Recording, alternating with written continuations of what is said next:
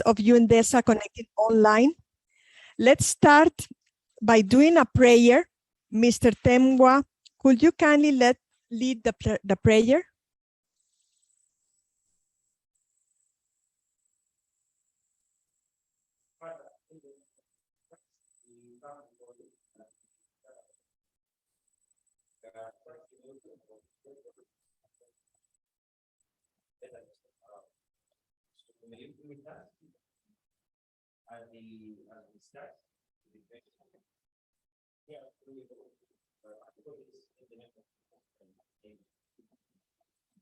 Thank you. Thank you. You hear me well? Yes, I think you hear me well. Good. I am delighted to welcome you all to the first day of the workshop of the National Workshop on Transparency, Accountability, and Ethics in Public Institutions. My name is Ana Cristina Torlund, and I am a governance and public administration expert at the United Nations Department of Economic and Social Affairs in its United Nations Project Office on Governance, which is part of the Division of Public Institutions and Digital Government. I will be your now it's much better. I will be your moderator for the opening session. This workshop has been jointly organized by the Office of the Ombudsman, the United Nations Resident Coordinator Office, and UNDP Malawi, and UNDESA, which is the United Nations Department of Economic and Social Affairs. This workshop aims to strengthen public institutions to facilitate more coherent implementation of the SDGs. Participants will gain knowledge of key issues related to transparency, accountability, and ethics in public institutions. Discuss specific topics in small groups and exchange ideas and information on practical examples and lessons learned from other countries, with a view to see if and how international good practices can inspire similar action at the national level. With no further ado, let's hand the floor to our speakers for the opening session. It is an honor to invite Honorable Grace Malera, Ombudsman, Office of the Ombudsman, to deliver her welcome remarks. Honorable Malera, you have the floor.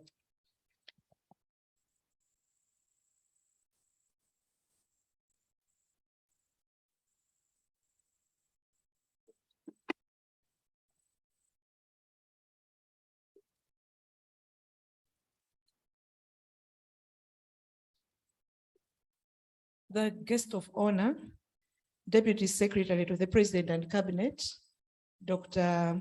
Janet Lola Banda, His Lordship Justice Professor Redson Kabindu, Judge of the High Court, Ms. Susan Piri, representing the Director General of Anti-Corruption Bureau, Director, Division for Public Institutions and Digital Government, United Nations, Mr. Zhu, the Resident Coordinator, United Nations, Ms. Maria Manuel Gomez Dovar Ribeiro.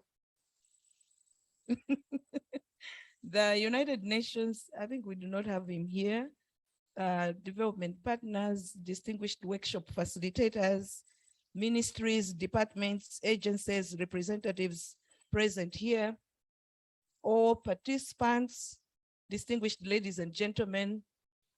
It is with great pleasure that I stand before you to make a few welcoming remarks and really just set the tone for the training workshop on transparency, accountability, and ethics in the public service.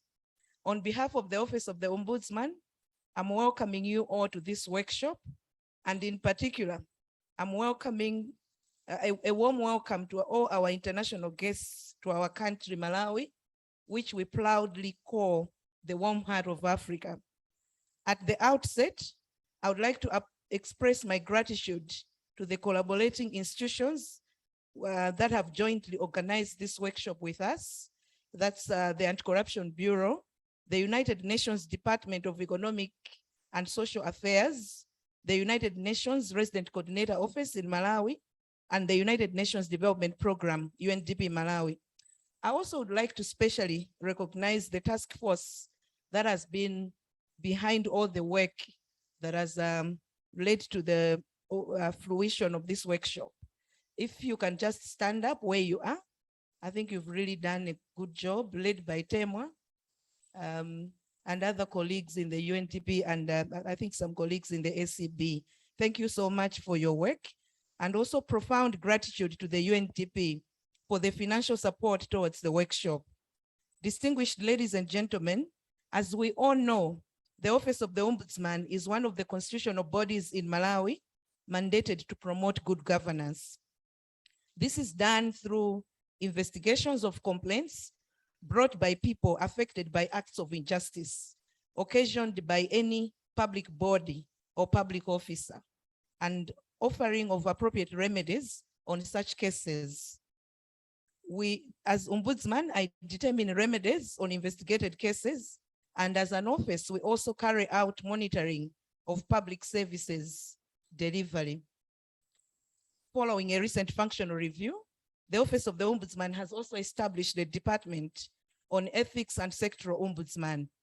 And recently, we rolled out an extensive, robust program of hospital ombudsman across over 400 public health facilities in the country.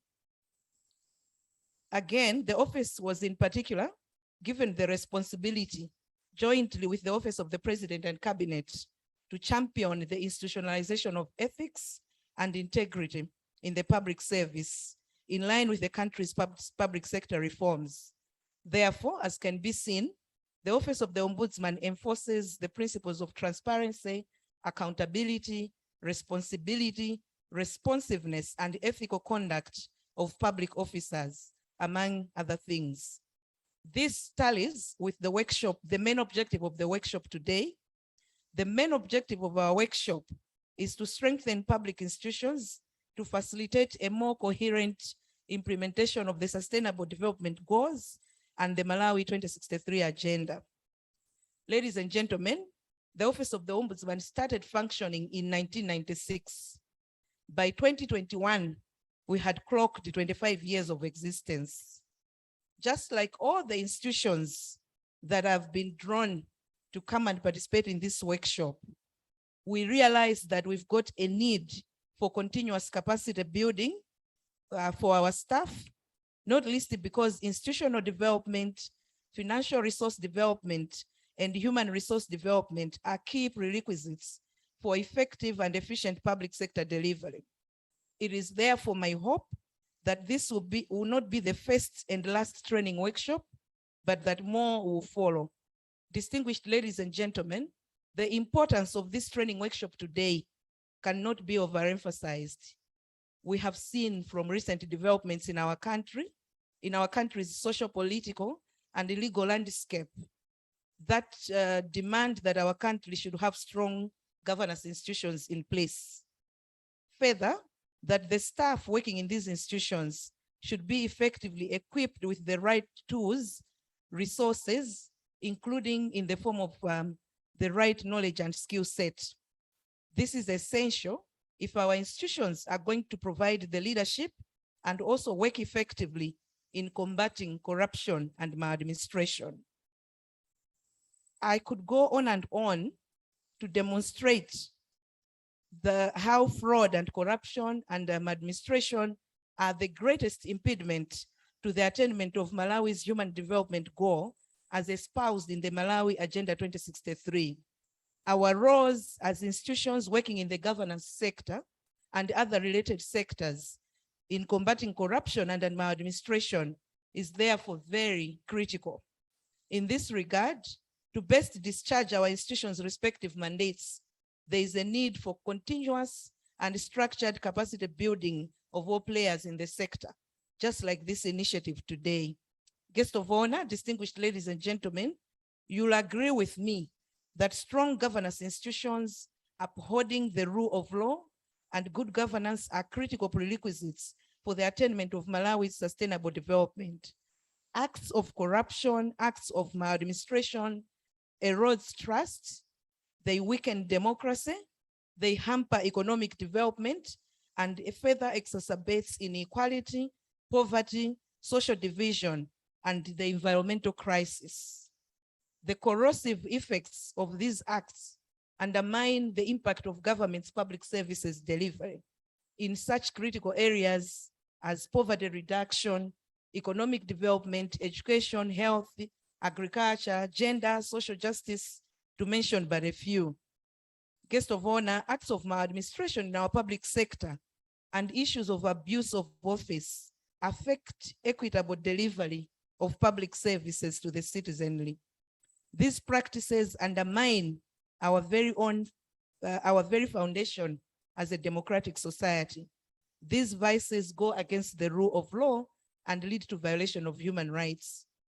Why am I emphasizing all this? Is to underscore the point that our country needs strong governance institutions, and therefore capacity building initiatives like the one we are having today is very important. Guest of honor, distinguished ladies and gentlemen, I'm therefore pleased to note that from the agenda that this training workshop, we are looking at achieving capacity building of the participants drawn from different ministries, government departments, and agencies. Our idea is quite ambitious, guest of honor, is that from this training, we are going to have a long-term process where these colleagues go back to their institutions and become the champions of institutionalization of ethics in the public service, something that Malawi really needs at the moment.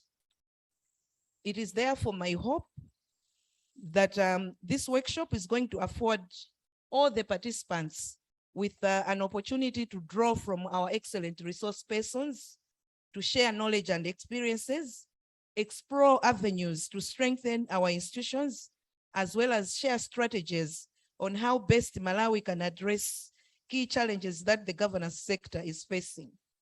We are also hoping that we are going to use the 3 days to explore how best we can strengthen cooperation. I'm looking at colleagues in this room to whom I've issued determinations that just lie on their shelves. So I'm hoping that out of this workshop, there's going to be enhanced understanding on why, as Ombudsman, we do the kind of work that we do and the kind of cooperation that we expect in implementing the determinations. I see all the time that behind the stories, behind the determinations that I issue as Ombudsman, there are lived realities. There are women that are waiting to access death benefits. There are children that are having to leave school prematurely because they cannot access the death benefits of their deceased parents. There are women that are not accessing maternal services, quality maternal services, because maybe someone in Ministry of Health is not complying with the determinations of the Ombudsman. So I hope after this, we will have understood the respective mandates of our offices and see how best we can cooperate. You will note that the workshop is adopting an interactive methodology, which will be steered by our eminent resource persons. Without a doubt, this methodology will enhance achievement of objectives of the workshop and afford you room to fully participate. I expect that in the next 3 days, our jackets will be taken off, we'll take off our ties and really engage in an interactive session and do a lot of learning from each other. I'm also hoping that the workshop will reactivate our energies and contribute to strengthening of our aspiration of a better Malawi. As they say, a better Malawi is possible. It begins with you and me, and it will take all our collective efforts to get there. So I, for one, I'm looking forward to an exciting 3 days of knowledge exchange and experience sharing. And on this note, I end my speech by wishing us all a productive 3 days. I thank you for your kind attention.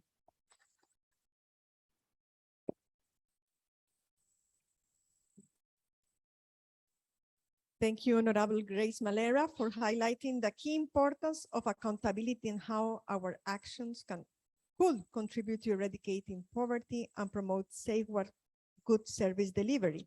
highlighting cooperation and the need for championing integrity and accountability in your public institutions. Let me now give the floor to Ms. Susan Peary, Acting Chief Corruption Prevention Officer, Anti-Corruption Bureau. You have the floor, Ms. Susan.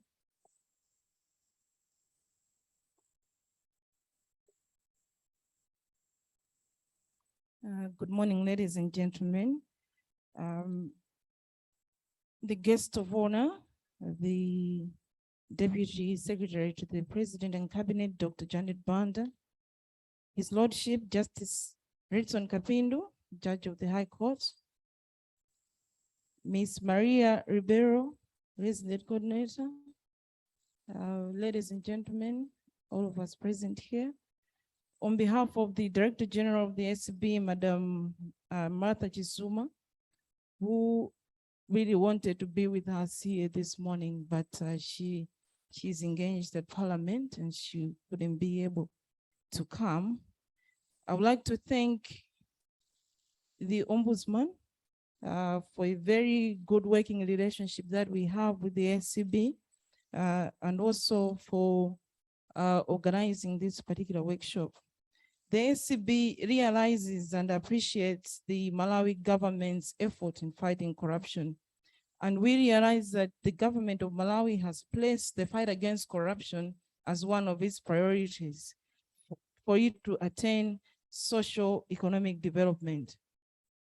And you will be glad to know that the anti-corruption fight in Malawi is guided by the National Anti-Corruption Strategy 2, which was launched in 2019 and is a blueprint for a corruption-free society.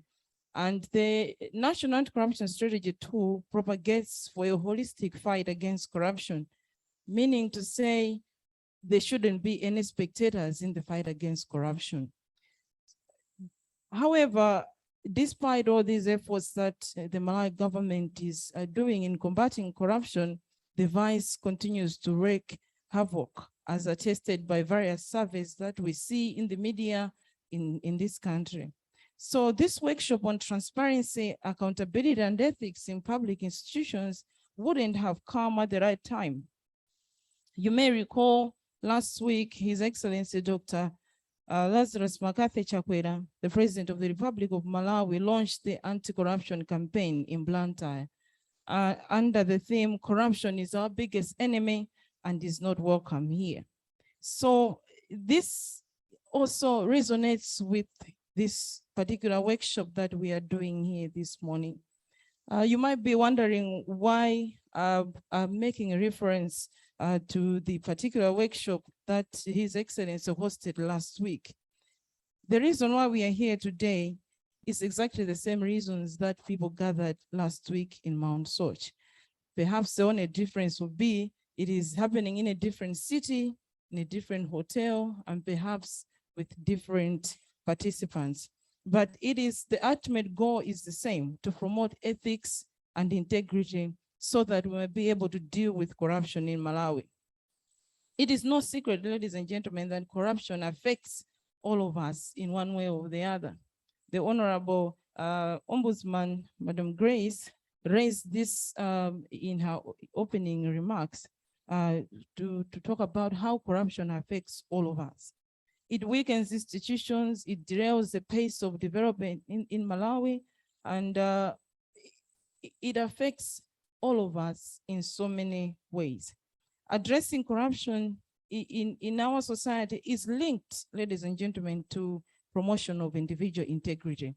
In one way or the other, we have acted in a corrupt way. I want to say, like the Bible says, that no one is righteous.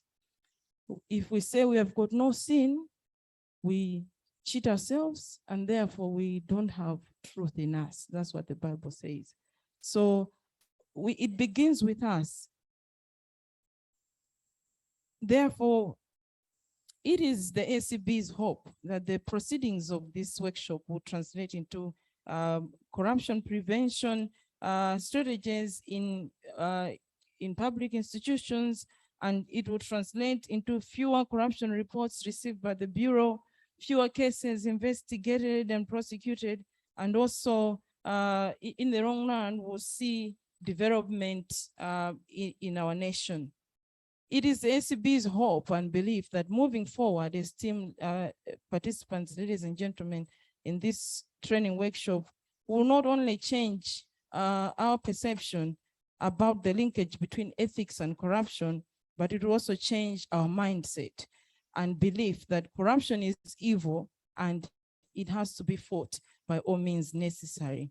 Honorable Ombudsman mentioned about us going back and being ethics champions. It has to begin with us championing ethics, and we believe in that Corruption Bureau that integrity, ethics, that the different sides of the same coin. They're both tools to fighting corruption.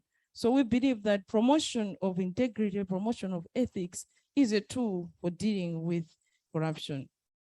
To conclude, ladies and gentlemen, it is our sincere hope that the knowledge that we are going to gain from these 3 days workshop is going to transform our institutions.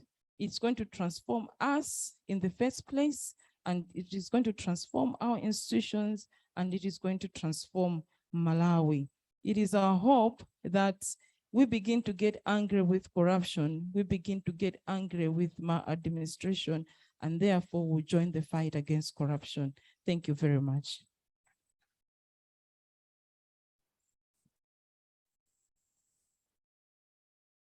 Thank you, Ms. Susan Piri, for highlighting the transformation need in the institutions in Malawi, but also addressing corruption, how it is linked to the promotion of individual integrity and the importance of changing mindsets. Thank you very much. Now, on behalf of the United Nations Resident Coordinator, let me welcome Ms. Maria Gomez Dubaje Ribeiro, Resident Coordinator in the UNRC office in Malawi.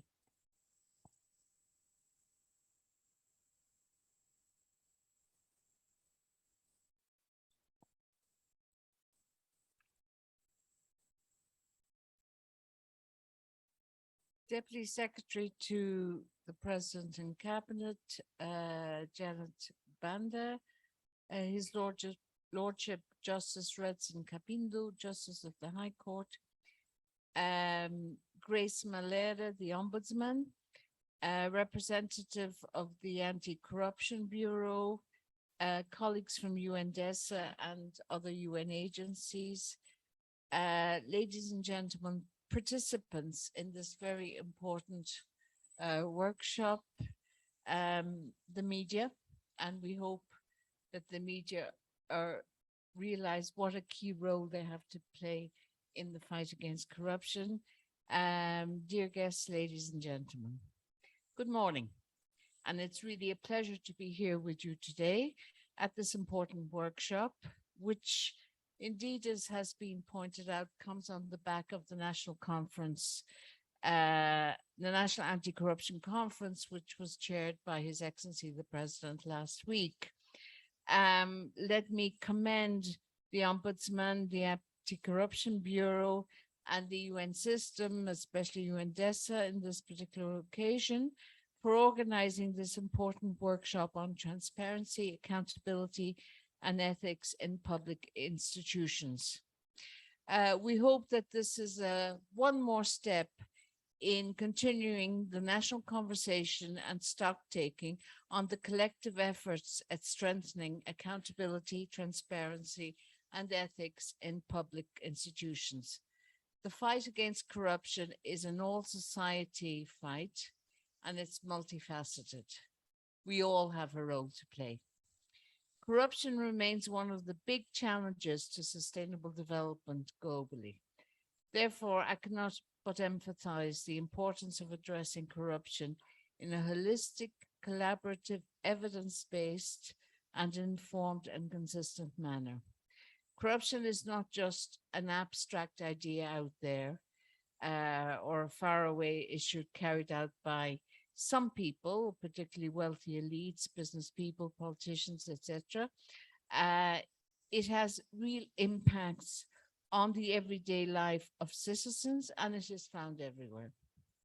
From the young women and men entrepreneurs trying to sell their goods at a marketplace to parents trying to access essential medical care and education for their children. The 2030 Agenda for Sustainable Development depends on transparent, accountable, and ethical public institutions. The SDGs make a direct link between corruption and peaceful, just, and inclusive societies.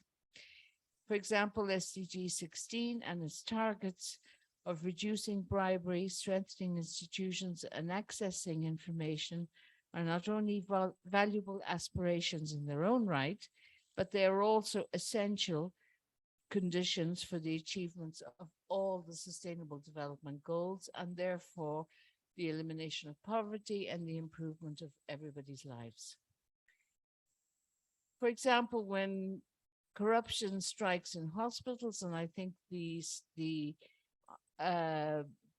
previous speakers have also given particular examples of this, it becomes impossible to meet the healthcare related SDG targets. Where corruption affects schools and the higher education system, targets on education will become ever more remote, and more children and young people will have less opportunities. Where corruption is as prevalent in essential service delivery, all goals on poverty eradication, clean water, and affordable energy will almost certainly not be achieved. Transparency and accountability favor investment and growing the economy, which is to the benefit of all. Corruption is also an obstacle to democracy and the enjoyment of human rights. It undermines, in many ways, public institutions' ability to provide citizens with effective, inclusive, and accountable services. When abuse of power and self-interest reign, public confidence in public institutions is undermined and the social system falls apart. Regarding human rights, corruption negatively impacts state institutions' ability to serve the public interest and safeguard the political, social, and economic rights of all citizens, particularly those most vulnerable. There's a sense that corruption disproportionately affects the poor who need these services most, especially those really already disenfranchised through inequality and discrimination, such as women, young people, and persons with disabilities. Evidence shows that fighting corruption strengthens social stability, builds trust, and creates an environment that facilitates the advancement of human rights. Because of this, it's very encouraging to see the Anti-Corruption Bureau, the Office of the Ombudsman, and the government prioritizing the fight against corruption here in Malawi and drawing attention to the negative impacts that corruption has. This workshop is one of such efforts to strengthen public accountability and promote ethical behavior in public institutions. The workshop is very timely and affords us an opportunity to reflect on the fight against corruption here in Malawi, identify the challenges and weaknesses and best practices, and determine the way forward to enhancing institutional accountability and transparency mechanisms for fighting corruption. One of the most important ways to fight corruption and strengthen integrity is to talk about it. This workshop and the National Anti-Corruption Conference indeed are a way to have a joint dialogue with public institutions, researchers, the private sector, civil society, and international actors. We need to be able to reinforce each other and to work together in the fight against corruption. It is my hope that this workshop will lead to organizational and action-based decisions. Let's come to the end of the workshop, not just with a report, but with clear lines of action on the way forward in strengthening accountability, transparency, and ethics, as envisaged in the second National Anti-Corruption Strategy, NACS 2. Most importantly, I hope this will lead to real results for the people of Malawi in the long run. Thank you very much. Zikomo kwambiri.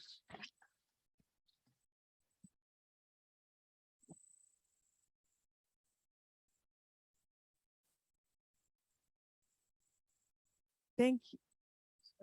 Thank you.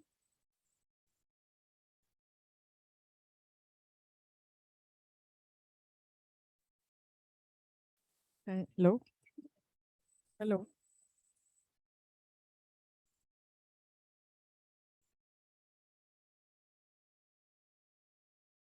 Hello. No.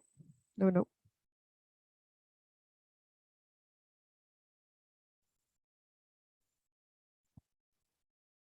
Hello. Well, I will speak loud. Thank you.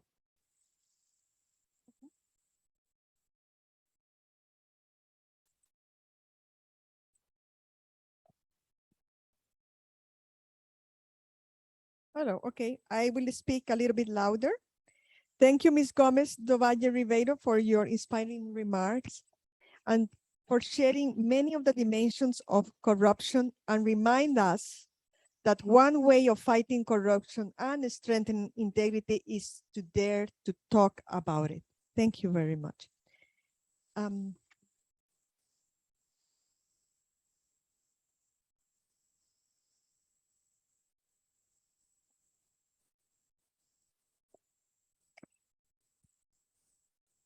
Let me now, I think now it's okay. Let me now deliver the opening remarks on behalf of Mr. Juwan Shu, Director of the Division for Public Institutions and Digital Government, UN Department of Economic and Social Affairs. Honorable Grace Malera, Ombudsman Office of the Ombudsman, Ms. Susan Piri, Acting Chief Corruption Prevention Officer, Anti-Corruption Bureau, Ms. Maria Gomez do Valle Ribeiro, Resident Coordinator, UNRC Office, Dr. Janet Banda, Deputy Secretary to President and Cabinet and Head of the Presidential Delivery Unit, His Lordship Justice Renson Kapindu, Judge of the High Court of Malawi. You hear me well? Ladies and gentlemen, I am pleased to welcome you this morning. I would like to commend the Office of the Ombudsman of Malawi for organizing this workshop and the UNRC Office and UNDP Malawi for partnering with UNDESA to support it. Let me start by thanking you for your efforts in advancing the 2030 Agenda for Sustainable Development through Malawi's National Development Plans and your new vision of Malawi 2063, and for working closely with the United Nations. This workshop is timely for several reasons. There is just over a year left to run on the UN Sustainable Development Cooperation Framework in Malawi, which represents UN Malawi's support to the country's wide efforts to implement the Sustainable Development Goals.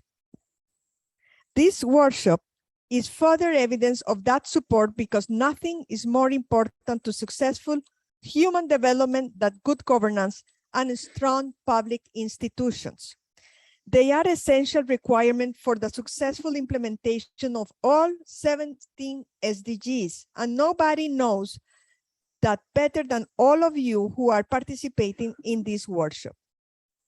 I know that the principle of leaving no one behind is a key driving force behind Malawi's efforts to implement the SDGs, and that the effort has continued despite the setbacks experienced and result of the COVID-19 pandemic. Governance structures have been put in place to ensure that there is good coordination, collaboration, and understanding between all stakeholders whose engagement is a prerequisite for success in reaching the most vulnerable. Such structures are essential to Malawi efforts to graduate from LDC status. Just 2 weeks ago, the Minister for Health, Mr. Chiponda, presented the second voluntary national review on the SDGs at the high-level political forum on sustainable development, and it took account of extensive consultations across the country with civil society groups. Given the country's demographic profile, it is good to see that an effort is being made to include those representing the country's youth. The new voluntary national review stands out for its focus on coordination and implementation of the national development plans through the innovative pillar and enable coordination groups. I congratulate Malawi in particularly for ensuring a consistent financing mechanism for implementation of the SDGs and the excellent reporting on the local level action through your national systems. The report shows that Malawi is making a steady, if slow, progress on most of the SDGs. Ownership and institutional arrangements are in place, and the government has undertaken programs to protect peoples in vulnerable situations. However, more needs to be done to end poverty in all its forms. Good, thank you. Strengthening statistical systems in Malawi will also be crucial to accelerate progress on key indicators and for evidence-based policy and decision-making. One of the challenges that has been repeated this morning is to overcome is corruption. The timing of this workshop could not be better as it comes after the launch by President Lazarus Chakwera of a nationwide anti-corruption campaign last Tuesday at the end of the 2 days conference of the topic. The president's anti-corruption campaign is a straightforward recognition that corruption is a real threat to the country's development efforts. During the campaign launch, President Chakwera co-signed statements of commitments from 12 institutions detailing their plans of action to fight corruption. And I am sure that many of you attending this workshop will play a key role in delivering on those commitments. These institutions include the judiciary, several civil society organizations, the business community, traditional leaders, and parliament.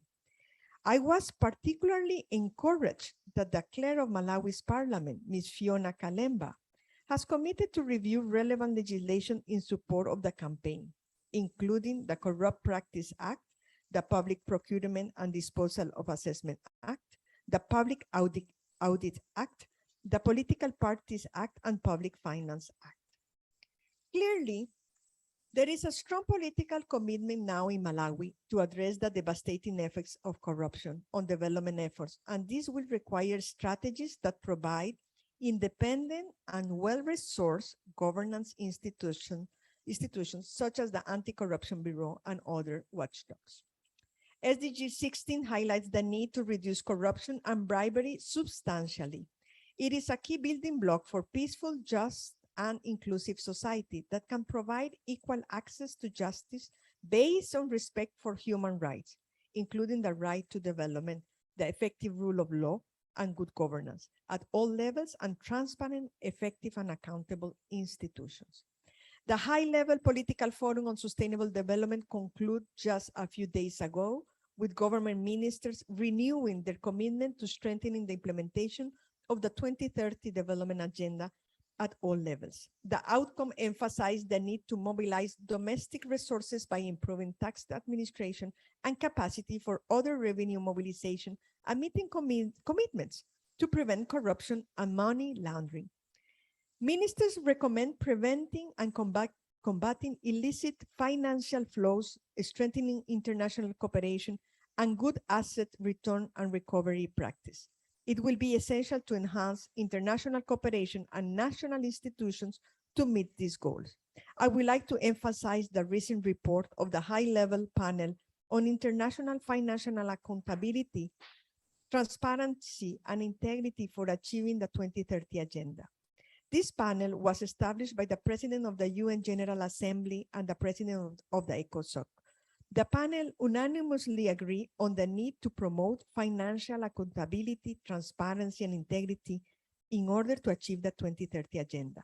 Let me highlight some of the recommendations that can serve as food for thought for this workshop.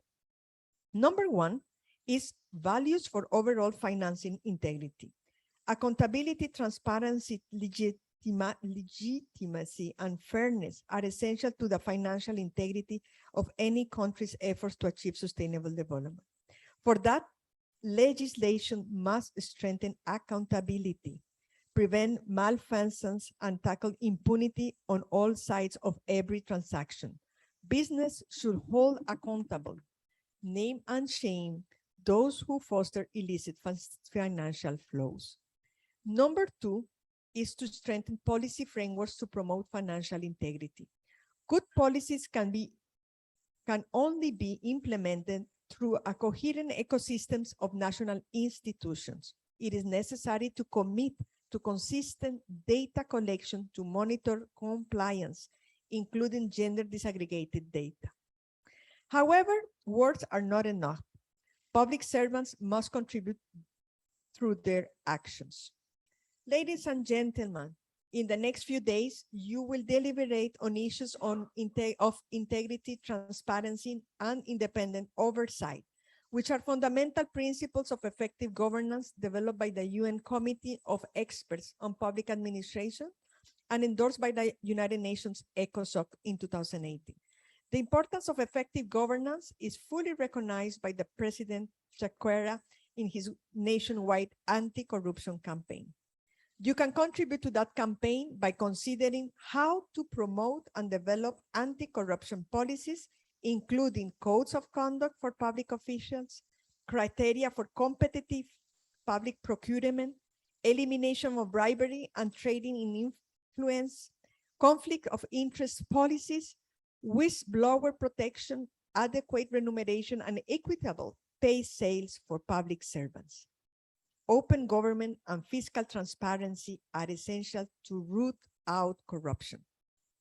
In practice, this means that the public has the right to know everything about public resources, including how funds are raised, managed, allocated, and to what ends they are used. For this workshop, you will have the opportunity to examine in depth the role of Supreme Audit institutions for transparent, accountable, and inclusive public service.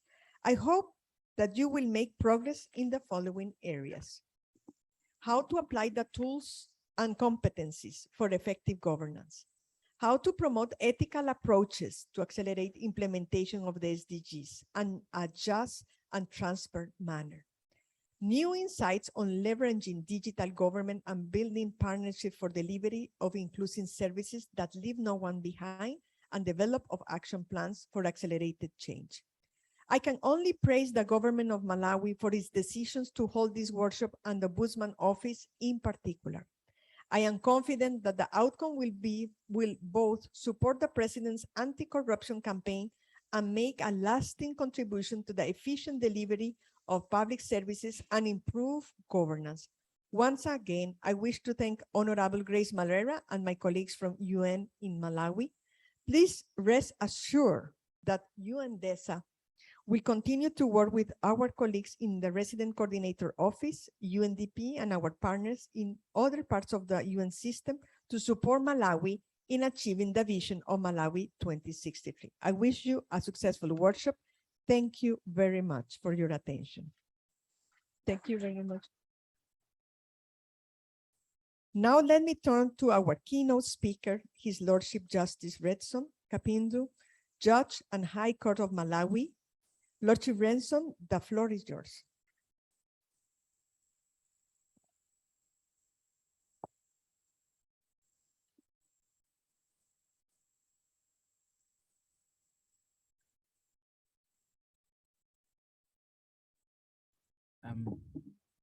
The guest of honor, the Deputy Secretary to the President and Cabinet, Dr. Janet Banda, the Honorable, the Ombudsman, Mrs. Grace Malera, Ms. Susan Piri, representing the Director General of the Anti-Corruption Bureau, the Director, I think we just heard his speech, I guess, of the Division for Public Institutions and Digital Government in the United Nations Department of Economic and Social Affairs, UNDESA, Mr. Juan Zhu, a resident coordinator for the United Nations office in Malawi, Ms. Maria Ribeiro, the United Nations Development resident representative in Malawi. I'm not sure whether he's here, Mr. Shigeki Komatsubara, development partners representatives, if they are present, distinguished facilitators, representatives of various ministries, departments, agencies, distinguished participants, distinguished ladies and gentlemen. I greet you all this morning. I feel deeply honored and privileged to deliver this keynote address at this important training workshop on transparency, accountability, and ethics in the public service. I feel very strongly about this very important matter because of, firstly, my own conviction and passion for good governance, and a second, in view of our shared commitment, all of us, to matters of transparency, accountability, and ethical conduct, which are key in ensuring effective governance in our public institutions. A guest of honor, distinguished ladies and gentlemen, before going any further with my address, allow me to thank the Office of the Ombudsman, the Anti-Corruption Bureau, the United Nations Development Program, UNDP, and the United Nations Department of Economic and Social Affairs, UNDESA, for organizing this important workshop and for your kind invitation for me to come and participate in this opening session of this workshop.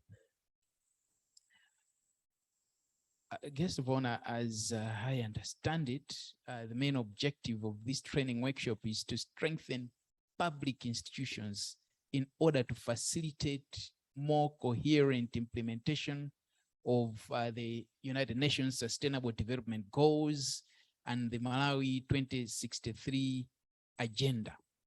This, in my view, is a very important and topical issue for our country today. The 2030 Agenda for Sustainable Development and the Malawi Agenda 2063 cannot be realized without transparent, accountable, and ethical public institutions. And so these are, public institutions across the board, including the three principal organs of the government: the executive, the legislature, the judiciary, constitutional organs, and all other public entities. These matters are critical if we as a nation are to stamp out corruption and maladministration in our institutions. It is important for us to always be mindful that the public service in Malawi operates within a legislative framework, namely the Public Service Act of 1994, which is the framework legislation for the public service. There are obviously other sectoral pieces of legislation. Now, Section 3 of the Public Service Act states, among other things, that the public service in Malawi is an instrument for generating and maintaining public confidence in the government, and that it should aim to achieve and maintain the highest degree of integrity and proper conduct amongst personnel at all grades. So we can observe that the standard that the Public Service Act pitches in terms of what is required of us as public officers and servants is a very high standard, which we have to aim for. Okay, so it therefore immediately emerges that the theme of this workshop resonates very well with the strictures of the Public Service Act in Section 3 that I have just read to you. Now, we cannot talk about transparent, accountable, and ethical public institutions in Malawi without addressing the issue of corruption and related offenses. And we have already heard from the previous speakers, this has been, a recurring issue, which is paramount for our consideration. As we all know, corruption and maladministration undermine in many ways the government's ability to provide effective, inclusive, and accountable services, particularly to vulnerable groups. Compromised delivery of services in turn compromises implementation of economic and social rights, which are empowerment rights for the vulnerable and the poor in our society. The result is that corruption and maladministration in public institutions lead to an erosion of people's trust in public institutions and in the government, which then is counter to what I discussed earlier about what Section 3 of the Public Service Act requires of us. And yet today, there are too many reported incidences of corruption and maladministration in our public service. Corruption and maladministration are some of the two key factors that lead to mismanagement of public agencies. They lead to low standards in service delivery and a deterioration of work ethics across the public sector. A guest of honor, distinguished ladies and gentlemen, almost on a daily basis, the media, whether it be print, broadcast, online or social media, continues to report on scandals of alleged theft of public resources by public officers, misappropriation of public funds, fraud and corruption, among other financial and economic crimes.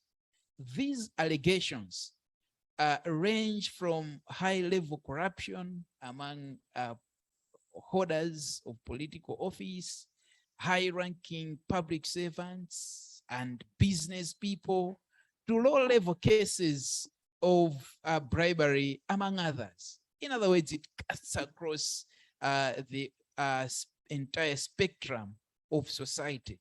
In fact, apart from these reported allegations, I believe that most of us sitting around here are witnesses to some of the dishonest practices and general malaise that are prevalent in our institutions. As a result, the public is increasingly losing trust and confidence in our public institutions. It is time for us to take firm and decisive measures to reverse this negative trend. It is clear, therefore, that this training workshop has come at the right time.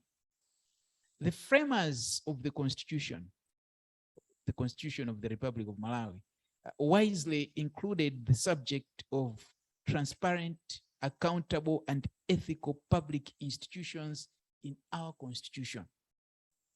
Section 13, paragraph O of the Constitution requires the state to actively promote the welfare and development of the people of Malawi by progressively adopting and implementing policies and legislation aimed at achieving accountability, transparency, personal integrity, and financial probity, and which, by virtue of their effectiveness and visibility, will strengthen confidence in public institutions. These are the exact words of the Constitution. So, you know, the framers of the Constitution, as I said, already envisaged, you know, the importance of the, you know, subjects that form part of the theme of this workshop today.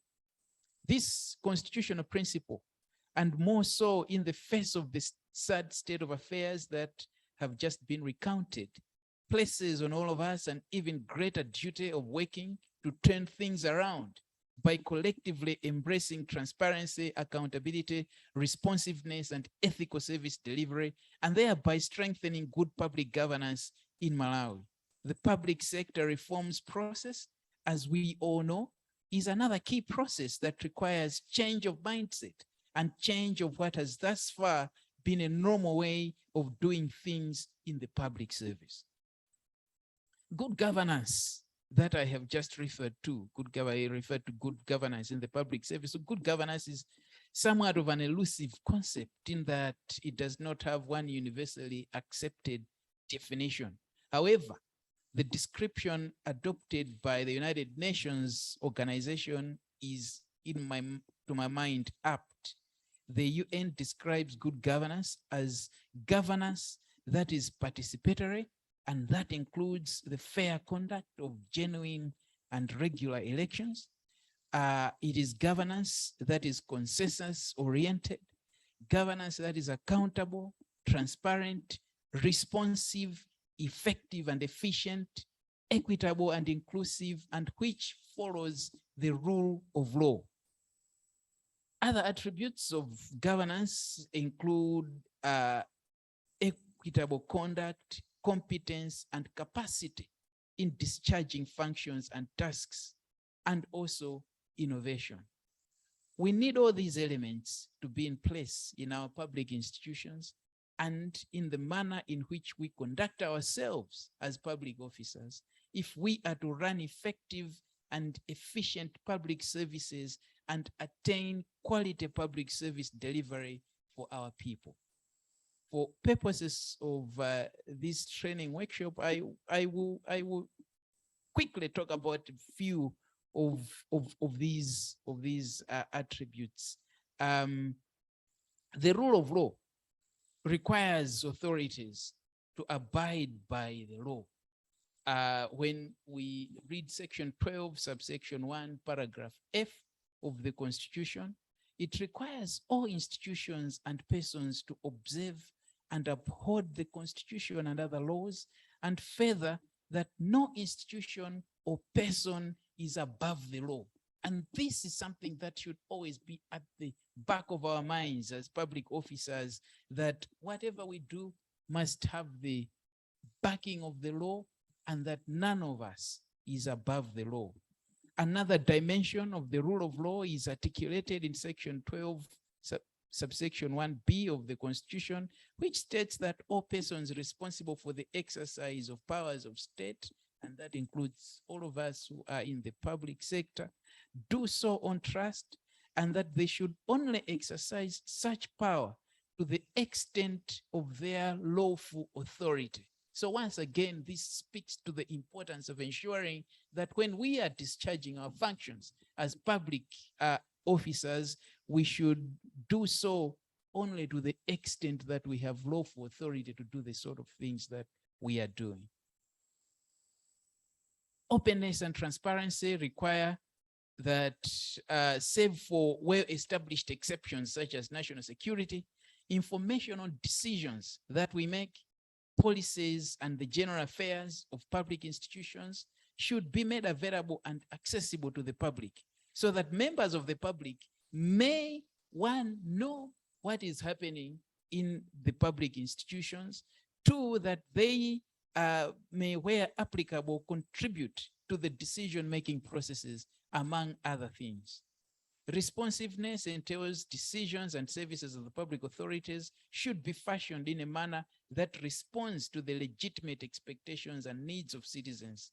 And accountability includes decision makers taking responsibility for their decisions and the decisions of their subordinates under their supervision or control, and giving justification for and explaining the reasons behind the decisions taken, and ensuring avenues for effective remedies against violations of rights and other injustices. In order to achieve the goal of having an effective and efficient, transparent, accountable, and ethical public service in Malawi, effective independent oversight institutions are critical. The doctrine of separation of powers, this is what lawyers would normally talk about, not only draws the lines of the separate status, functions, and duties of various organs of government, it also provides for checks and balances among these organs. A constitutional democracy such as ours can only thrive where the checks and balances scheme is effective. In addition to the three principal organs of government, the executive, the legislature, and the judiciary, whose separate statuses, functions, and duties are spelled out in sections 7, 8, and 9 of the Constitution, there are also several key constitutional and statutory oversight institutions that help to strengthen Malawi's constitutional democracy. One of those institutions is the Office of the Ombudsman that has brought us here today, of course, in collaboration with others, the Human Rights Commission, the Inspectorate of Prisons, and the Auditor General. These are constitutional oversight institutions that have been established under our Constitution. Then we also have some statutory oversight institutions, and these include the Anti-Corruption Bureau, the Financial Intelligence Authority, and the Independent Police Complaints Commission, among others. The more effective these oversight institutions are, the higher the quality of governance in Malawi. It is therefore imperative that all of us as public servants must also cooperate with the work of these important oversight institutions. As I conclude, guest of honor, distinguished ladies and gentlemen, I want to once again say that it is my view that this workshop has come at the right time, at a time when matters of ethics, matters of probity in the use of public resources, and general accountable governance and responsiveness, among other virtues, have been dominating our national discourse. Even in the face of perceptions of heightened levels of fraud, corruption, and maladministration in the public service, all is not lost. Malawi has the right institutions in place to ensure a transparent, accountable, and ethical public service. What is required is sustained political will, and indeed the will and commitment of Malawi's capable and hardworking public officers that we are, to radically change the existing state of affairs. I am therefore delighted that for the days that this workshop will run, the workshop will be focusing on providing participants with the requisite knowledge, skills, tools, and competences for strengthening effective governance for transparent, accountable, and ethical public institutions in our country. Allow me, therefore, to end my address by humbly encouraging all of you to utilize the time at this training workshop productively by, among other things, robustly engaging with the resource persons and with each other so that you can make the most of the training workshop. Once again, guest of honor, distinguished ladies and gentlemen, I am greatly thankful to the organizers of this workshop for inviting me to make these remarks. I thank you all, and may God bless us all. Thank you.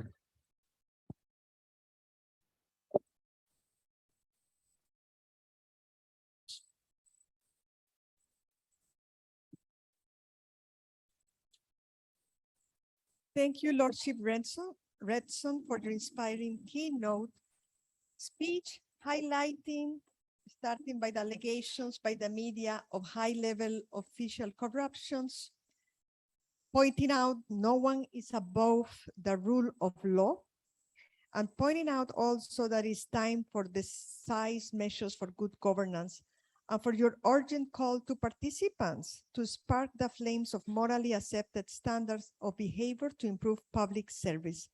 Thank you for calling on cooperation with the oversight institutions and for your inspiring remarks. Thank you very much. And now let me invite our guest of honor, Dr. Janet Banda, Deputy Secretary to the President and Cabinet, for her opening speech.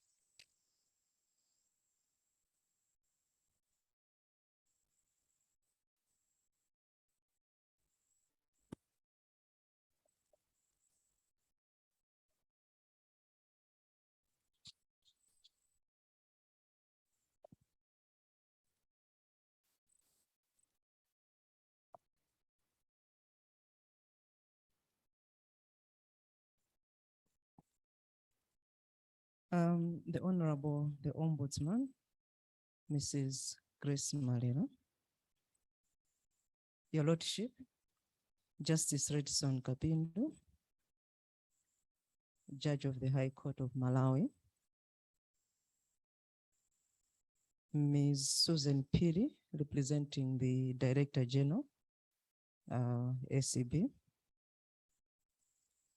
the Resident Coordinator, United Nations Resident Coordinator's Office, Malawi, Ms. Maria Ribeiro, development partners present here, workshop facilitators, distinguished workshop facilitators, ministries, departments, agencies, representatives present here, distinguished ladies and gentlemen, good morning. I want to start my address by mentioning that it's not a habit for OPC to come late at meetings. I was slightly late this morning because the landlord, the owner of the OPC, His Excellency, this is the special day that he works from Capitol Hill. So I had to leave after he settles in office, His Excellency. So that's why I walked in slightly late.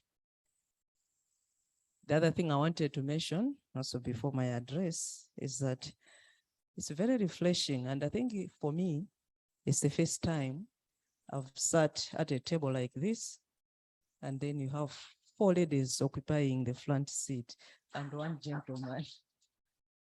I thought I should mention that, unless it's a women's conference, but I think this is one of its kind. Congratulations, Madam Ombudsman, for this. Now I can go back to my speech.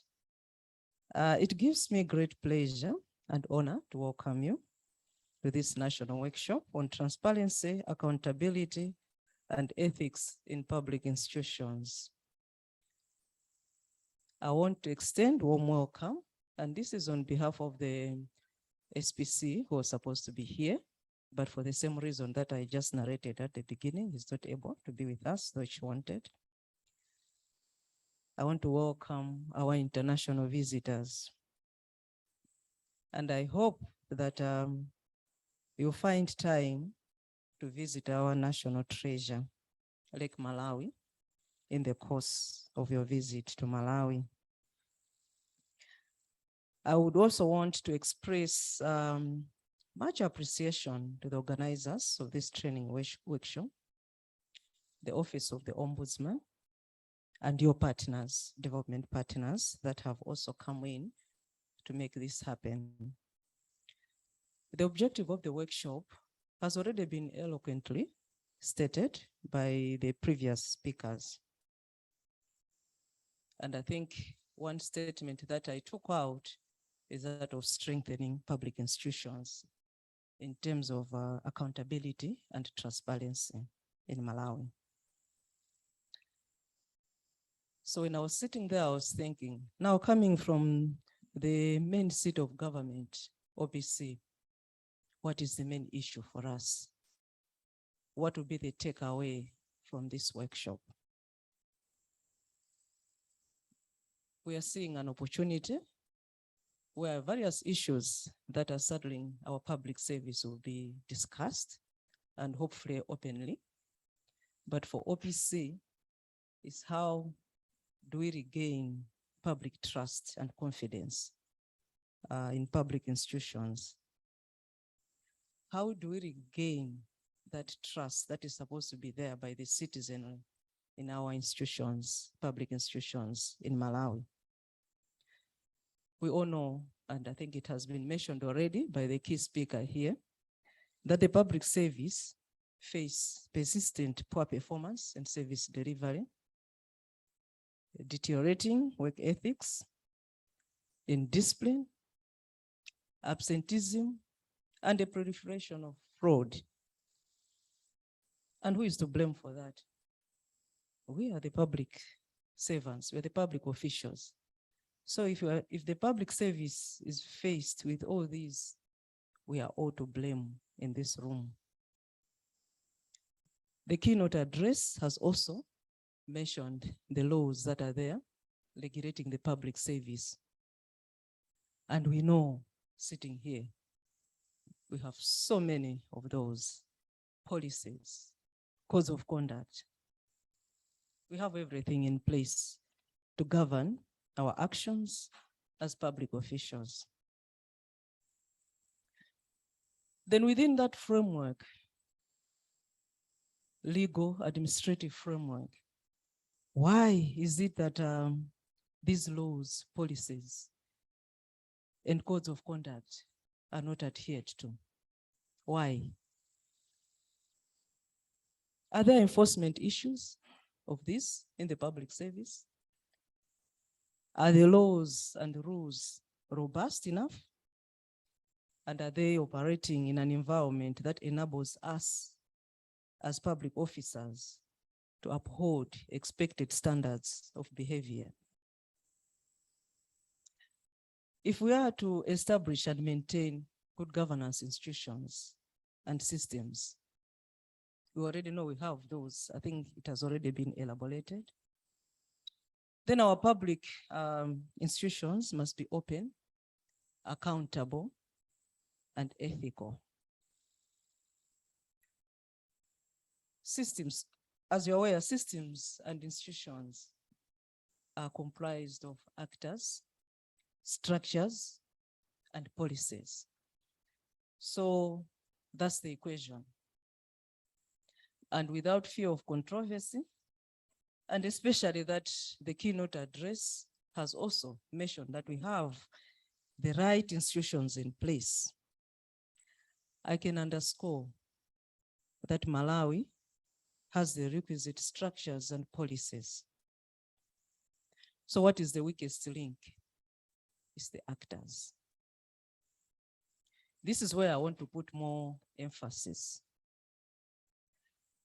As public officers sitting in this room, participating in this workshop, we must discuss or look at several questions in earnest. So that's individually. On a personal level, are we transparent and accountable ourselves in this room? Are we upholding the values and integrity and professionalism that is required of our positions in the public service? Are we responsive to the needs of our people as we discharge our mandate as public officers? This workshop is just one of the platforms to address these and other pertinent concerns and develop solutions to the public services' persistent challenges. The entrenchment of ethics, integrity, transparency, accountability in the public service by all public officers cannot be overemphasized. Recently, it has also been mentioned, media reports have caught stories that raise serious concerns about the behavior of public officials.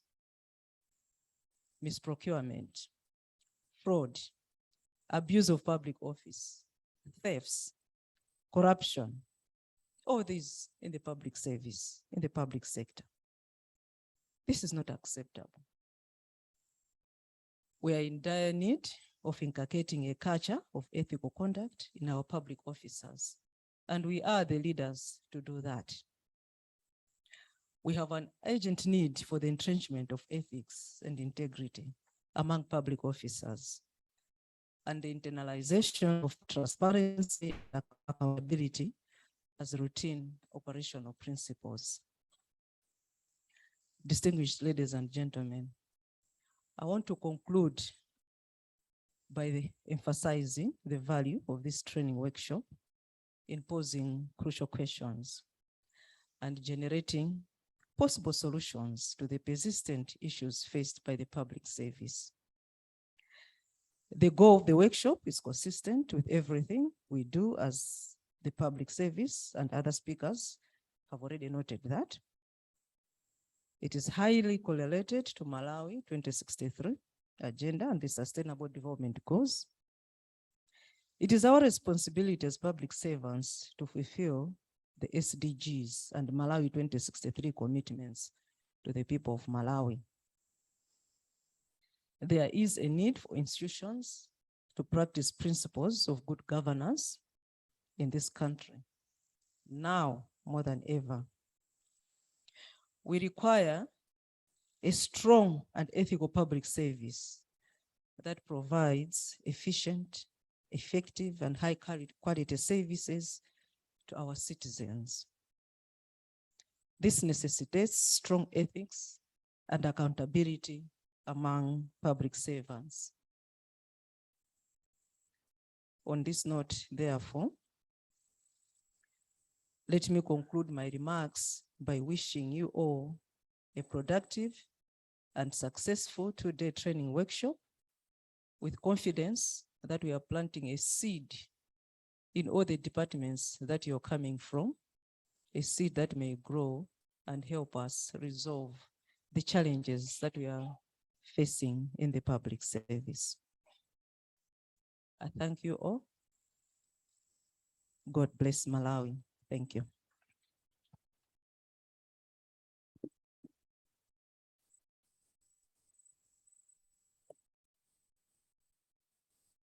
Thank you, Dr. Janet Banda. You highlighted the strong and ethical words of the public service. You emphasize the role of the civil servants in transparent and accountable actions and decisions in the public service, and the word of ethics in the behavior of public officials. Thank you very much for your inspiring speech. This concludes our opening session, and we now move to the group photo. We are going to go outside. We're going to move a little bit. Our colleagues are going to direct you where we're going to have the group photo. And then colleagues online, if Heli can make the photo of the colleagues online, okay? And then we return after the group photo for our coffee break. Thank you very much, and then we start the first session. Thank you very much to all. A big applause to our speakers. Thank you.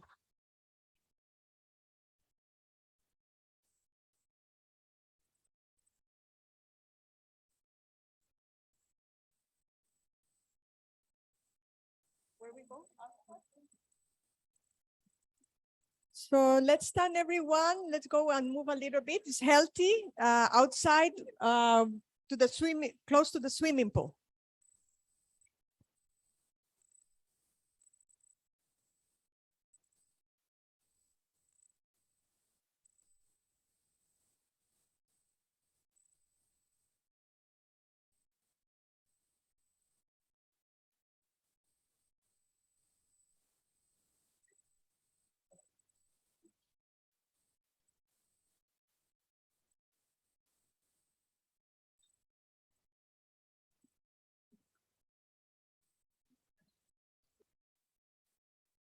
One, two.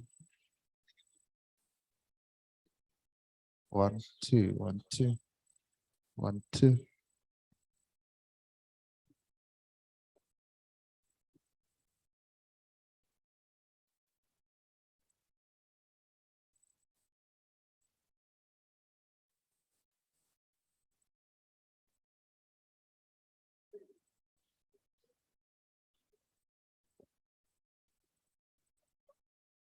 Yeah, but they're sorted now. Yeah.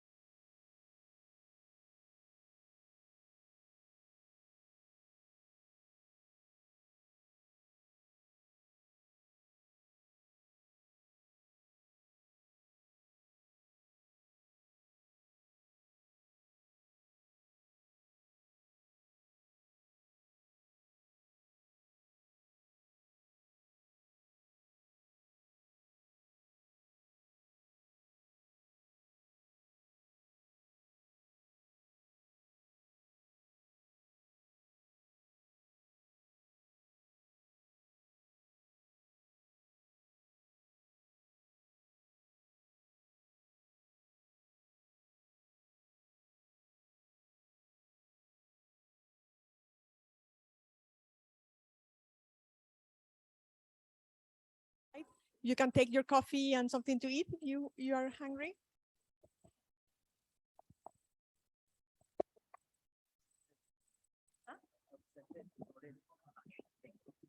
Thank you very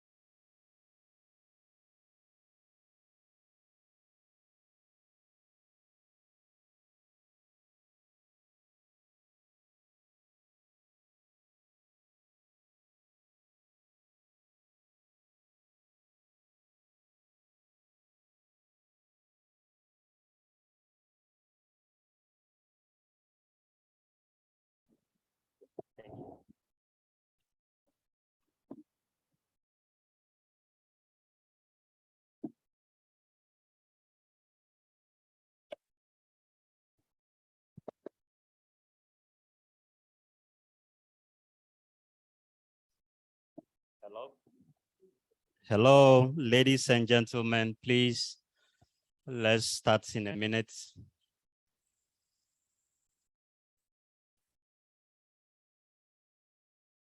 Okay, whilst we wait for them to join, I would just want to welcome you back to this the first session of the workshop, which is the second part of today's workshop. And this section, I'll be the moderator for the next couple of hours, maybe in an hour, then we go for lunch break, then we come back, then we continue. What I want to do is I want to thank you all for your patience and being attentive throughout the first session, which was the opening, and we really want to appreciate that. And going forward, I want to just briefly introduce myself. I'm Dana Samuel. I work as an Associate Capacity Development Officer, expert with UNDESA. Our headquarters is in New York, but we are based in Korea. So just to let you know, I'm originally from Ghana, but now I'm from Malawi. And nice meeting you all. So the session is about strengthening public governance for transparent, accountable, and ethical public institutions to achieve the SDGs, which is part of the 2030 agenda. As your moderator, I also want to quickly take us through what this workshop is going to look like. I know you have the agenda, it's been modified a couple of times, but not changed much, but I just want us to run quickly through. So I want to first go ahead with the presentation. Okay, so next. Okay, next. So just to let you know that we already had this section, which was the opening session, which has the speakers, and also we had the keynote speech from our honorable officials. Next one. So for your information for the section 1, this is how it's going to look like, which I'm moderating now. We also have the introduction of the session, which I'm currently doing. Afterwards, we're going to have the setting of the scene, which will be, we have a presentation from Dr. Yamikani, and he will be speaking on the historical background of ethics in Malawi, or the context in Malawi. Then it will be followed by another presentation by our Honorable Grace, the Ombudsman, yes. And she will be giving us the institutional perspective of ethics in public institutions and the reforms we currently have in Malawi. Then afterwards, we were supposed to have the health break, which we've done. So we just continue straight away from there. We're going to have another presentation from one of our senior colleagues from New York, but she's currently joining us from South Africa. Then we will have one presentation because I would like you to understand that this particular workshop is being designed based on the toolkit that was designed by our office, and the toolkit, which is on ethics, transparency, and accountability. And under this toolkit falls under a broader umbrella, which is part of the curriculum of governance for the SDGs UNDESA prepared. So I'll give an overview presentation, then my colleague Anna will be giving a specific short presentation on the toolkit. Then we now go for a group activity, then we go for lunch. Next. Then afterwards, we're going to have another session of presentation, which will be moderated by my colleague, Anna. Sorry, why do I call you Sarah? Anna. Then afterwards, we have Miss Susan Ferry making a presentation. We have another speaker from New York joining us from the ethics office, and she's in the person of Sarah, Miss Sarah Leber. Then we have the Q&A section, then we go for another group work, and we have our health break around 3 p.m. Then we move to another reporting back from the group work. Then we have a wrap up for the day. What we intended in designing this program was that is not just going to be our presentations, it should be interlaced with group work. And we want to make sure that it's interactively oriented. And it should be something that everybody will speak. It's not going to be something that is going to be so grand. We have to come to our own level and find practical solutions and tools to the issues we have in front of us or ahead of us. So that's why we're going to do. Then when we wrap up for today, we have the next session happening tomorrow, where we all expected to join. Then we start at 9 prompt. I know today we delayed because we had some, we had the high-level speakers having other conflicting times. Then we have our colleague Fasani from UNDP moderating tomorrow, the first part. Then we have a presentation from UNDP. Then we go for a group work. That will be group number 3 work. Then afterwards we go for health break. Then we now have, after break, we have our colleague Temwa from the Ombudsman Office moderating the session. We have Dr. Yamekani presenting again. Then we have Mr. Collins Jambo presenting. Then we have, so that we have as part of this, there should be enough time for Q&A, so that it's not just a one-way process or drive-way, but it should be a process that participants or we as guests or distinguished participants are able to ask questions and also contribute. Afterwards, we're going to have a group activity which will be moderated by our colleague Temwa. And afterwards, we go for lunch tomorrow at 12. Yeah, tomorrow we have a quick, an early lunch, which will be at 12. Then our colleague Haley currently will moderate that session. Then we have another speaker from UNODC speaking. I think he's joining us from South Africa tomorrow. Then we have another speaker from UNECA from Ethiopia. Then we have a group work again, which will be facilitated by my colleague Haley. Then afterwards, we have a reporting back and another group work. And we wrap up for the second day. That will be tomorrow. And the last session will be how we promote government innovation and the role of supreme audit institutions and for accountable, transparent, and inclusive public services. On the third day, that will be on Thursday, we're going to start at 9 p.m. again, 9 a.m. again. We have our moderator, our colleague Fasani from UNDP. We are privileged to have Mr. Max Sambo from the National Registration Bureau joining us to deliver. Then afterwards, we're going to have a presentation on the role of supreme audit institutions. I know the speakers already mentioned the role or the significance of supreme audit institutions. Then afterwards, we are privileged to have the Auditor General of Malawi joining to speak on this.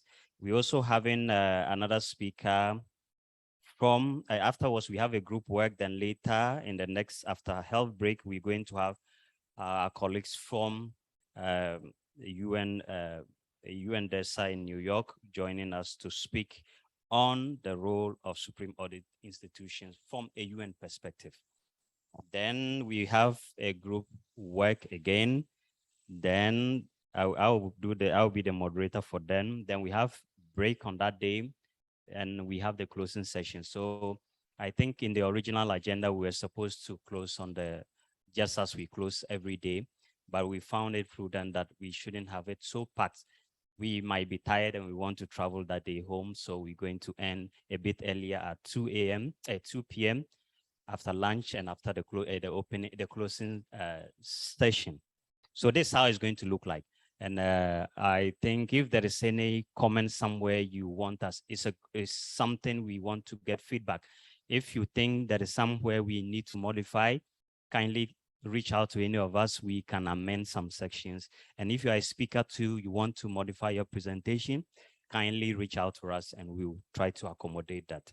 So for the group works, just as I mentioned, we want to make it as practical as possible. We are not going to deal in any theories. We aren't going to deal in any very grand theories or something. It's going to be practical, and we should all be able to contribute. And I'll try my best with colleagues to make sure that we engage you and make sure that you are able to enjoy it. And one thing we want this to be a memorable event and a remarkable one. And we also want to make sure that we don't leave here same as we came. So we'll be looking at that. So I think I can go quickly to introduce some of the things again. So this is just about the agenda. Okay, so we want to get some ground rules going forward. I know that since we started in the morning, we've been very good participants and guests for this. So, but we going forward is good. We get some ground rules as a workshop participant or workshop participants. So for instance, it will be very good that we don't receive calls during the session. We don't also hold small meetings within the meetings. I know we'll be having breakout sessions. During that time, we are all free to talk. But when we have a collective presentation, let's all listen to the moderator or the chair of the session or the facilitator or our colleague who is presenting. And that will be very, very good for the success of the workshop. And I think that as we proceed, before you talk, we will want to maybe give you the opportunity so that we all listen to the facilitator. Otherwise, if this person is talking and this person is talking, it might end up being a bit chaotic. And in that case, we may not be able to focus. And we should also try to respect each other's views. That is very important. There isn't any right or wrong answer going forward. Otherwise, if somebody is always right, then in the end, we wouldn't get a solution to what we really want to address. So that is what we want to also mention. And we also, I know that some of us, including myself, sometimes we may be too talkative. You know, sometimes when you are so passionate about something and they give you the floor, you want to talk your heart out. But we want to make sure that if you are giving your point, make it as simple and straightforward. We don't want it to be so difficult that people are not able to engage. So make it straight, concise, and straight to the point. And as I mentioned, so we can keep our phones on silent. We are not saying we shouldn't monitor other activities. I know we are busy persons coming from other places. So when you have a call, you just excuse your colleagues or us and get outside the veranda or the lobby there and speak. So I think I also want you to know that we're going to have groups because working together as a whole like this might be so difficult to get people to speak. So when it comes to the group sections, I think each row or 2 rows on each of the sides, we just turn round and form a group. So we should have, let's say 8 or 7 people in a group. So from there, we're going to maybe find a name for each of our groups and we are going to work on the group works together. That is going to just be discussions. And I think, yes, we'll have a session for introduction right after this. Yes, if there's anything we forgot to capture, you are welcome to add it. Just reach out to us, then we remind everybody so that we have a smooth event. Okay, thank you. Next one. Yes. So I will want to, before we go to the group work, I will want to use this opportunity to invite each of us to just introduce ourselves. I think this is something important so that I don't meet you and say, okay, hi, say, I should be able to address you at least by your first name. So we're going to go this way, then we come that way. Just mention your name, your office, and your position. That should be enough. I know we are all coming from Malawi, and all of us are Malawians today. So just mention your name, your office, your designation, or your role or your position, and that should be fine. I hope that is fine. Is there any question before we move to the introduction? Okay, let's proceed. I want to invite you to introduce yourself. Maybe just stand up and introduce yourself to everybody.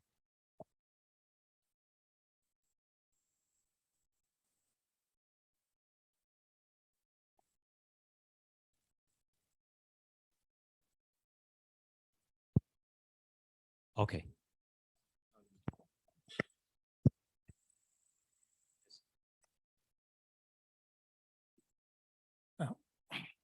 Thank you so much for the privilege and honor. My name is Ian Chaza, Assistant Commissioner and Head of Research and Planning in the Malawi Prison Service. Thank you so much. Thank you.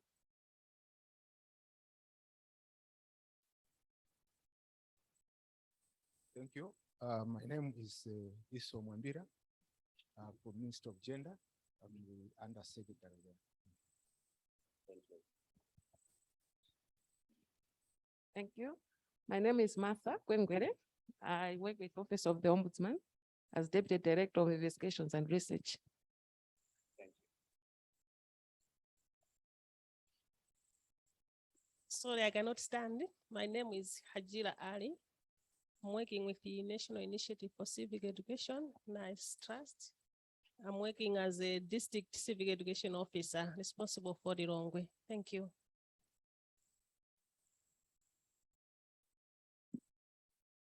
Morning, I'm Felix Masagesta from Office of the Ombudsman. I'm working as the Deputy Director of Information Documentation and Civic Education. Good morning. My name is Jibiri Romangulama. I'm the Deputy Director of Legal Services for the Office of the Ombudsman. Morning, I'm Anne Gwaza, Minister of Homeland Security, Chief Human Resource Management Officer. Morning, everyone. I'm Yamiganda Sauga, Associate Professor in the Department of Philosophy at the University of Malawi. I'm Irene Jumpanjiko, working as the Senior Assistant HRMO from Ministry of Defense Headquarters. Morning, my name is Hapem Kandaire. I work with the police. By rank, I'm Commissioner of Police, Director for Research and Planning Unit. Good morning. My name is Ethel Chimpeni. I'm working with the Reserve Bank of Malawi, Manager Ethics and Compliance. Morning, everyone. My name is Vincent Kadobola from the Ministry of Youth and Sports. I work as Principal Human Resource Management Officer. Thank you. Morning. My name is Colin Mwenechanya, Senior State Advocate from the Ministry of Justice. Morning, my name is Patrick Zaipa. I'm working with the Office of the Director of Public Officers Declarations. I'm working as a Declarations Manager. Thank you.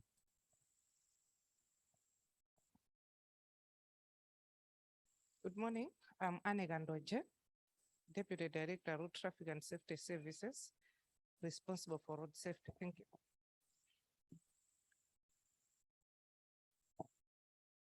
Morning. My name is Atsai Moore, working with Northern Region Water Board as a zone manager. Good morning, I'm Mercy Gaira for Ministry of Homeland Security, Economist. Thank you. Good morning, I'm Maria Magai Chiwe. I work at Parliament as Parliamentary Research Officer. Thank you.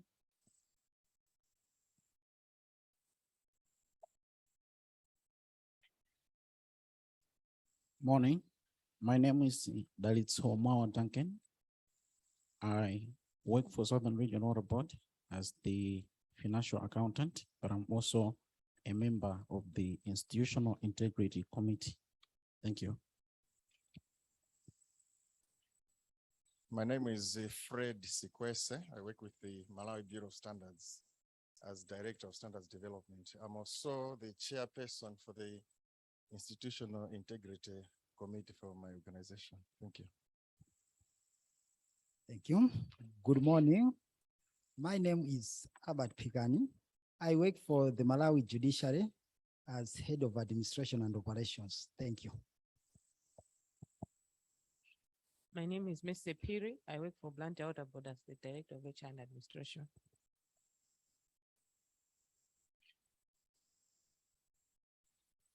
Good morning. My name is Charles Masaya, and I am Director of Specialized Audit in the Office of the Auditor General. Thank you. Good morning. I'm Gift Mike Gwaza, Director of Procurement at ESCOM. Thank you. Good morning. I am Maiso Kazombo from the Department of Surgical Operations. I work there as an undersecretary. Good morning. My name is Daniel Kafuga. I'm the zone manager, Lilongora Board. Thank you.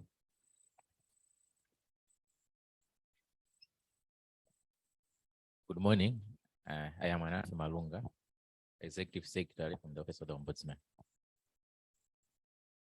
Good morning. I'm Temo Mwo, Chief Investigations and Research Officer, responsible for ethics and sectoral ombudsman. Good morning. I'm Guy Kawanga, Principal Planning, Monitoring and Evaluation Officer of the Ombudsman. Good morning. I'm Luana Morari from the Office of Ombudsman from the Planning, Monitoring and Evaluation Department as intended. Good morning, Ezron Kasoka from the Anti-Corruption Bureau, working as Senior Corruption Prevention Officer, but also part of the organizing team of this event. Thank you. Good morning, I'm Isaac Master, Internal Auditor from Malawi Human Rights Commission. Good morning, I'm Faith Kambumbo, Planning, Monitoring and Evaluation Intern, Ombudsman. Good morning. My name is Chief Nilonkumba. I'm Planning, Monitoring and the Evaluation Officer, Office of Ombudsman. Good morning. I'm Lamek Kachingwe, ICT Assistant, Office of Ombudsman.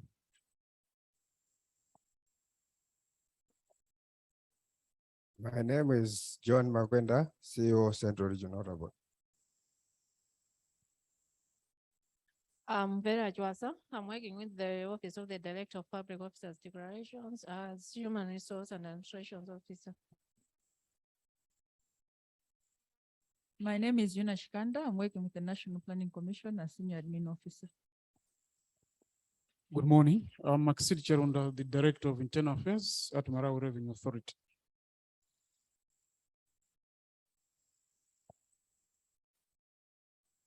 Good morning. My name is Andrew Zabuya, working in the Office of the Ombudsman as Chief Investigations and Research Officer. Thank you.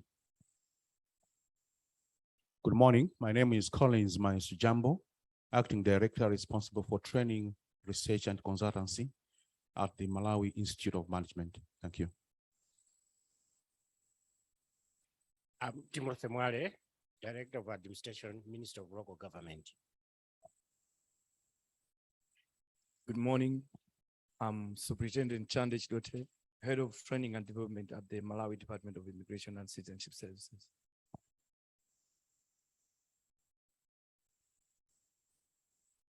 Good morning. I am Adubele Mataula. I am an associate with UNDP. Good morning. I'm Fatani Epronyambi. I'm a human rights analyst in rule of law and access to justice in UNDP. Good morning. My name is Thompson Longo. I'm the Internal Audit Manager for National Law Government Finance Committee. Good morning. My name is Elina Kabisara, Chief Investigations Officer from the Office of the Ombudsman.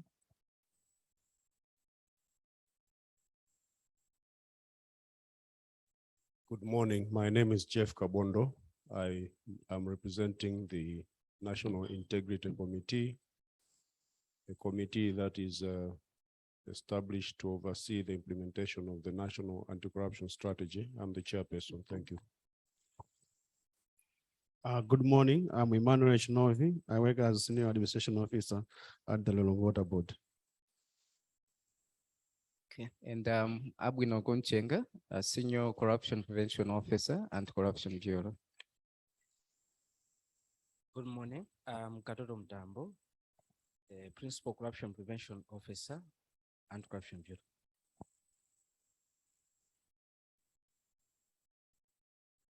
Good morning. I'm Charles Kamanga from OPC as Chief Human Resource Management Officer, and I'm also a member of the Integrity Committee. Thank you. Good morning. I'm Alex Mulongoti, working with the Minister of Labor as Chief Human Resource Management Officer. Good morning. I'm Cicely Kampanje with the Minister of Education. I'm the Director of Human Resource. Thank you. Good morning. I'm Dan Mwaruka, working as internal audit manager at ESCO. Thank you. Good morning. I'm Patrick Moore, Principal Corruption Prevention Officer from the Anti-Corruption Bureau. Good morning, everyone. My name is Barbara Njengatsiga. I am Deputy Commissioner of Police. I'm the Director of Legal Services in the Malawi Police Service. Thank you. Good morning. I'm Maria Jose. I'm working as Human Resource and Admin Manager, not the NGO notable. Good morning again. My name is Anna Torlund. I am a governance and public administration expert at UNPOG. Thank you. I am Redson Kapindu, a judge of the High Court of Malawi. Good morning. My name is Grace Malera from the Office of the Ombudsman, and I'm the Ombudsman.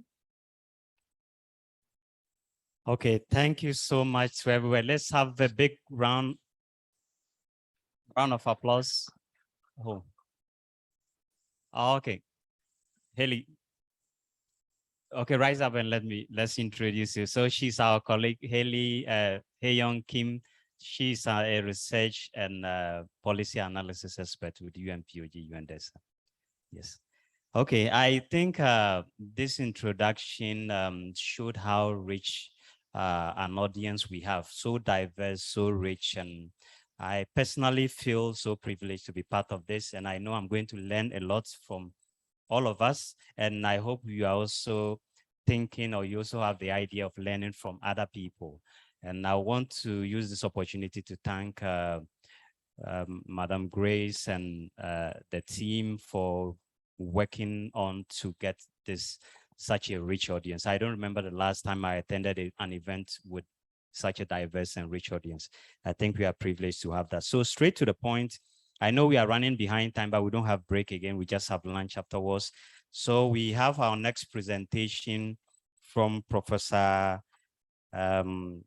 Yamikani, who is an associate professor with the University of Malawi.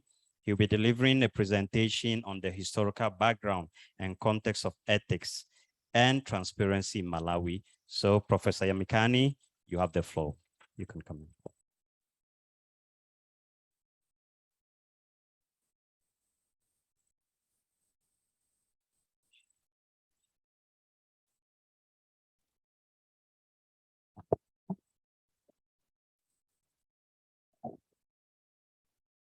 Morning once again. Yeah, today I've been tasked with presenting a historical background and context of ethics institutionalization in public sector in Malawi. But I feel that the room is too formal, that we haven't greeted our neighbor, we are not talking to each other.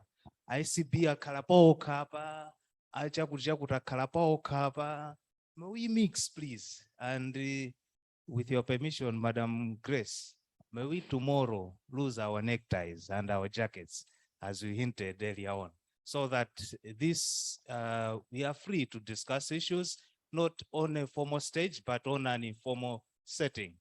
This is, I must commend you, Madam Ombudsman, for this initiative. It has come at the right time when the president last week launched the anti-corruption campaign. So this is another step towards achieving our goals. Like in academia, we promise that we'll be having such conference, such discussions with esteemed colleagues like you and me. So I must say this has come at the right time. To give a context of my presentation, I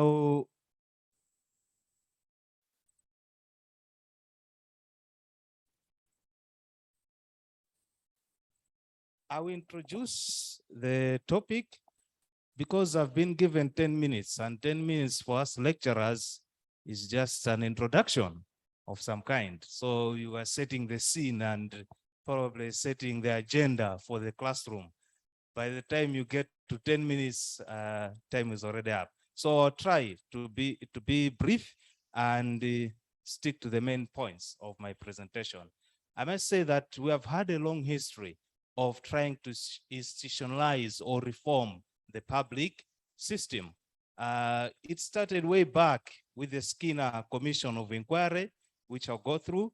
And then there were some UN reports, then the Hebeck Civil Service Review Commission of 1985, then the Chatsika Commission of Inquiry of 1995 rather.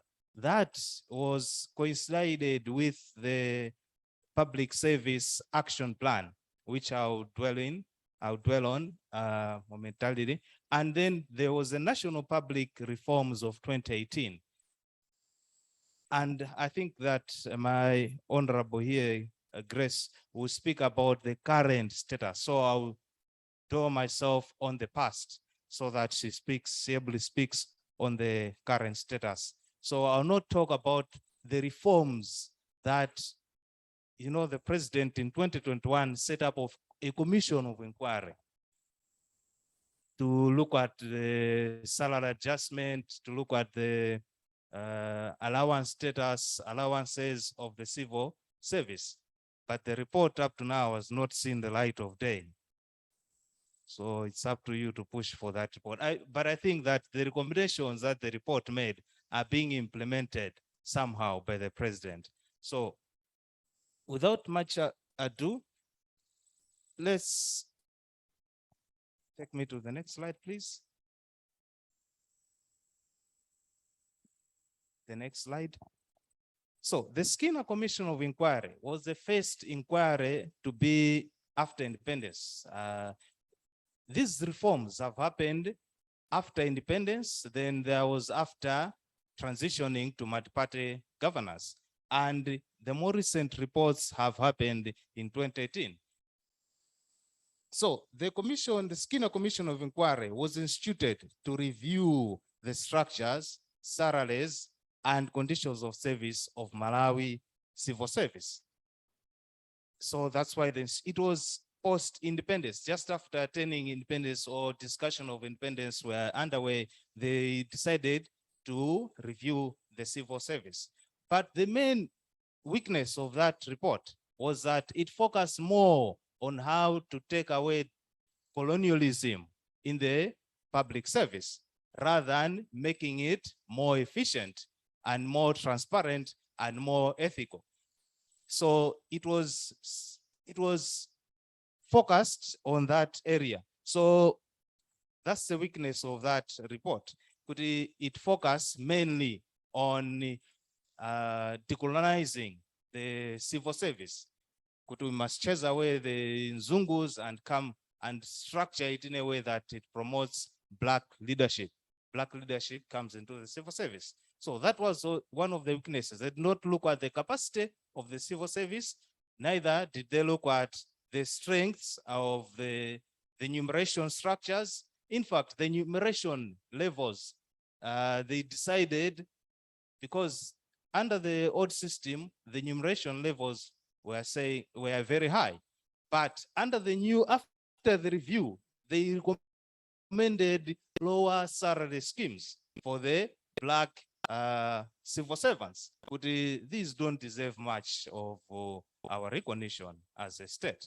So that was the major weakness without the report. Next slide, please. Then there came the Hebeck Civil Service Review Commission of 1985. This one was structured to assess human resource management issues such as staff structure, career development, and grading. So it recommended a robust and systematic human resource development program. But as I'm saying, the report as well was very limited in scope. It did not address structural issues that were endemic in the civil service then. It did not address the enumeration. It did not recommend robustly about changes to the remuneration structure of the civil service. So then came the Chatsika Commission of Inquiry.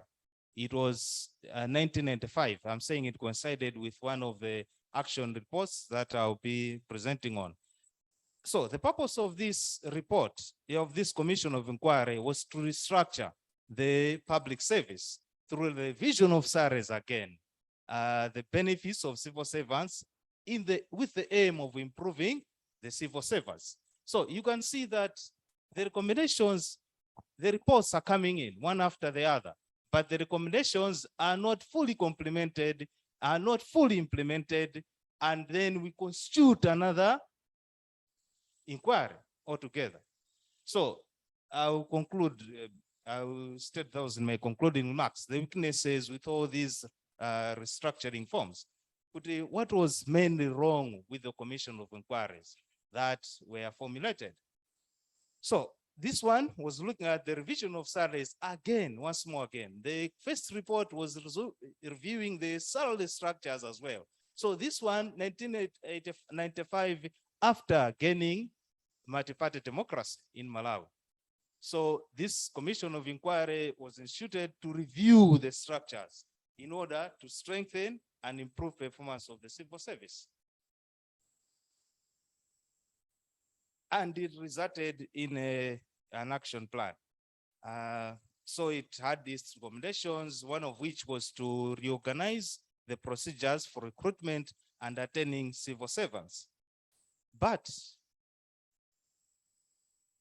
the other recommendation that is made was to change.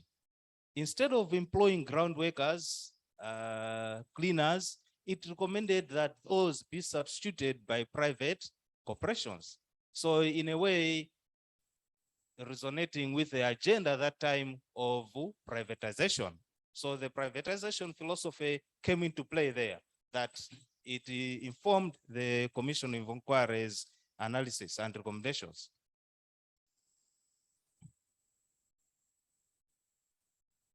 Malawi National Public Service Reforms of 2018.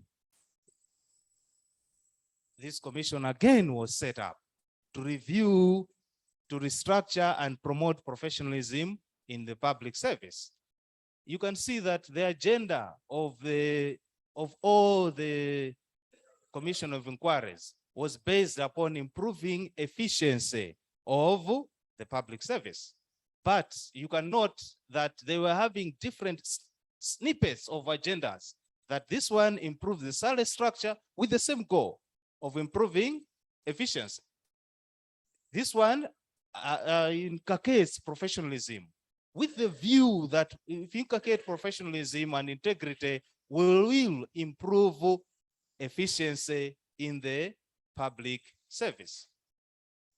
So all the reports have one agenda, but they are concentrating on, they are limited in their scope of analysis of recommendations. That one looks at the salary, one looks at the structure, and another one looks at instilling professionalism. So the one of the recommendations that this reforms agenda made was to harmonize the human resource management system. I don't know how far that has gone, but there are some pockets of achievements by this report, Reforms Commission, that there are pockets of in the civil council, in the city councils, we are seeing some reforms happening here and there, district councils, academia, judiciary, main civil service. But I'll be saying this in my conclusion, that one of the weaknesses of these reports is that it's not all encompassing. There's no comprehensive analysis and there's no data to support these developments, to measure properly the achievements that the reports have made so far. So we're in the dark. But you can say that this report made these recommendations at this juncture. To what extent have these recommendations been adopted or institutionalized? Remind me when it's 2 minutes to go, or I've already exhausted my time. 3 minutes. Okay. So I'll go on to talk about policy reforms. The first one, the first reform before the policy reform was the Civil Service Action Plan that was instituted in 1996. That was in response to the Chasika inquiry. there's debate on which preceded first, this report or this action plan or the Chasika inquiry. Others allege that Chasika inquiry just copied what the action plan had recommended, and others saying that the action plan, in fact, was a result of the Chasika inquiry. So to improve, the purpose was to improve the efficiency and effectiveness of the civil service by restructuring the establishment and retrenchment of staff. So it was doing a staff audit altogether to see which positions should be established, which positions should go. So the achievement was that we ended up privatization. We ended up abolishing the system of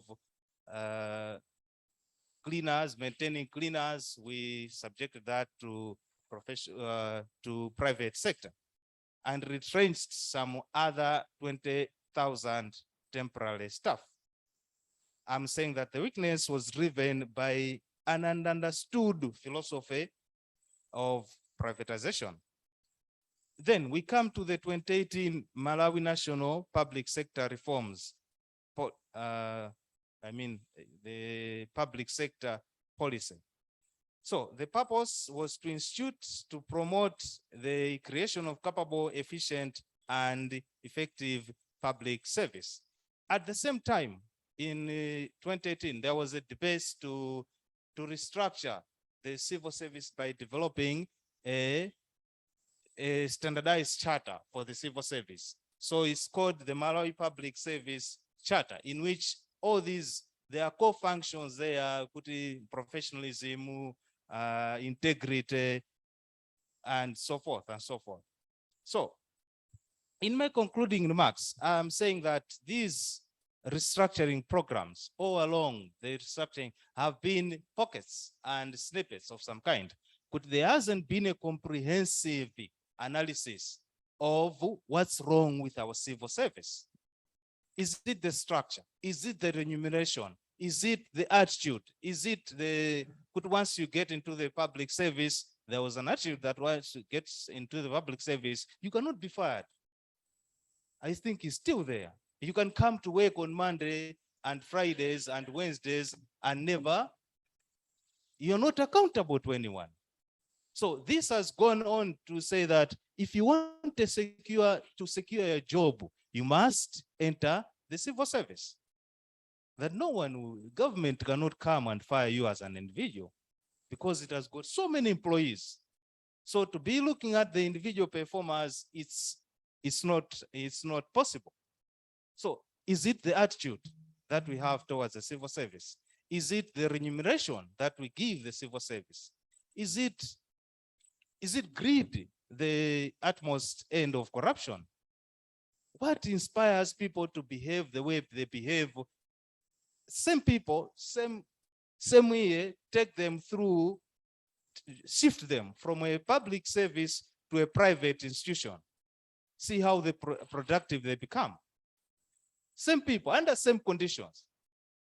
They are more productive in the private sector than they are in the public service. Then we haven't done proper empirical research to identify those factors. And also we haven't done empirical research to form a basis of these reforms and policies. That is a huge lack. And that analysis hasn't been comprehensive enough. We haven't catered for all factors that are at play in the civil service. So I'm saying that the lack of proper guiding theories behind the reforms is another weakness of the reforms. So what must we do to forge forward? I guess Madam Gracie has taken the challenge to institutionalize ethics. But before that is done, as we are doing that, we must have an honest and comprehensive analysis of the civil service, why they behave the way they behave. Thank you very much. Thank you so much, Professor Yamikani. I know this was an insightful historical background he provided, and he tried to also provide an intersection between salary structures and transparency. And I think in the end, he brought about the humanistic part that we need an honest conversation on this based on the challenges he threw to us. That much I do, I'll go straight to inviting our Honorable Grace, who is the Ombudsman of Malawi, to deliver her presentation on institutionalization of ethics in public sector reforms, a case of Malawi. Thank you very much. You have the floor. You have 10 minutes.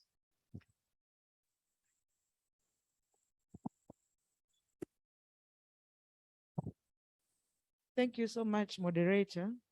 Good morning once again, colleagues. As I was listening to Prof's presentation, I thought it has got so many overlaps with mine. And I kept wondering as whether I also meet the standards of professorship, because there's 5 slides in my presentation that are an exact replica. But credit goes to those in my office that did the research. I'm pretty much delivering a presentation that's been prepared by a team, and my role is just to deliver it. I'm presenting on institutionalization of ethics and transparency in Malawi. In terms of background, I'll just give some quick facts about ethics, and then I'll carry on from where Prof has left, which is basically to look at the period 2018 to the present in terms of the public sector reforms. I will end by highlighting what is it that we are doing in the Office of the Ombudsman, and basically what we are expecting to generate out of the conversations in this workshop. There's a quote there that ethics is still not a vital in the fabric of Malawian society. And you just have to look at what we do at the traffic lights, whether there's red, whether there's green, whether there's, the other one is the amber. It doesn't really matter. You get there, there's a lot of hooting. Have you ever noticed how you stop when there's red and you're waiting, and immediately the green, the people behind you are like, beep, beep, beep, beep, can we get going? And have you also noticed how when you're nearing that traffic light and the red is coming, and how you sneak through? You just zip fast. No ethics in the fabric of Malawian society. Have you seen how you're supposed to do a queue to get a service? How somehow that queue just gets disorganized? I don't know whether it is our love for chaos. Some of us grew up in the Druzy days. The meal was never nice without Druze. So you deliberately create chaos. That's the lack of ethics. That is a reflection of a lot of things that we do. You come in church, have you noticed how everyone wants to sit at the back? Even those that came the earliest. So there's all these things that we do without even thinking. They are so internalized. And it permeates every one of our actions. Late coming to the office, not responding to this email, I think that's what we are looking at. And the key question is I think the guest of honor got it right, that it's amongst all of us. And when we are looking at reversing the trend, I think it has to be a process that starts from the internal, the individual, the person. And ethical practices are on the rise, including bribery, corruption, theft, maladministration, nepotism, name it.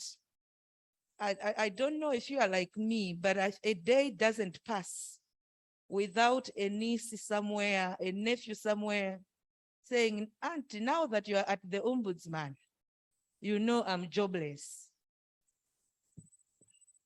And I say, but I don't hire people. And sometimes they don't even know the position you have in the organization. You'd be working as a secretary and your niece would be saying, Auntie, remember me. I think that's how entrenched the attitudes of entitlement to free things, to things that we don't earn, things that you don't work for, but somehow. So our social products are basically a product of unethical conduct. And it is why maybe in this training, we are looking at interrogating all these issues, all the principles that our colleagues were talking about, and how best we can entrench them. We can make them a day-to-day principles that we work with. Very quickly, I'll just share with you my thoughts on why this is a very important topic. We want to gain public trust and confidence in our institutions when we are ethical. And I think increasingly we are seeing shining examples of ethical institutions and how, you know, how the general public on social media can just say, don't you dare touch that one. We are watching. That's a boost in public confidence in the institutions, enhancing transparency and accountability, improving responsiveness. We can save billions in lawsuits. I'm sure the ministries sitting here have had to pay billions in lawsuits. And maybe it's because the chain of officers in those public institutions decided to conduct themselves unethically. We also make better decisions. We become good in strategic planning, strategic thinking, and improving performance. Why ethical conduct in public service, promoting the rule of law? I think this was already in the keynote address. I'm not going to emphasize it anymore. By making decisions that are lawful, reasonable, and procedural. I don't know if you read the determinations that come from the Office of the Ombudsman, but these are some of the things that we inquire into. When people complain of poor service delivery from yourselves, we'll be sitting there and saying, what this public officer did, was it lawful? That will be the starting point. We just look at the applicable laws, measure it against the actions, and be able to say maybe you operated outside of the law or you complied with the law. Was it reasonable? Was it procedural? Were procedures followed? So you see now and then, ombudsman handling complaints where recruitment is supposed to be competitive, and there is an entire institution that just decides not to conduct interviews. I remember serving in one board 2-3 years ago, one of the parastatal boards, and then my predecessor, Madam Martha, was doing an inquiry into how that parastatal had conducted a recruitment area on. So we asked the CEO of that parastatal to say, as your board, we want to know what happened and we want to know what you answer to the ombudsman. So the CEO brought all the supporting documents, the interview report, and everything else to go and explain how certain people were recruited. To our amazement, there was a name that was recommended by that recruitment panel to the appointing authority. That was not amongst the list of applications. That was not amongst the list of shortlisted candidates, let alone candidates that attended interviews and passed. It just miraculously appeared on the list to be submitted. Those names that come with a note, oh, by the way, he is a son of Minister so and so. You might want to consider him. You sit on those panels and you receive those recommendations and you sneak them in. We abandon ethics. And the ombudsman, I think, made some interesting findings on that inquiry and some interesting determinations. So to avoid all of that, I think ethics is the basis. We also ensure fairness and reasonableness. We ensure efficiency. We avoid abuse of power, avoid exploitation of fellow officers or the citizenry. Abuse of power. There are clips on social media, on our WhatsApp groups, where we see an SC vehicle. SC 23, sorry if you are in the room, it's just an example. kukolola chimanga in an SC vehicle. We have seen those clips, isn't it? At that point, we have completely abandoned our ethics. And this is why we are here to interrogate this. What are the perils of an ethical decision? My thoughts are it causes damage to the image of the institutions. There are institutions today in this country where when you're going, you have already prepared yourself to do the waiting game. Whether you are looking for a passport, whether you are looking for connection for your water, when electricity. So you've prepared. So I must commend that I was pleasantly surprised a couple of months ago that Lilongwe Water Board was able to connect me in 3 days. I said, wow, things are changing. Because my mindset was saying, okay, by the time I've submitted this application, I need to make arrangements for 3 months. What will I do before I get the water? And in 3 days, record time. Huh? My name was sneaked in.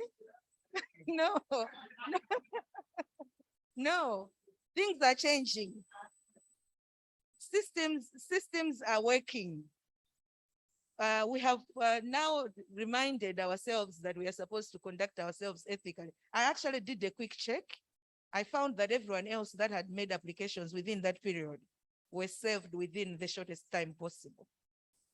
And I called the CEO to comment and to say they have set a standard that they need to ensure continues. And I'm sure it can spread to the other SCs, ESCOMs. I saw MRA in the room and the others. Service delivery. I think we have public service charters. 3 days is 3 days. Let us know, let the public know.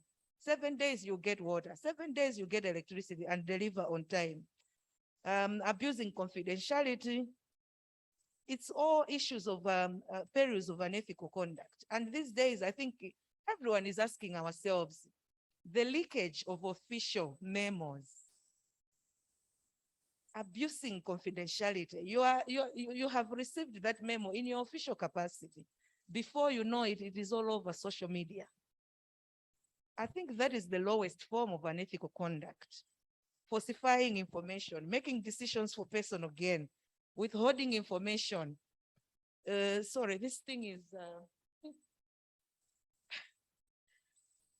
misprocurements, fraud, corruption. I am winding down in 2 minutes. I'm giving an overview of public sector reforms. And for the next slides, I'll say to you, let us go back to the slides that Prof gave us, because what he said is on all fours with what I have in these slides. Coming to the 2018, so in that slide, I've pretty much the background of the Hebeck Commission and everyone else. And then for the 2018 to 2022 public sector reforms, what we are saying is we now have a comprehensive framework for the reforms in the public sector in the 2018 to 2022. It has the goal of public sector reforms policy, which is to provide a comprehensive and coherent, maybe it is answering the question that you posed, provide a comprehensive and coherent framework for creation of a result-oriented, high-performing civil service by 2022 that facilitates positive transformation of the economy and the country's modernization. So it is based on 8 priorities, and I'm sure all of us here can identify with our priority areas and what work we are doing in these priority areas. There's the public service management, those that I heard people say coming from local government, there's decentralization reforms, institutional restructuring, recapitalization, programming, reforms in the executive, in the judiciary, and in parliament, in legislation, and there's also a coordination and implementation priority. So it is being led by the OPC. I think there's a department now there that is championing the reforms, and part of that mandate was transferred to the office of the Ombudsman. So what is the role of my office in promotion of ethics? Basically twofold. You know, we carry out investigations on issues of injustices. What I want to highlight here is the systemic investigations that we do. In systemic investigations, we go beyond, over and above the individual complaints. We now look at systems and structural causes, and we come back to you as public sector players to tell you what needs to be improved at the structural level so that we've got systems strengthening. So a quick example I can give is an investigation that we are about to release a determination on. We investigated on the use of funds for COVID, the development partner funds. We sampled a few districts, and quite some interesting revelations are coming up.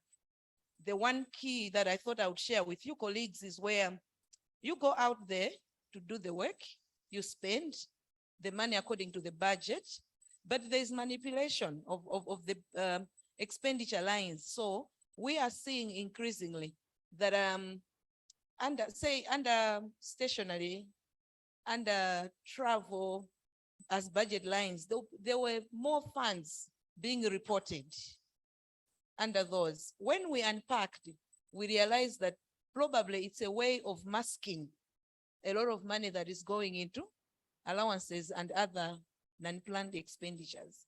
So we are not necessarily pointing the spotlight on individuals, but recommending to departments and agencies to make sure that there are proper controls and oversight on those kind of issues. So that's where we're coming in as Office of the Ombudsman, but we are also coming in with a new department now following a functional review that was done in 2021.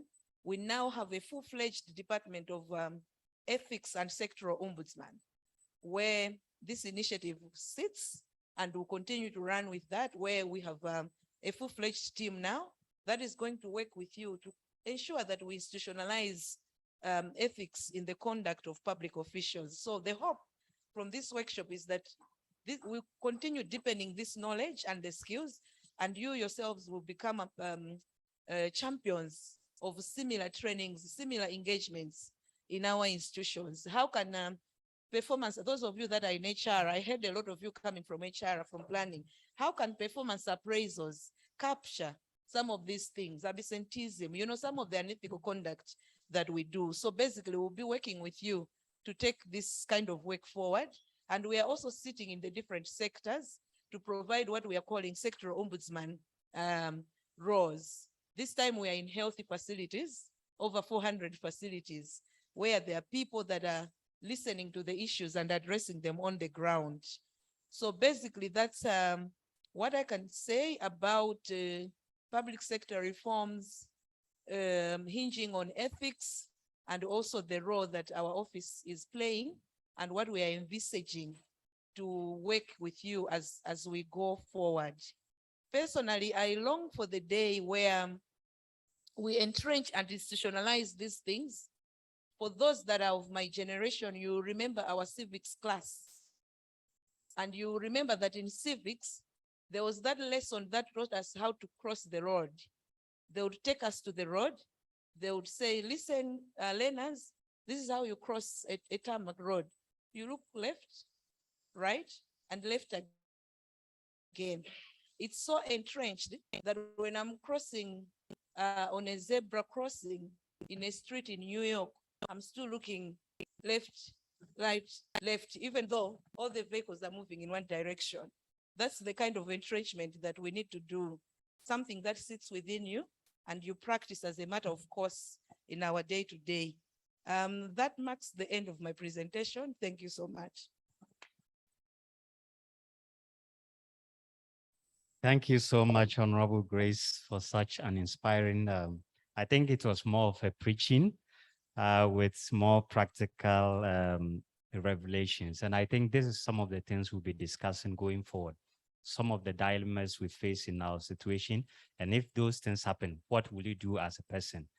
I want to move straight to, thank you once again for such a wonderful presentation.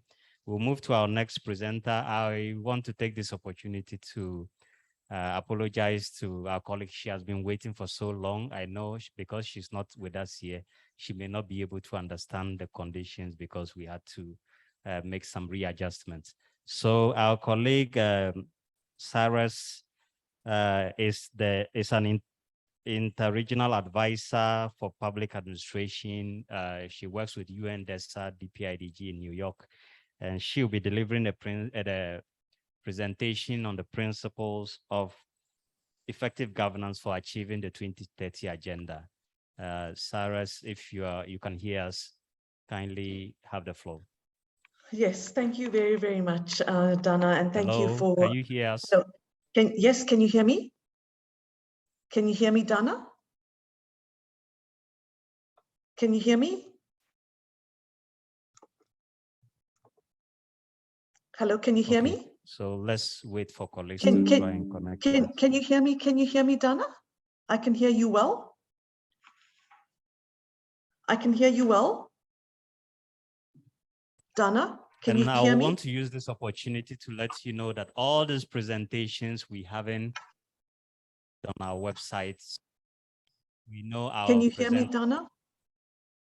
Yes, we can hear you. Yes, yes, that's fantastic. Thank you. Thank you very much.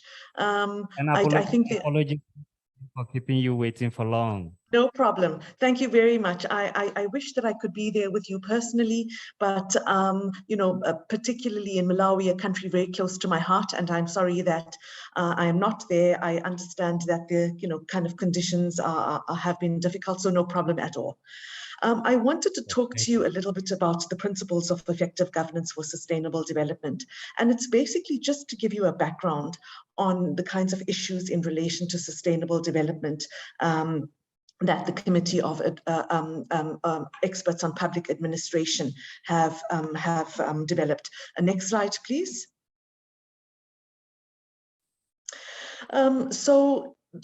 Goal 16.6, target 16.6 talks about effective, accountable, and inclusive institutions. These are essential to achieving the Sustainable Development Goals. When we talk about institutions, we're talking about a wide range of areas, which range from the administration to all executive, legislative, and judicial organs, the security, the justice systems, independent constitutional bodies, state corporations. So basically what I wanted to just point out is that when we talk about institutions, public institutions, we talk about a whole range of different institutions that are there to essentially, one of the purposes of the institutions is to achieve the Sustainable Development Goals. These are central to public functions. And building strong institutions for implementation of the SDGs are absolutely important, because we see, particularly in the voluntary national reviews of their various countries, that one of the first and most important steps that governments take to implement the 2030 agenda is to shape their institutional arrangements for driving the achievement of the Sustainable Development Goals and for reviewing progress. So basically what I'm saying is that the institutions are really crucial for building our commitment to the Sustainable Development Goals. Next, please. Now, the Committee of Experts on Public Administration is a body, an independent body of 24 experts from around the world, which basically in 2018 developed these principles of effective governance for sustainable development. You will see that the principles of effective governance for sustainable development are essentially to give effect to 16.6, target 16.6, effective, accountable, and inclusive. So the three in bold blue are basically the issues in relation to the Sustainable Development Goals, and it talks about competence, sound policymaking, collaboration, integrity, transparency, independent oversight, leaving no one behind, non-discrimination, participation, subsidiarity, and intergenerational equity. Now, these are obviously for building strong institutions at all levels. And in 2018, when SEPA, the Committee of Experts on Public Administration, adopted these principles, they were endorsed that year by the United Nations Economic and Social Council. So basically what I'm saying about these principles is that they are kind of agreed to by all governments in the world, the UN Economic and Social Council being one of them, agreed to by all governments in the world. So basically these are issues that all governments would like to try and put forward. Next slide, please. Very briefly, the principles are intended to build effective, accountable, and inclusive institutions. They provide concrete strategies. They mainstream effective governance in SDG implementation. They bring together proven standards and operational guidelines. They provide a baseline for policy making, and they are made operational through a selection of commonly used strategies and related practices, which I'll come to in a moment, and are very integral and evolving part of this work. Next slide, please. Now, you will see on this particular slide, on the blue, red, and green, effective, accountable, and inclusive institutions, that those are the principles, as I said, in relation to SDG 16. Then there are a number of different principles. So under effectiveness, the principles are competence, sound policymaking, collaboration. Under inclusiveness, you have a whole range. And under accountability, there are a number, including accountability, transparency, and independent oversight. There are 62 strategies, 62 for the purposes of this principles. And what the strategies do, I'll talk about that in a moment again, but what the strategies do is that they attempt to show like how it is that accountability or transparency or any of the principles can be operationalized. So we at DESA have developed strategy guidance notes, which I'll talk about in a moment, on, for example, sound policymaking. So under sound policymaking, if you look at the second one and under the blue column, you'll see that there's strategic planning and foresight, regulatory impact analysis, promotion of coherent policy making, and so on, which essentially gives effect, but helps you operationalize sound policymaking. So these are generally the principles and the strategies that that SEPA developed. So it's 11 principles for each of these different for each of these different aspects: effectiveness, accountability, and inclusiveness, and 62 strategies. So the little writing that you see on the slide are the strategies. Next slide, please. Now, I wanted to focus a little bit on accountability because we're talking about accountability and ethics in public administration. And essentially what the SEPA committee has said about accountability is that they said there are 3 principles. The first one is integrity. Integrity is to serve in the public interest. Civil servants are to discharge their official duties honestly, fairly, and in a manner consistent with the soundness of moral principle. There are 7 strategies, 7, and I'll talk about that again in a moment, for integrity. Transparency, to ensure accountability and enable public scrutiny. Institutions are to be open and candid in the execution of their functions and promote access to information, subject only to the specific and limited exceptions as are provided by the law. The rule of law, as Madam Grace and other people were talking about, there are 5 strategies or 5 ways in which the committee says we can promote transparency. Next slide, please. Independent oversight. This is to retain trust in government. Oversight agencies must act according to strictly professional considerations and apart from and unaffected by others. And there are 4 strategies. So next slide, please. If you move on to look at the slides under the strategies or the commonly accepted principles of how to promote these strategies, you see that there are a number that the committee talks about. They talk about promotion of anti-corruption policies, practices, and bodies, codes of conduct for public officials, elimination of bribery and trading in influence, whistleblower protection, provision of adequate remuneration and equitable pay scales for public servants, disclosure of proactive disclosure of information, budget transparency, independent audit, as Madam Grace talked about as well. So you can see that when we talk about the strategies, the committee says that not only should you promote anti-corruption policies and you should promote codes of conduct and you shouldn't engage in bribery and so on.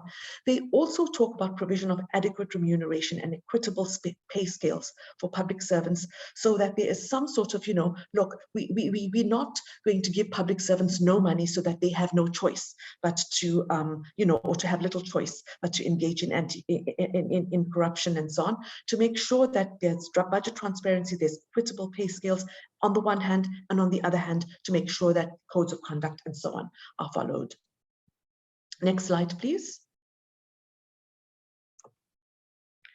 Now, what DESA has done, our division has done, is to start producing strategy guidance notes on each of these strategies. So what we have done so far is we have published notes, strategy guidance notes on sound policymaking, on intergenerational equity, and we're just finalizing our notes on leaving no one behind. Remember these categories that I'm talking about: sound policymaking, intergenerational equity, leaving no one behind, is the principles. Each of the principles have a number of strategies. Sound policymaking has 6 strategies. We've got 6 strategy guidance notes on sound policymaking. We've got 4 strategy guidance notes on intergenerational equity, and we're just finalizing our notes on leaving no one behind. We're also preparing notes at the moment together with UNPOG, our colleagues in Korea, on on the principle of subsidiarity, which basically talks about, the importance of making sure that decisions are made at local levels. So what we did was we engaged experts to prepare these guidance notes and provide content to all of the strategies. These notes were crafted in global consultation with other specialized experts in the field, and they include information on how a government can both assess its current status and measure its progress in applying the strategies to their national policy making processes. And interestingly, all the notes, they have good practices, they have recent case studies and so on to advance this particular principle, the principle that we're talking about. In one case, it would be sound policy making. So they'll talk about good practices from other countries and so on to advance this. With illustrative guides. The notes outline the strategies, they assess the extent to which they have been adopted in other countries and so on. And they highlight like the methods of implementation, the opportunities to engage in peer-to-peer learning and research, and also how a country can pursue further international development cooperation in accordance with country needs. And I really encourage you to read the notes, because depending on if you're interested in intergenerational equity or interested in sound policy making, the strategy guidance notes are there. We have just started this process, and we want to move on immediately after we finished our notes on subsidiarity. We want to move on to look at the notes on transparency and hopefully develop for you and for countries around the world to look at the kinds of strategies that countries need to pursue in order to make sure that the principle of transparency, and the others as well, but the principle of transparency for purposes of our workshop today, are pursued. So the information regarding notes is contained there in the website. You will have this slide presentation. And as I said, if you have any questions, we'd be happy to answer them. We also do a whole range of capacity building work on each of these notes, each of these set of guidance notes, and I'm happy to talk to you about that at any point. So thank you very, very much. I'm very happy to be here, and I'm happy to stay for a few moments to answer some questions. Thank you. Thank you very much, Cyrus, for such a comprehensive presentation. I think it was very intuitive. At the same time, you highlighted and shared with us that the critical role of effective public governance to achieving the SDGs, not just the SDGs, even in our own lives. This is very important to be able to head towards the 2030 agenda. I would like to open the floor briefly since she's staying online. If you have any question, just raise up your hand and ask a question to her or any of our previous speakers. If you have any question you want to ask, kindly raise up your hand. We pass on the mic to you, then you ask your question. Okay, I think we just have to run quickly and go for the next 2 presentations, then we move to our lunch session. So I want to thank you once again, and Cyrus, for such a wonderful presentation, and we're really very pleased to have you, and we appreciate your delivery. Thank you very much. Thank you. Yes. Okay, I'll go quickly to my presentation. I told you that this particular workshop was designed based on a toolkit, and this toolkit is part of a whole, a comprehensive set of toolkits that was developed by UNDESA through its division for public institutions and digital government. and I want to give a general overview. So before I proceed, I would just want to show a short video, then I'll just highlight on it, then we proceed.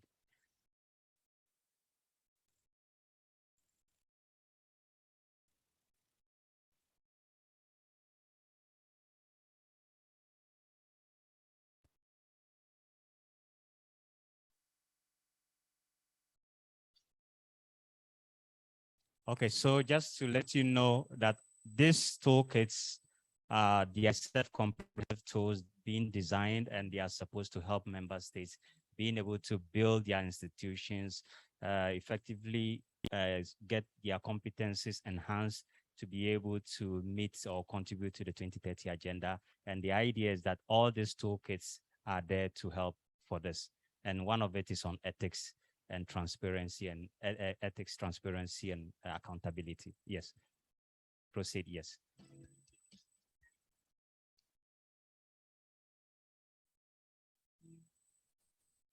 Maybe you increase your volume a bit.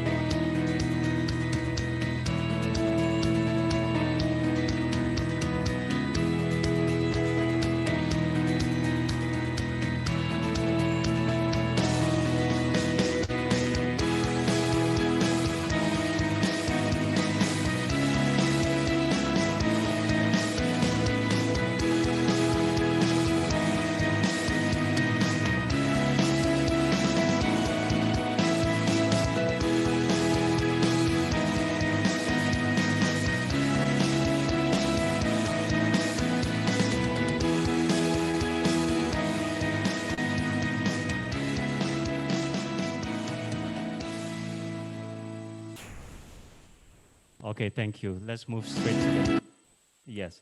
So this toolkit is interconnected with what Sarah's just presented, which is about the effective governance issues and how SDG 16 is important, and it's one of the key pillars of the 2030 agenda.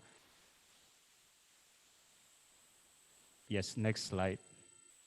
So the curriculum is composed of this set of toolkits, and they are made in a way that they are self-paced, they are designed in a 5-day format, and you can access them and customize them to your own pace and to your own needs. And I want to highlight that these courses are free of charge. They are online, and I will be sharing the link. You can access them. And if you want to engage with UNDESA as an institution to further look at any of these particular ones that are of interest to you, to be able to conduct a training of trainers program, or any certificate program, or anything you want to do, you can contact us and reach out to us so that we work together on them.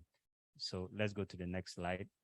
So these are them in brief. We have one on changing mindsets, and there is another one on transparency, accountability. That's on your far right in public institutions.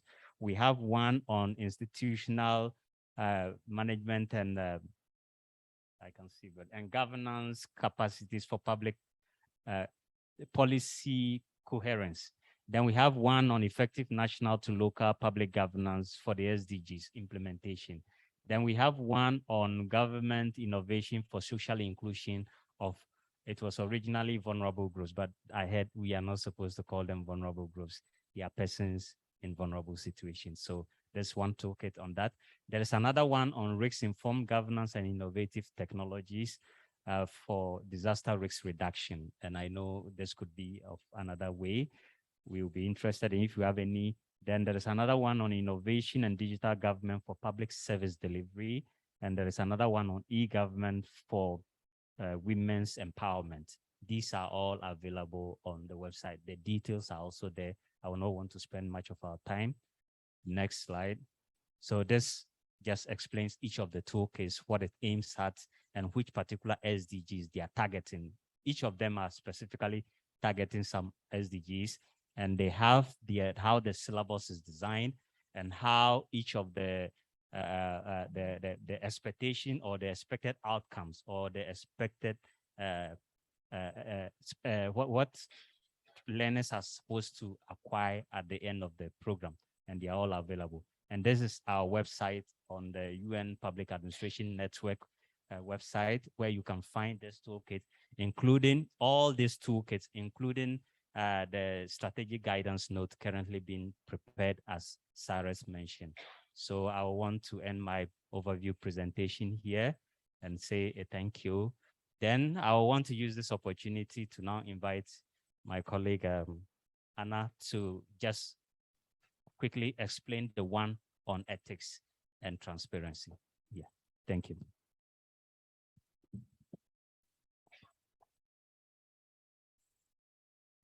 I think you will not see me.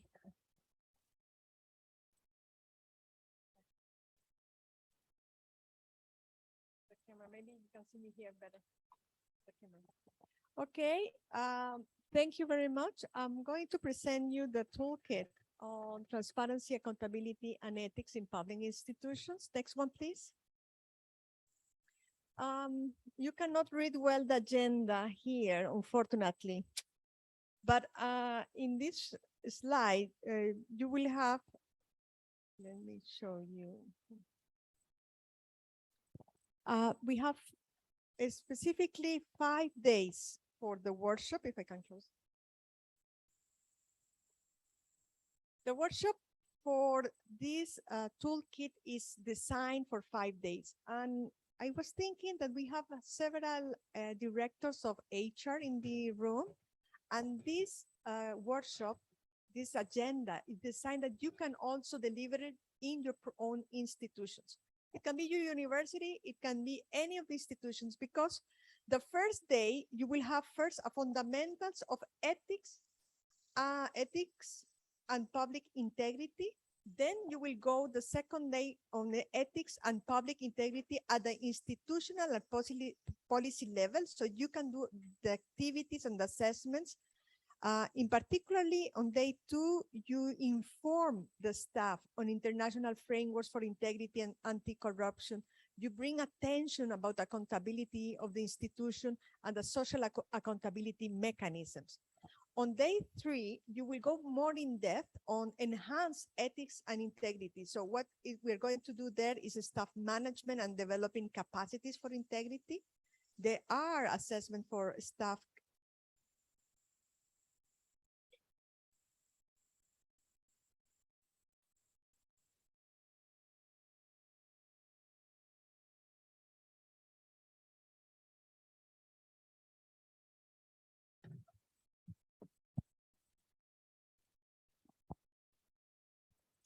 And for this presentation, I will cover one specific module in green, which is transparent public procurement. How many of you have been dealing or have been involved in your career on procurement issues or being part or supporting procurement work? Any of you have been doing any procurement 1, 2, 3, 4 hours? Voila. Now I'm seeing many hands in the room. So transparent procurement is another important module of this training toolkit, and I will present you some of these informations. Day 4 is about ethical leadership. So you need to bring your leaders of your institution in the meeting. You need to bring them and sit together with them and have this leadership conversation on ethical procedures. And that is looking at also behavioral insights and staff incentive. And the last day, it is design the training for developing an action plan. And this week, during the next few days, we are also going to develop an action plan for transformational change that you will bring back to your institutions. Next one, please. So my presentation, because of time, I cannot cover all, but I would like that we focus on what is public procurement and why it is important, and the corruption risk in the public procurement process, the tools for clean public procurement, and I will let the examples for a group work we're going to do during the next few days. But this presentation covered only a few slides, unfortunately, but you can find in our website the complete link of the module. Next one, please. So First of all, what is public procurement and what are the corruption risks in public procurement? This is the outline I'm going to give you and the consequence of corruption in the public procurement. Also the international standards and the tools that we have in hand for better public procurement. Next one, please. So why is procurement or public procurement important? In the context of accountability, transparency, and ethics. So the sheer volume involved in public procurement makes public procurement vulnerable to corruption. I don't know if you can read, but public procurement is estimated to account for 15 to 13% of the GDP of many countries. And this means that thousands of billions of dollars are spent by governments every year to purchase different kinds of goods. Can you please close the door? Thank you. Services and works. So studies suggest that on an average of 10 to 25% of a public contract value may be lost to corruption, meaning that hundreds of billions of dollars are lost to corruption in public procurement every year. Here is 20% to 25% of the procurement budget is going into the problematic of the corruption. Next one, please. So if I try to close well, if we have in the United Nations, Convention Against Corruption, and it is the most comprehensive of all the anti-corruption conventions. It is established common standards, policies, processes, and practices for anti-corruption efforts at the national level. So it is also facilitates international cooperation by harmonizing the legal institutional frameworks for law enforcement and establishing cooperation mechanisms. I would like to highlight Article 9 of the UN Convention Against Corruption, which specifically calls for taking the necessary steps to establish appropriate systems of procurement based on transparency, competition, and objective criteria in decision-making that are effective inter alia and preventing corruption. In the UN, we have really strong procurement process. For example, for this workshop, we were looking different hotels. I like one in particularly by my perception, but we will not at all influence the decision and analysis of our procurement office. We never get into touch on that. They will do the analysis, they will do the market in the country, and they will see the different best value for money also. Next one, please. So public procurement and the SDGs, as we heard, public procurement is crucial for the achievement of the SDG agenda, the 2030 agenda, and the SDGs. So public procurement is important for the whole agenda that it actually has its own target 12 point, we have a specific target 12.7 that calls for promoting public procurement practices that are sustainable in accordance with national policies and priorities. In addition, several other targets are directly related to public procurement, highlighting issues such as labor rights and promoting safe and secure working environments. Next one, please. So what are the types of corruption in public procurement? In this slide, you see some examples of the types of corruption in public procurement. Kickback, which is the first one, the bribery. Kickback, which is a type of bribe in which the public servants who influence the procurement process receive a proportion of the extra earning in the private company will accrue due to the corruption actions. Bid rigging takes place when companies conspire to fix the outcome of the bid for goods and services purchased through a bidding competition. And basically, here in the bottom, is defined as the illegal appropriation of property of money entrusted to one person but owned by others. The fraud refers to the manipulation of information by a public official for the purpose of personal gain. The extortion is a form of corruption where a public servant misuses his or her power to pressure private actors, or where private actors misuse their networks and informal power to threaten public servants. I think I have patronage here, patronage. Office holders may grant favors, jobs, and contracts in return for political support. In nepotisms, relative may receive favor in the granting of job or benefits. Collusion between a corrupt company and a corrupt supervising public servant leads to price increase, often through changes in specifications. And the conflict of interest, which is often in the organizations, refers to a situation when the public duties and private interests of a person intersect and the person exploit her position for personal benefit.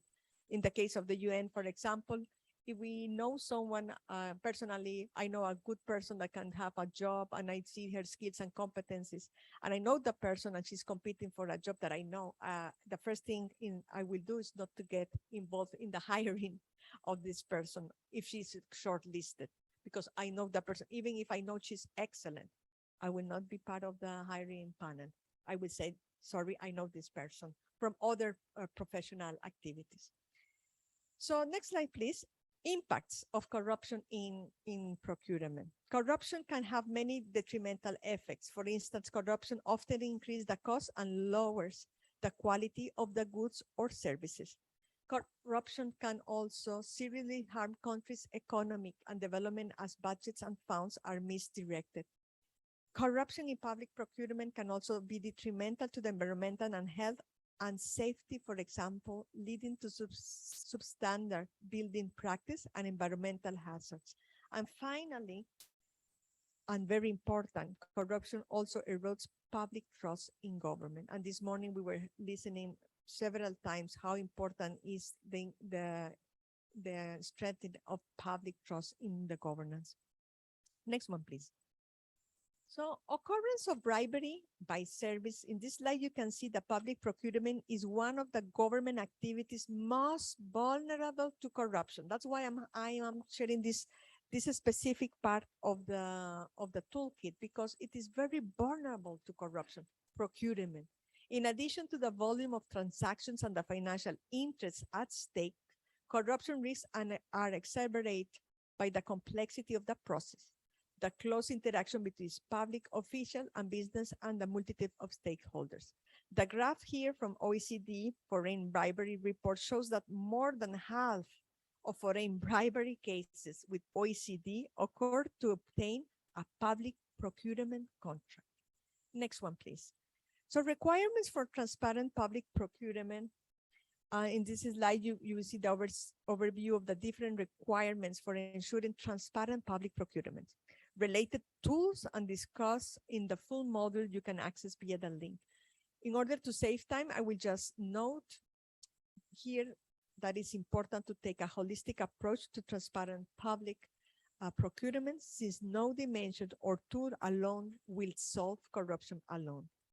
Next one, please. High-risk areas in public procurement, in urgent purchases, for example, when you need to really quick urgent purchases, emergency response, such of national disaster triggered by national hazards, droughts, for example. Sector vulnerability, for example, construction and public works are especially vulnerable to corruption. Complex technologies, links to funding schemes. Next one, and last slide. Corruption risk is in public procurement during COVID-19 crisis. So many countries have COVID-19 crisis. As ours, we will have a small group exercise later today or tomorrow.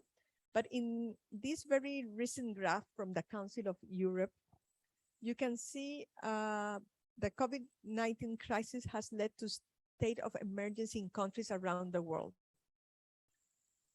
And here you can see the crisis of the state. This can lead to the possible consequence of this include limited parliamentary oversight, interface with the standard procedures, fast-track procedures, and unprecedented government spending.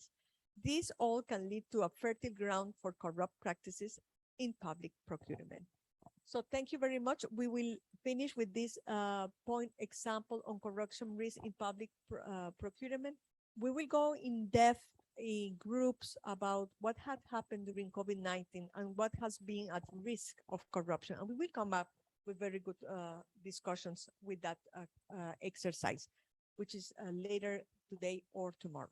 Thank you very much. I hope this has been helpful for you and interest, and I recommend you that take this toolkit and customize into your institution. This is a good first step to integrate ethics and accountability in your institutions. Thank you very much. Thank you very much, Anna, for such a more specific presentation on the toolkits, drawing it from the whole curriculum. I want to use this opportunity to invite any questions or comments you may have. I don't want us, one of the comments could be, we don't get opportunity to ask questions. Okay, I know lunch is just at the corner. We really need to go. And I want to use this opportunity to thank you all for your attention. Okay, you have a question.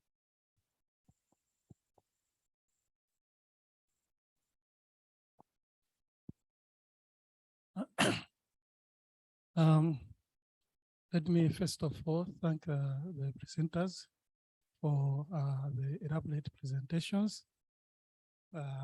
My question goes to any of the presenters.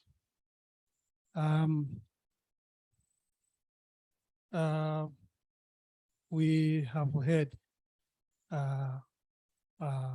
about the civil service reviews presented by the first two presenters.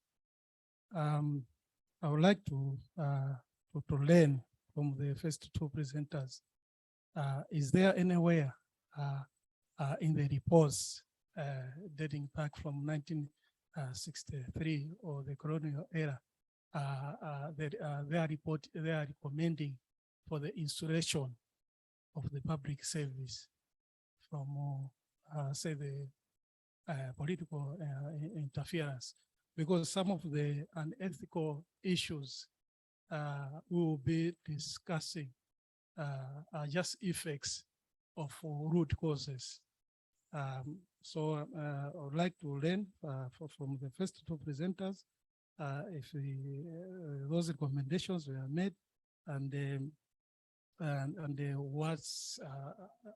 what are their views. And I believe the handling issues of ethics, transparency requires that multidimensional approach from all the perspectives, being it legal or policy and otherwise. Thank you so much.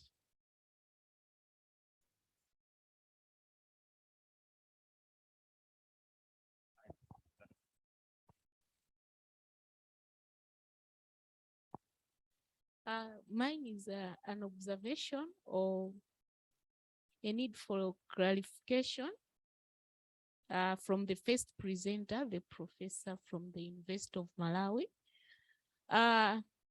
Now it is observed that the government is an attractive employer. We have seen people flocking from private sector now going to the government. Why is it like that? Is there any research that has been done? Or does it mean that the government is doing well now in terms of ethics? Because from the private institutions or public institutions, it seems we are losing staff to the government. Thank you. Thank you very much. I think, is there any other? Okay.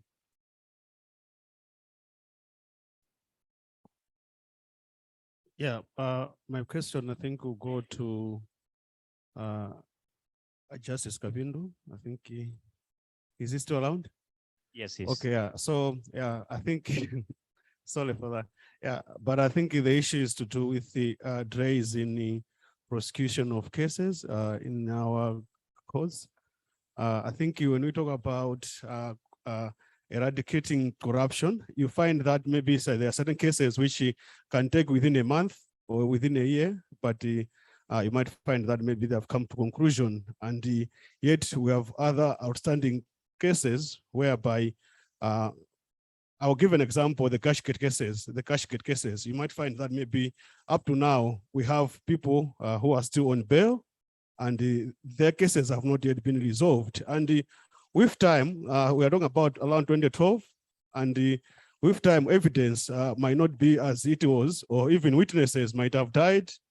In the end, you might find that we don't have, we will not be able to successfully prosecute such kind of cases. In the end, you might find that maybe people are able to go scot-free, and which makes a lot of people to see that I think you can be involved in corruption and be able to go away with it. And I think the second point, I think it will go to the ombudsman. I think is to do with from your investigations in the maladministration in public service. Don't you think remuneration could also be one of the main issues which maybe affects people lack integrity, whereby maybe someone is not is willing to get a bribe, for example, is recruiting, is willing to get a bribe because of the remuneration that maybe people in public service are able to get. Yeah, so I think those are my two questions. Thank you. Okay, I think you have a minute each for two questions. So 2 minutes, she has 2 minutes, he has 2 minutes, so that we can wrap up quickly.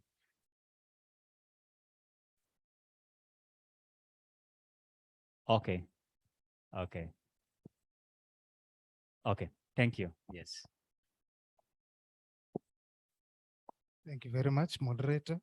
If I got you right, you are asking about politicization of the civil service. And the second participant is questioning that most people opt for the civil service, unlike the private sector. What are some of the factors that influence their decisions to opt for the public sector? I'll start with the politicization of civil service, and I'll ask Judge Kapindu to comment further. The Chatsika report, particularly, and the National Reforms Commission of 2018 recommended depoliticization of the civil service. But the fruition of that hasn't come to light because of so many factors. There's no political will, there's a lack of political will, and generally the civil service is thought to be an easier option to get your nieces and your nephews enrolled in there, unlike the private sector. The private sector, you might enroll your niece, but if she's or he's not performing, he'll be chucked out. But for the government, the same spirit I was talking about, that it's easier for you to work for the government, and also connected to your question. There hasn't been any studies, by the way. These are just my thoughts, but that study is necessary to refer to factors, to investigate factors that are making people leave the private sector for the civil service. I was saying previously that civil service, we have a perception that civil service is easier because there are no performance management systems. There's no one tracking you if you come to work late, if you don't come to work at all, the absenteeism that she was talking about, there's no one to check on you. Even if you might come to the office and read the newspaper all day, nobody will question you.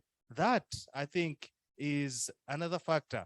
Well, apart from corruption, they think that if you go to the civil service, you get many trips. I've heard people, like in the private sector, you're always glued to the office. But if you get to the civil service, opportunities come. You meet the right people and the right connections. So that if you register a small company, it's easier for you to influence a procurement officer at your institution than in the private sector. So that kind of attitude towards the civil service is making people rush for the civil service. But I guess with the abolishment of the work that the new SPC is trying to do, it will alleviate some of those challenges, and we'll see people going back to the private sector. About depoliticization, my answer is the same. There hasn't been any political will to indeed depoliticize the civil service, but that is an essential step, because as someone was saying at the conference, just ended conference, some people are bosses, but they are afraid of their juniors because they are politically connected. Ndio mapanga decision to please the junior. Kuti ukapanga decision ya kuti if the junior is report to the bosses, you might get in trouble. So people are bowing down to their juniors because they are politically connected. So I'll stop there and refer back to Church Kapin. Thank you very much. So just to respond to the remuneration issue, then one minute, my other minute I would donate to the judge. On remuneration, I think if I got the question right, is all this bribery, corruption and everything, is it because of low remuneration? For one, personally, I don't subscribe to that school of thought. I think a person of integrity is a person of integrity. You compare two people, both of them receiving 20,000 for a salary. The other one would try to fit into that 20,000 and find other means of multiplying it, legit business and so on. This other guy will go the other route. And what is setting them apart is their sense of integrity and the principles and value they stand for. And then, I don't know if research has been done, but you see that the most corrupt are actually the ones, their remuneration is actually higher and so on. So you can't really just say, you can't wrap this thing into, oh, it's because of low remuneration. Government fix people's remuneration and then we'll see changes. I don't, but I know there can be different opinions in the room, and those are welcome to be shared. Justice Kapindu has been in the central bank, the Reserve Bank of Malawi. He's in the judiciary. He has been in the Human Rights Commission. He's also in academia. I'm sure he's still lecturing at Chancellor College. Yes.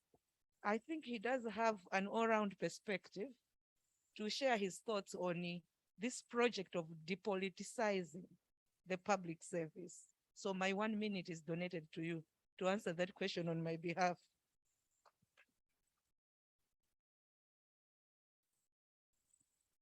Let me seek your indulgence to speak whilst seated here so that I can look at Erika's.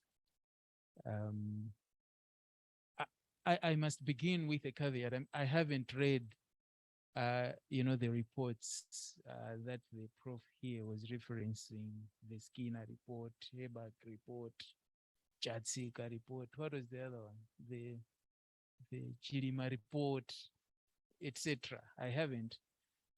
But insofar as what we are being told is that some of these reports recommended depoliticization of the civil service, then I would quickly say that the law responded.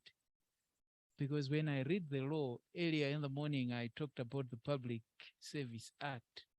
Section 3, I talked about Section 3. I think in the morning I was referring to Section 3A. Section 3B, talking about the civil service, says the public service says the public service shall be impartial, independent, and permanent, so as to enable the public to continue to receive government services and in order for the executive functions of government to continue uninterrupted, irrespective of which political party is in power.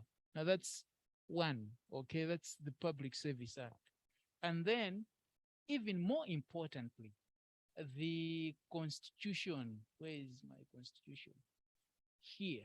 The Constitution has a whole part, a whole section, Section 193 of the Constitution, which is devoted to the independence of the civil service. And in particular, section 193, subsection 3 says that no government or political party shall cause any civil servant acting in that behalf to exercise functions, powers, or duties for the purposes of promoting or undermining the interest or affairs of any political party or individual, etc., etc. Now, this is the Constitution. Again, it expressly says that politicians should not interfere with the work of civil service. So if there is a problem, the problem is not that the law has not responded. The problem is that people on the ground have not responded. And, that is, I would say, I'm not a behavioral scientist. So I am not going to say why people are not changing, but the law says don't do it. The Constitution itself says don't do it. So I think that's as far as I can say. I'm sure there are other experts elsewhere who probably might unpack the behavioral aspects of human conduct in that regard. Then I think the second question, a pertinent one on delayed prosecutions. See, the problem of delayed cases in courts has multifaceted dimensions. Delays on the part of the court, which does happen, is only part of it. But delays may also be occasioned on the part of even the prosecution itself in some cases. In many cases, I should say, maybe I should be diplomatic, in some cases. And especially with reference to the subject matter that was raised here of Cashgate cases of 2013. I saw a list. We have a list of cases in the judiciary of these so-called Cashgate cases. There were close to 100 of them, I think, that were registered in the system. At my last count, I think of all those cases, the ones where the state came to say we are ready with disclosures did not exceed 15 as far as I am concerned. So yes, people were arrested, brought to court, for the initial appearance and bail, and it ends there. Now the court doesn't initiate prosecution. But of course, when people look at these, people say, oh, all those cases are stuck in the system, and therefore the courts, which is understandable, because as far as people are concerned, these cases are in court, isn't it? Okay, so, but these are issues, again, that probably need to be interrogated further. Where is the delay? Why are these cases not coming to court?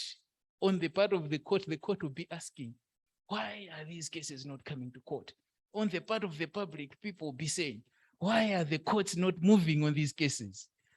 At the end of the day, it's a systemic issue. I think all of us as actors, the courts have a role to play. I mean, you don't also just look at a case which is not moving and do nothing. Okay, so that is also a responsibility on the part of the court.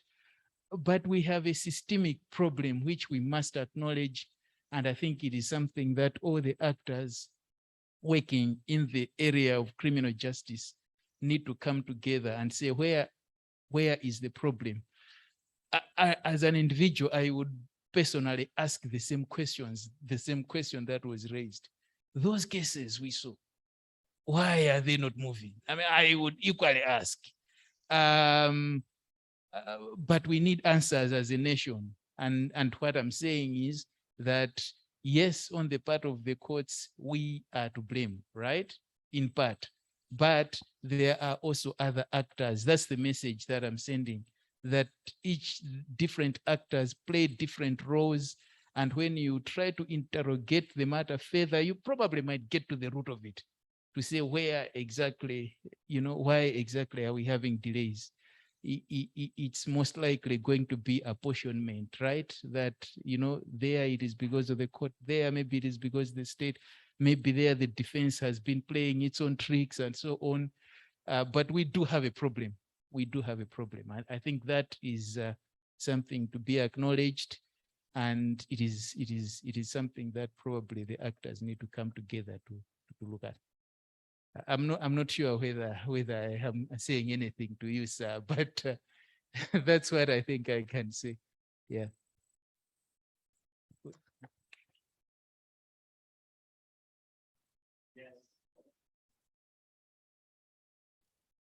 Yes, we do have a problem. Yes, we have a problem. So I'll give the floor to Honorable Grace to introduce. Yeah.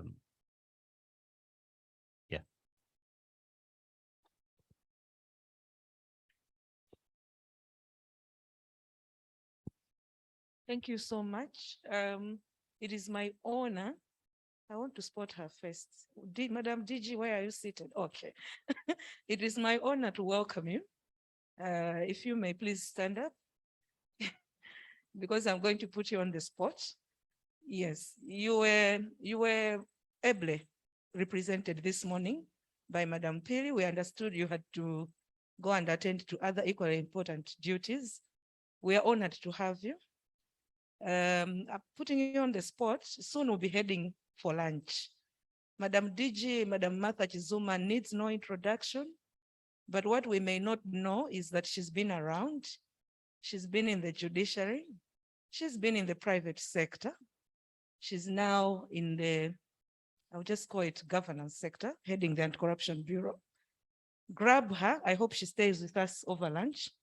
Grab her and ask all ethics, integrity questions, because she has part of the responses from her experience. We are very delighted to have you, and we do hope you can spend a lot more time with us. Thank you.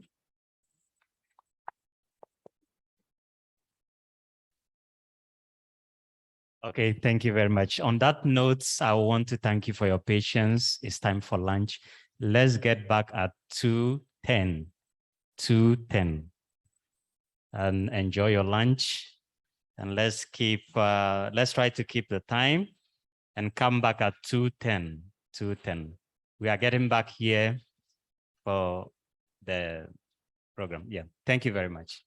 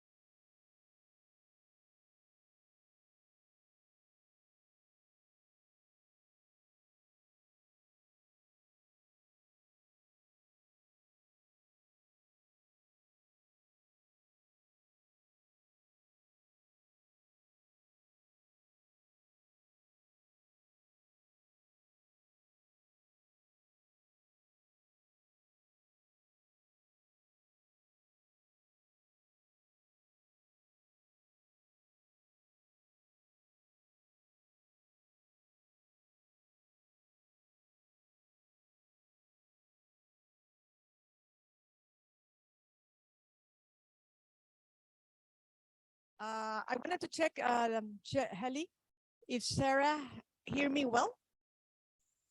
Okay, perfect. So let's start in about 2 minutes. So we have all colleagues in the room. I will ask colleagues to come.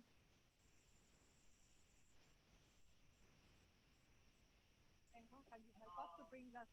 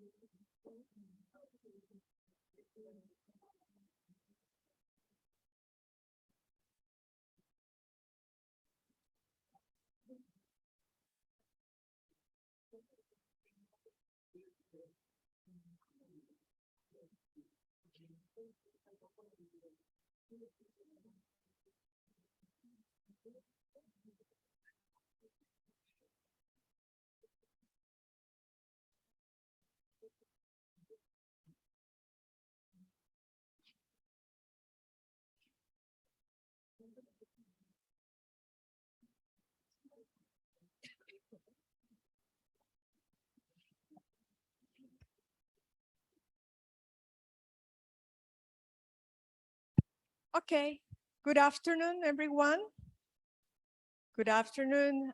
I please everyone to take your seats. We quietly and smoothly going to start our session number 2 of today. I hope you have enjoyed your lunch as much as I did. And let me start session 2.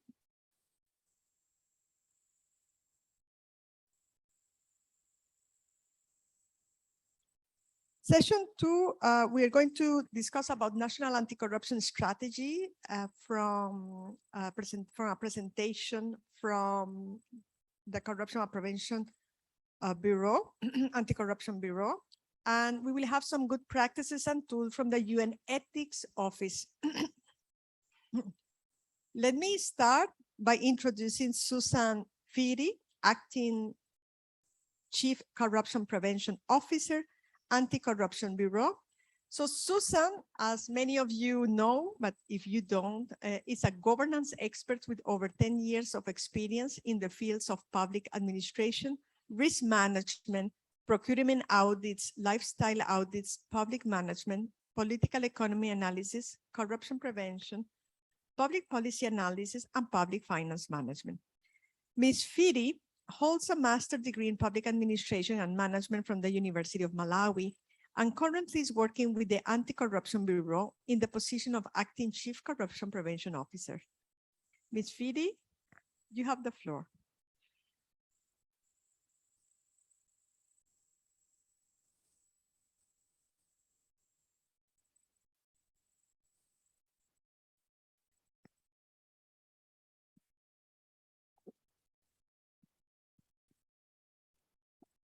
Thank you very much.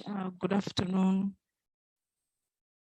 Good afternoon. After lunch is always difficult because people are full and they're comfortable. Yes. Let me recognize the Honorable Ombudsman, Madam Grace Maril, and also let me recognize my Director General, Madam Chizuma. She's here with us. I'm going to present to you the National Anti-Corruption Strategy 2 and the role of ethics in the fight against corruption.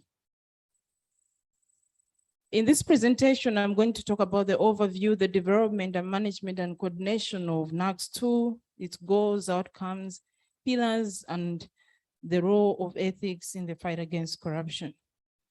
Now, the overview of NACS2 development is, as way of background, most of you are aware, I think I see so many faces in here that collaborated in the coming up of this strategy.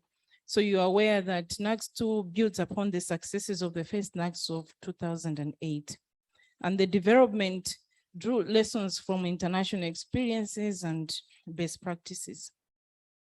So NACS2 is aligned to several conventions, one of them being the United Nations Convention Against Corruption, UNPOG, Article number 5, which stipulates that member states need to come up with anti-corruption strategies. And it is also aligned to the African Union Convention on Prevention and on Preventing and Combating Corruption, and also the Southern African Development Community SADC Protocol Against Corruption. Now, the development of this strategy, as I mentioned before, drew lessons from international experiences and best practices, and there was also an extensive consultative process that involved multiple stakeholders, not only people from the public sector, but it involved all sectors, even including the local man. And also there was a national corruption perception survey undertaken in 2019 by Institute of Public Opinion and Research, IPO. There were also focus group discussions, and then we had a product, NACS2. This is just to give you a picture that this strategy went to length and depth to make sure that the country has got a strategy that is speaking to the needs of the country. The purpose of NACS2 is to operationalize all efforts government is undertaking to fight corruption to achieve Malawi's development aspirations. And the guiding principles, we've got professionalism, efficiency, effectiveness, accountability, transparency, integrity, equity, and inclusivity. So you can see that the guiding principles of NACS2 actually resonate with the objectives of this particular workshop that we are having today. The overall strategic goals, the main goal of the NACS is to advance the fight against the root causes of corruption in Malawi and to improve the quality of governance and the welfare of citizens. I think in the morning it was emphasized, I think Honorable Ombudsman talked about service delivery a lot. So NACS2 also has that overall goal to make sure the welfare of citizens is improved. The NACS has got 3 strategic goals. Number 1 is improving public service delivery. It keeps coming, public service delivery, because throughout the consultations and throughout the development of the NACS, what people were complaining about is public service delivery. And at the hub of public service delivery are the MDAs represented by us in this room. So the strategic goal, number 1, is improving public service delivery. Number 2 is strengthening the rule of law to make sure that the country operates within the confines of the law and making sure that that law is strengthened. Number 3 is promoting a culture of integrity. And these are the things that we're talking about today: ethics, integrity, transparency. What are the objectives of this strategy? 1 is to decrease corruption in service delivery, internal systems, and in public procurement. and also to empower citizens to fight corruption. We're talking about not leaving anyone behind. Everyone should take part in the fight against corruption. Corruption fight is not only confined to a few individuals, and also to enhance the legal framework and strengthen collaboration. Now, the strategies that the NACS is advancing is, number one, cultivating values of integrity. And this is just hammering on what we are doing in this workshop, cultivating the values of integrity amongst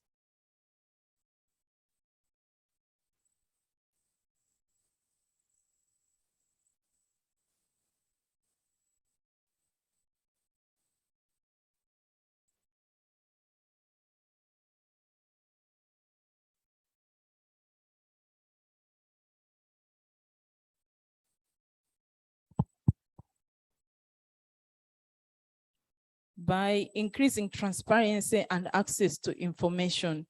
So you can see we're talking about transparency also in this workshop. So what the strategy is advancing is that there has to be transparency in all government dealings. And when transparency is increased, we want also to increase demand for accountability. People should demand accountability in whatever public institutions are doing. Another strategy is to diminish the space for corrupt transactions by cutting the red tape and strengthen anti-corruption institutions through adequate funding, promote collaboration, encourage development and implementation of practical tools, and also to strengthen monitoring and performance management systems in public institutions. What are the expected outcomes of this strategy? Number one is enhanced mobilization of citizens and collaboration and coordination among state agencies and non-state actors. We are saying we shouldn't be working in silos. We should coordinate. If non-state actors are doing something, they should be able to collaborate with public agencies and other stakeholders.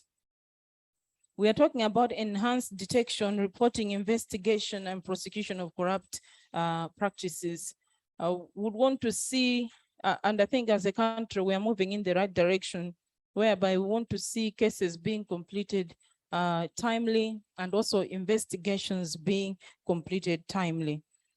Enhance professionalism and integrity in public procurement, and quality and effectiveness and efficiency of public services, and also enhance the transparency, accountability, and enhanced internal control systems. The NACS has got 12 pillars. These are the sectors that have been identified to advance the corruption fight. So you can see most of us here belong to pillar number 1, which is executive, but I know I've seen a few friends in here who are also from the civil society. And then we've got media, we've got the youth, faith-based organizations, private sector, academia, local government, legislation.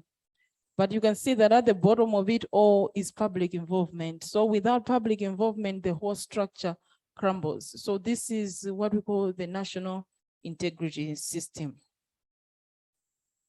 The monitoring and evaluation of NACS2 is handled by the Secretariat, which is the SCB, and it is guided by the M&E framework. I should also just mention that from the 12 pillars, we've got what we call the National Integrity Committee. This is, and I'm sure most of you where you're coming from, there are integrity committees. Now, the institutional integrity committees are being guided by what we call the National Integrity Committee. And that National Integrity Committee takes the heads of all the 12 pillars that are mentioned, and they form the National Integrity Committee, which was commissioned by His Excellency Lazarus Chakwera. And I'm glad to see the chair of the National Integrity Committee, Mr. Kabondo, with us in this workshop, so he can share insights as well. Now, what is the role of ethics in the fight against corruption?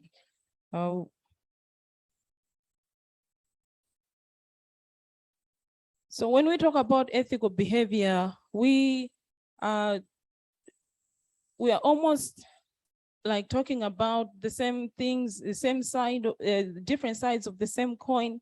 But we talk about ethical behavior is driven by values. So is fighting corruption. You can't fight corruption if you don't have values.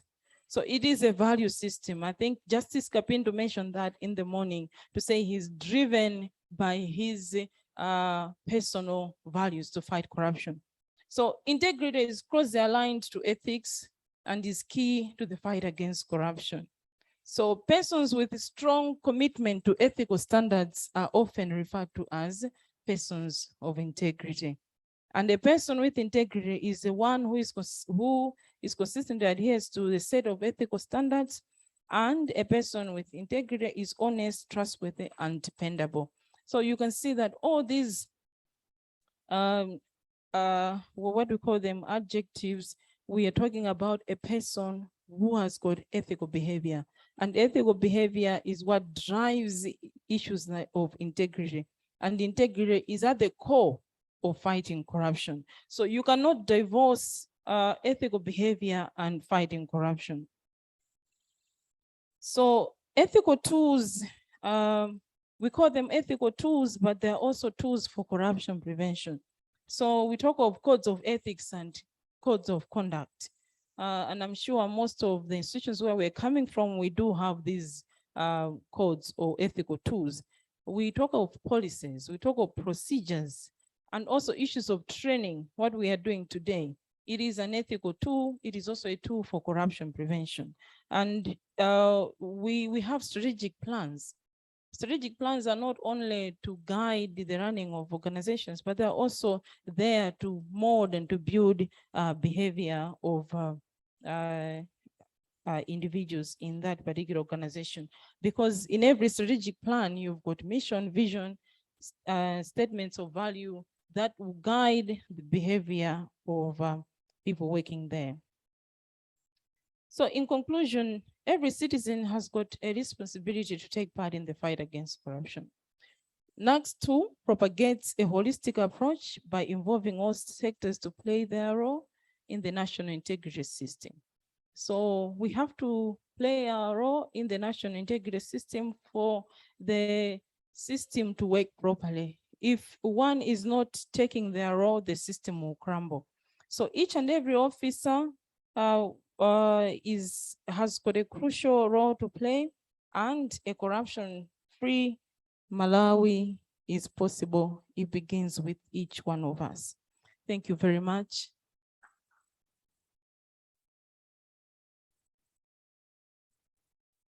Thank you, Susan, for your inspiring presentation. And I will ask you to please wait your questions after the next speaker. Susan, you presented the National Anti-Corruption Strategy and the role of ethics in the fight against corruption. You have shared with us the strategies to meet the outcomes of the strategy. And you highlighted the very important message of this morning also that you gave us is about individual integrity. And it is everyone's business to fight against corruption. Thank you very much. And I will invite our next presenter, which is Sarah Lever. Sarah Lever has a combined, she's online from our UN Ethics Office. Sarah is going to present us good practices and tools from the UN Ethics Office. And Sarah has a combined 15 years of private and public international legal investigations and ethics experience. She has international and national experience related to human resources and employment matters, commercial transactions, due diligence, and corporate governance. Sarah is currently the legal officer in the UN Ethics Office, but prior to joining the Ethics Office in October 2016, she was a legal consultant for the Center for International Forestry Research, a legal officer at the United Nations mission in Kosovo, and an investigator with the Investigations Division of the UN Office of Internal Oversight Services, based in Nairobi. Before joining the UN in 2011, Sarah was a legal advisor with International Civilian Office, European Union, a special representative based in Pristina, and the chairman of a liquidation review committee and the privatization agency in Kosovo. She was also a corporate finance attorney for 5 years in New York City. Sarah, are you here as well? I am here. I'm not sure if I should Okay. be turning on my camera. Can you see me or should I leave that off?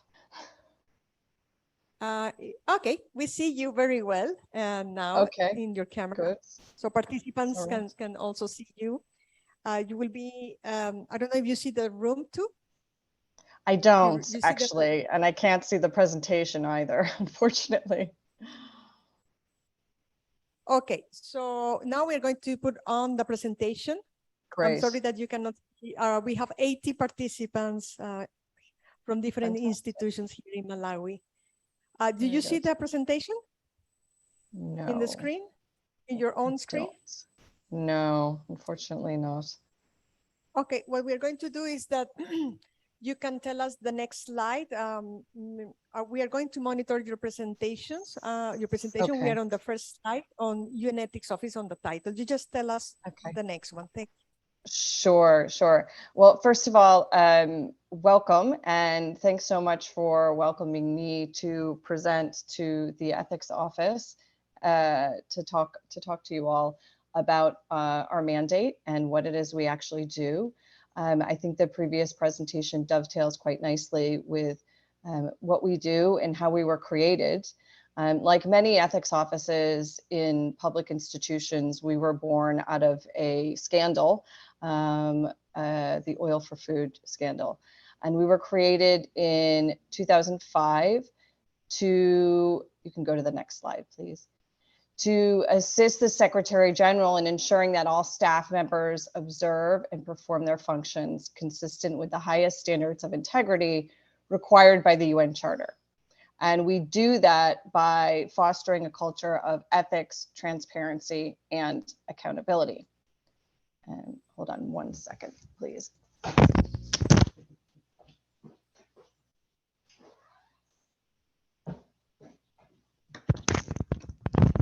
My apologies, this work from home, I had to let my dog outside. Okay, and so, you know, when we were created, it was a response to fraud and corruption. And there were several GA resolutions that were issued that directed the creation of our office. So we are an outgrowth actually of Article 101 of the UN Charter, which says that the paramount consideration in the employment of staff and in the determination of the conditions of service shall be the necessity of securing the highest standards of efficiency, competence, and integrity. And so integrity is the key word here for the UN Ethics Office. At the same time that the Ethics Office was created, the protection against retaliation policy, or the whistleblower protection policy as it's more commonly known, was also created. And the purpose of that policy is to encourage staff to speak up about things like fraud and corruption, to make reports of misconduct, knowing that they would be protected against retaliation for doing so. Go to the next slide, please. So how exactly do we do that? Well, first of all, we are an advisory office, right? We don't make administrative decisions. We provide staff with advice and guidance about how to conduct themselves to avoid and manage conflicts of interest. So staff have an obligation at the UN to proactively disclose a possible conflict of interest to their supervisors so that it can be mitigated and managed in favor of the organization. So staff come to us in advance so that we can provide them with advice to ensure that they can carry out their jobs professionally and manage their private lives in a way that doesn't interfere with their official duties. We are independent from management and all other UN offices. So we're not pro-staff, we're not pro-management, we're independent.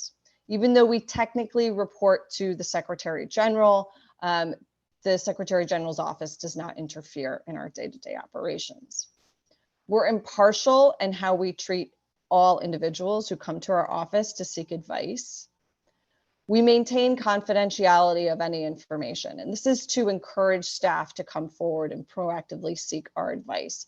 We do not disclose the advice that we give to staff, and actually our mandate says that we don't have to, nor do we even disclose that a person came to us to seek advice.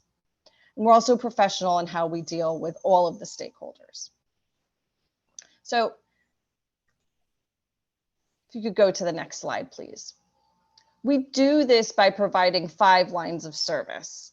The first one, which I've already discussed a little bit, is providing confidential ethics advice to staff. Now, this is usually about how to manage their outside activities, whether or not those pose a conflict of interest to the United Nations, and whether or not they can receive gifts, and how to dispose of those. These are the types of situations that we're usually dealing with. Also, a big thing recently, especially because of the pandemic, is staff members have gone back to school and they want to write a master's thesis or a PhD thesis that they might want to publish, and whether or not that's acceptable under the UN rules.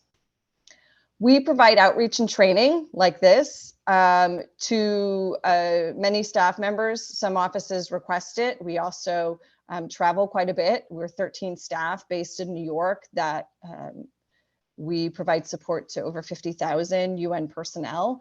And so we travel quite frequently to various offices, UN offices around the world, to provide that support.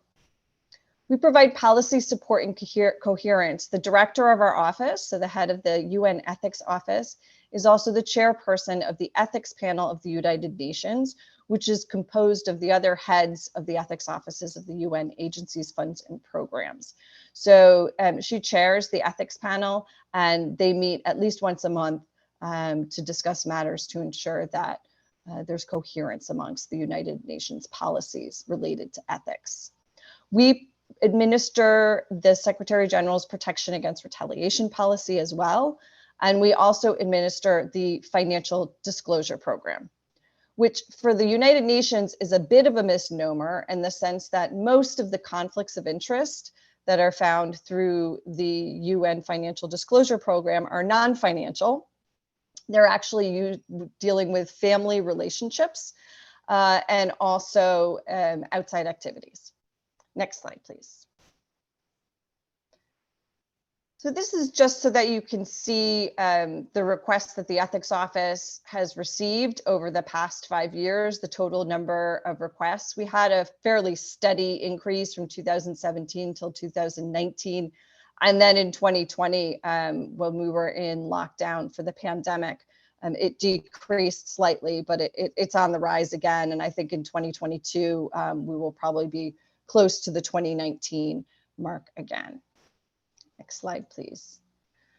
This is just so that you can get a sense of the requests by category. As you can see from this pie chart, 45% of the requests are related to ethics advice. That is the largest touch point that staff have with our office, is this proactive provision of ethics advice.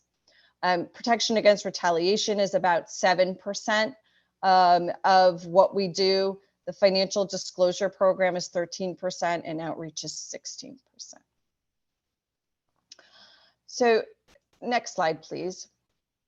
These are some common areas of ethical risk that we've identified through our work.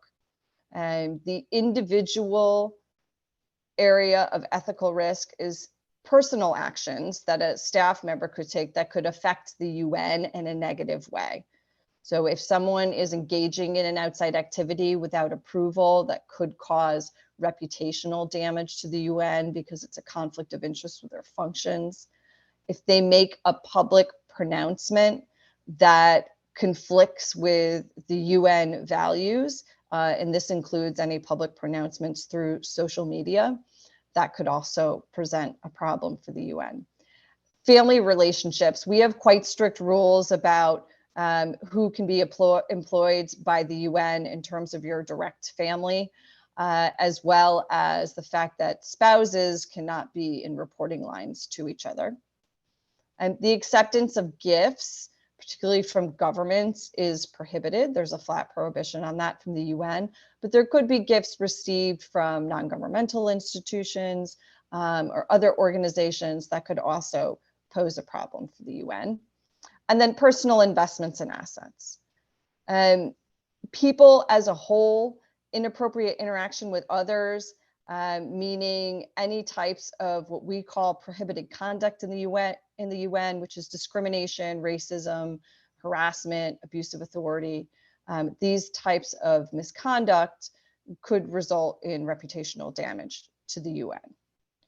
Operational risks, and these are some of the things that the Protection Against Retaliation policy is encouraging people to report to the UN so that these misconducts can be investigated, such as bribery and corruption.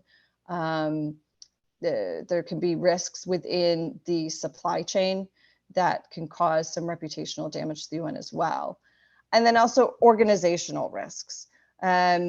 We as an office have to make sure that we maintain our independence and impartiality with respect to UN staff and management. We also have to respect national laws. We have to make sure that we're working with partners and donors appropriately, which is why the ethics office is also involved in conducting due diligence into private sector partnerships. The way that UN assets are used, they have to be used for UN purposes only. There's a limited allowance for personal use for things like laptops, but we have to make sure that we are operating with the UN's values in mind at all time. So how exactly does the ethics office assist the Secretary General in ensuring that there is a culture of integrity within the United Nations? Well, first of all, we're accountable. We respond to all inquiries from staff within 2 working days. There's not necessarily ethics emergencies, but we do try to respond quite promptly so that we can provide appropriate advice, which could be that a staff member should not engage in a certain outside activity to avoid a conflict of interest, or we can provide advice about how to do so to mitigate that risk. We're transparent in how we deal with staff. We always provide a reasoned rationale for our advice, as well as in our protection against retaliation determinations. We model ethical behavior within our own office. That's very important. We all participate in the financial disclosure program to ensure that the ethics office staff, which is providing advice and which is managing that program, does not have any conflicts of interest. I think outreach is probably the most important thing that we do to help proactively manage these risks and to educate staff about what their obligations are under the UN Charter and the staff regulations and rules, and to help them to understand where there could be conflict of interest risk. To do this, we send out ISEEK articles. ISEEK is the UN's own internal kind of intranet. So we send out articles about gifts around the holiday season. We also send around an article about engaging in political activities. UN staff are quite restricted in the types of political activities that they can engage in. We can vote, of course, but we can't be a candidate for office, and we have to be very careful about publicly supporting any candidates for public office. We've just launched our own ISEEK page that has videos for staff about the mandate of the office and about renting properties when that's appropriate or when it arises to the level of a business where you might need approval. Our director routinely conducts briefings on ethics matters and what our office does for new senior staff at the Assistant Secretary General and Undersecretary General level. We travel a lot, which I said before, and we also conduct programs via Microsoft Teams quite often. We rolled out last year a program on conflicts of interest and another one on protection against retaliation that's interactive. And this online facility allows us to engage with staff via that modality. Before we go conduct any missions, we send out a pre-mission survey to find out what is actually going on the ground and to see what staff consider to be the current ethical issues within their entity. We have our own external website, which you are welcome to visit. On that website, we've got a lot of information. We have fact sheets on all our major lines of service, forms for staff to fill out, and via the new iSeek page, we can also, staff can also contact us that way. I think one of the most successful outreach activities, we've been doing this from 2013, managers in the Secretariat will host a yearly conversation with their supervisees related to ethical challenges that we face in our day-to-day work. They're done on various different topics. We've been doing this since 2013 and have received very positive feedback on it because it encourages managers to include ethics as part of their daily work with staff and gives them a forum to discuss some of these matters. The first topic was what it means to be an international civil servant. And last year's topic was about the accountability system in the UN Secretariat. We've also partnered with various offices, usually with human resources, or one year we partnered with the Ombudsman's office to talk about how to create harmonious workplaces. So these are the types of dialogues that are held on a yearly basis. So this is what the ethics office does. We have various tools with respect to actually managing conflicts of interest. We can advise a staff member not to engage in a particular activity, or that they can engage, but they may have to recuse themselves formally from some aspects of their work. With respect to assets, we can request that they either dispose of an asset or that they hold an asset, meaning that they don't trade in it, given the type of work that they do. So those are also some of the tools at our disposal. So this is what the ethics office does kind of on a day-to-day basis in order to assist the Secretary General with ensuring that the organization is operating with integrity. So that's it from my side. So once again, thanks very much for welcoming me today. And I'll be available for a few minutes. I unfortunately have another meeting that I have to run to, but if there are any questions, thanks very much. Thank you, Sarah. Thank you for your presentation and for presenting us what the UN Ethics Office does. I took note on some of the operational points that have been also shared here about bribery and corruption, fraud, which are similar of the discussions we had this morning. And the survey, I found very interesting this survey for entities to find out the ethical issues. Thank you very much for sharing with us your presentation. And let me open the floor for colleagues who would like to ask questions to our two speakers. Now Sarah can see me. Yes, I do have one question.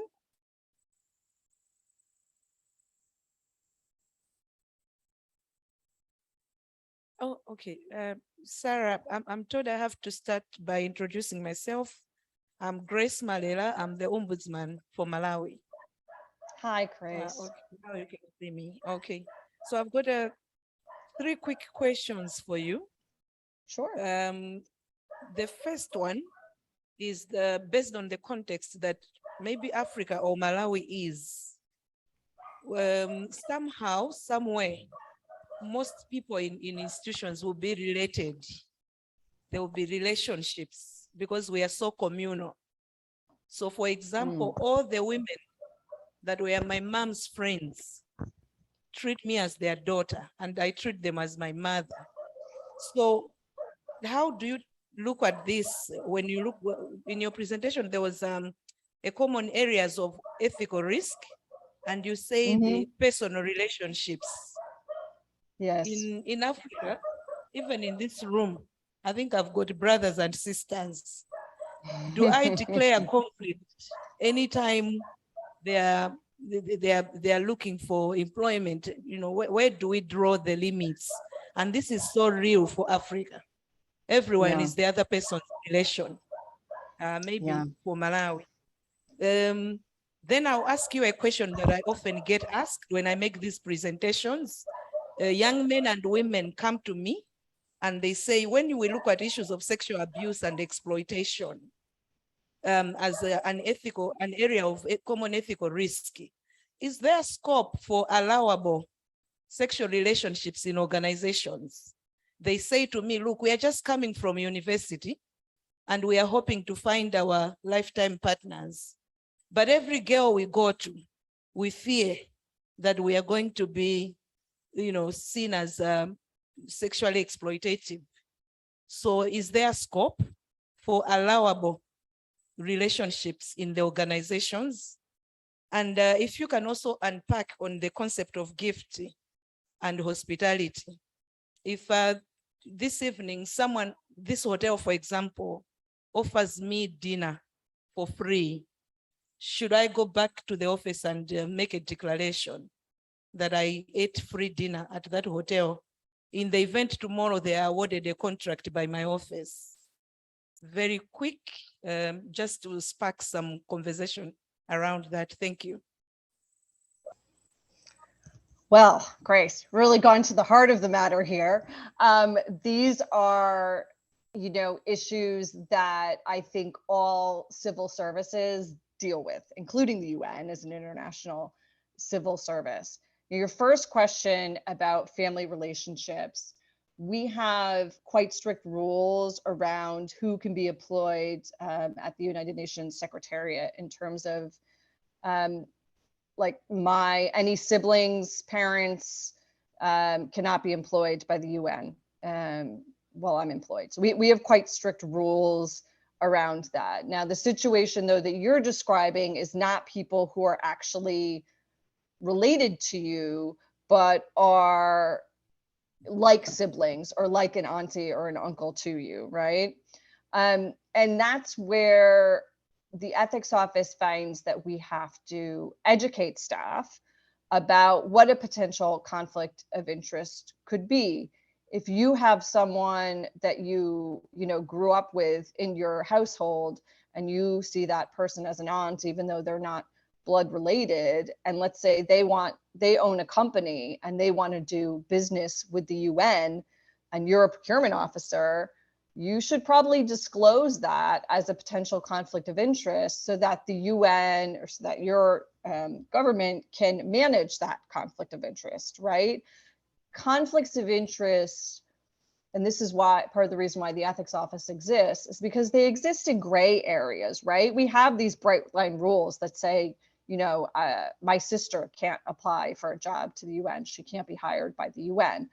But what if it's not my sister, right? What if it's someone else that I'm quite close to, that I essentially have a family relationship with? Well, it doesn't mean that that person can't be hired by the UN as a vendor, but what it might mean is that you have to recuse yourself from any interaction in that procurement process. You might have to recuse yourself from any interaction with that vendor, right? So this is where some kind of mitigation comes in. But the first part of it is you recognizing that there could be a possible conflict of interest and then disclosing it, right? And then to your second question, which I believe was about sexual exploitation and abuse. Is that right? Again, the UN has a policy on this about what is considered to be sexual exploitation and abuse. The age of consent in the UN system is 18, regardless of what it is elsewhere. There are many places in the US where it's 16, for example, and has a zero tolerance policy for sexual exploitation and abuse. This doesn't mean, though, that UN staff cannot have relationships. For example, I met my husband in Nairobi. These are things that happen. The UN recognizes that people have personal lives and does not want to interfere with those personal lives. Where the issues arise is when those personal lives kind of conflict with our status as international civil servants and the integrity that we need to do our jobs, right? So because my husband and I both work for the United Nations, we're not allowed to work in the same office, right? We're not allowed to be in the same reporting line. And that's how the UN manages that conflict. Now, I don't know what the rules are in Malawi regarding age of consent or things like that, but we do have a framework for how to deal with those things in the UN that all staff should be aware of. There's been a lot of outreach on that point. And then I think your last question was about gifts. So we are a little bit different than some of the other UN agencies. We don't have a de minimis amount. So, some agencies say you can accept gifts from non-governmental institutions that are less than $25 in value, that kind of a thing. We have zero. So we have rules that say that gifts from governments are prohibited. Accepting gifts from any business that is seeking to do business with the United Nations is also prohibited, because that's a kind of per se conflict of interest. Certain gifts, perhaps from NGOs or other entities, could be permitted if they are unanticipated, and not accepting them would cause embarrassment to the UN, in which case they can be accepted on behalf of the UN and then disclosed to the UN. But certainly if you are walking around Malawi and you are known to be a government official, and a hotel just kind of offers you a free lunch, I would think that that would be something that you would decline, because certainly, yes, that hotel could possibly already be a UN vendor, hosting conferences or staff who are coming, in our case, for a visit, and it could pose problems. So, when we give advice to staff, we usually tell them, you're obligated to decline the gift at the first instance. And if it's something that has already been accepted, then it needs to be disclosed. And we routinely remind our procurement staff, particularly around the holiday season, from about November through January, that they are not supposed to accept gifts from vendors, even vendors that are already on board with the UN. So it's just to avoid even the appearance of a conflict of interest, I think, in the way that we handle ourselves, so that, somebody's not coming back and saying, oh, well, look, this person took a free lunch and now they've got all this business from the UN. That could put you as a government official in quite a difficult position, and could put us as UN staff in a difficult position as well. So this is why I say that one of the biggest ways that we can help ensure integrity in the institution is to conduct as much outreach as possible, because if staff aren't disclosing conflicts of interest because they're not aware of them, then the organization can't mitigate and manage them. And so we have to sensitize people to the fact that sometimes their behavior could pose problems for their status as civil servants. I hope that answered your questions. If you have any follow-up, please let me know. Yes, Sarah. Honorable Grace, Malera is the ombudsman from office. Yes, thank you. There is another question from the floor for Sarah. Yes, Sarah, do you want, by chance, open your camera or not? Yeah, it wasn't working very well there, but now let's see if I can connect. Can you see me now? Now, yes, it's much better, Okay, because yeah. the conversation is better, the dialogue. So Yeah, let me, of course. I can't see myself though, so this is very weird. I can't see any of you, so you are in the that's fine. big screen, and there's another question. Oh, great. Sure. You see the person? You No, I see can't us see in- anything, so it's a bit strange, but Ah. if you can see me, that's okay. We do. So Okay. All right. Thank you, Sarah, for your wonderful presentation. Sure, you're most welcome. I'm Abwino Kunchenga, and I work with the Anti-Corruption Bureau in the Corruption Prevention Department. Oh, fantastic. My interest is on protection of, or rather against retaliation. I don't Yes. know, what's your experience as UN Ethics Office in terms of the protection of be it maybe employees or anyone else in terms of retaliation? What's your Sure. experience, or do you have any other mechanisms or strategies that you use in that regard? Thank you. Yes. Yes, I actually am on the Protection Against Retaliation team in the ethics office. And so here's what I can tell you is that the policy was created at the same time that our office was created. So it became effective on January 1st, 2006. The current Secretary General, Mr. Antonio Guterres, he thought that this was such a priority to ensure that whistleblowers were protected against retaliation that it was the first policy that he revised in 2017, and he revised it again at the end of 2017. And that was essentially to expand the protections.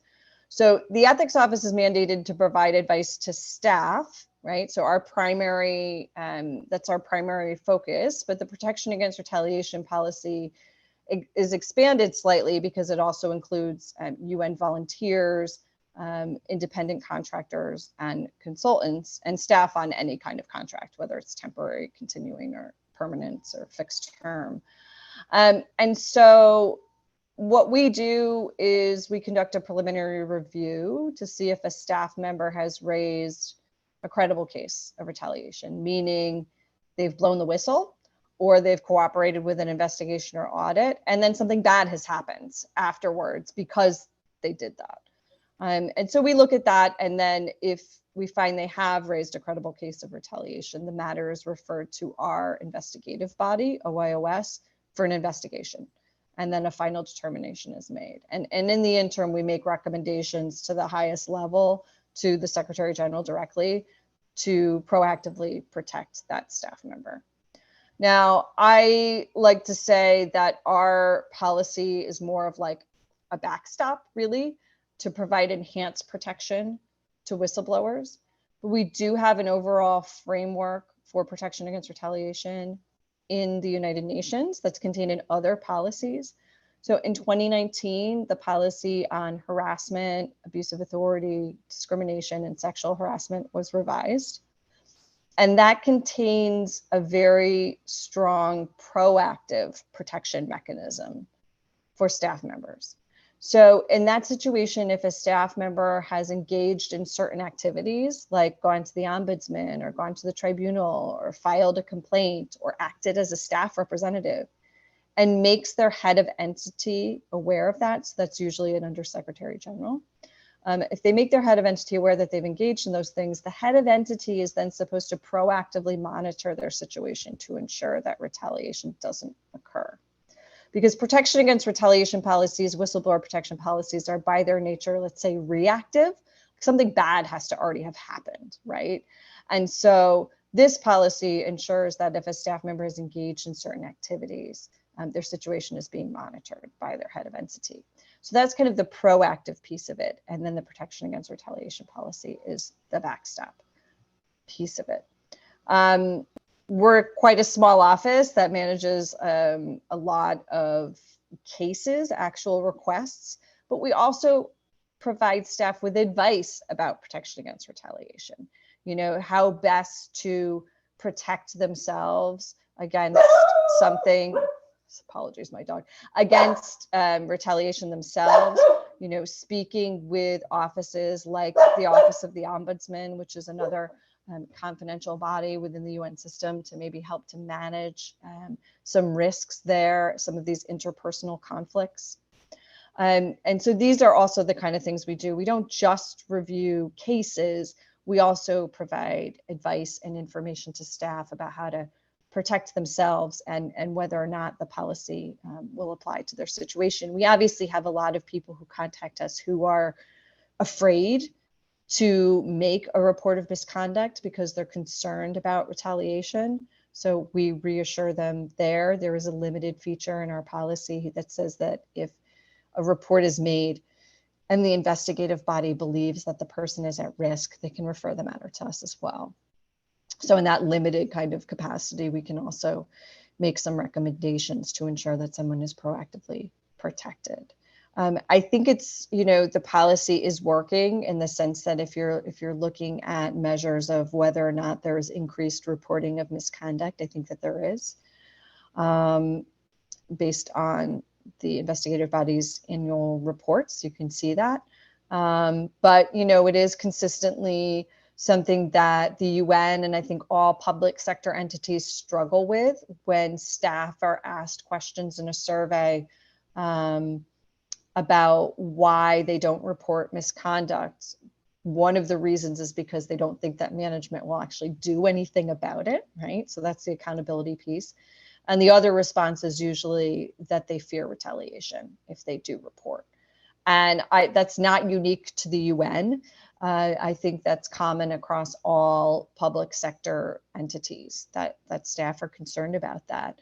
And so that's why we do try to engage in as much outreach as possible and speak to as many staff as possible to ensure that they understand what protections are available and what our office actually does in that regard.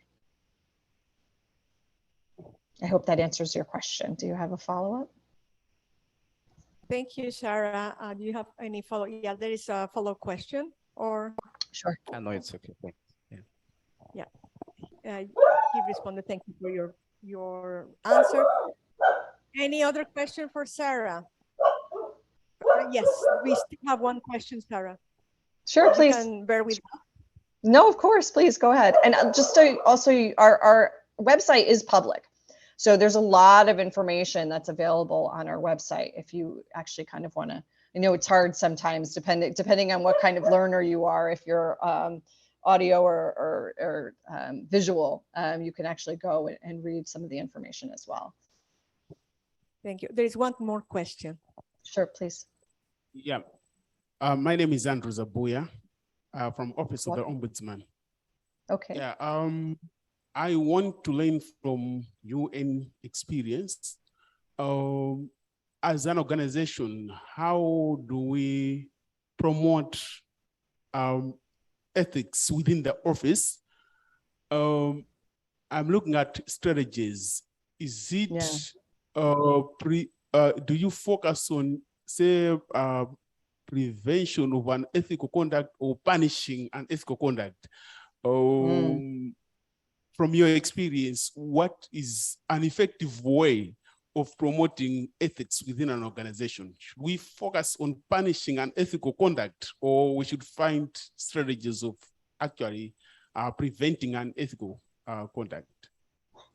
That's a very good question. And I'm actually just back from an international conference with ethics practitioners where we had some behavioral scientists come and talk to us. And I found it fascinating, actually.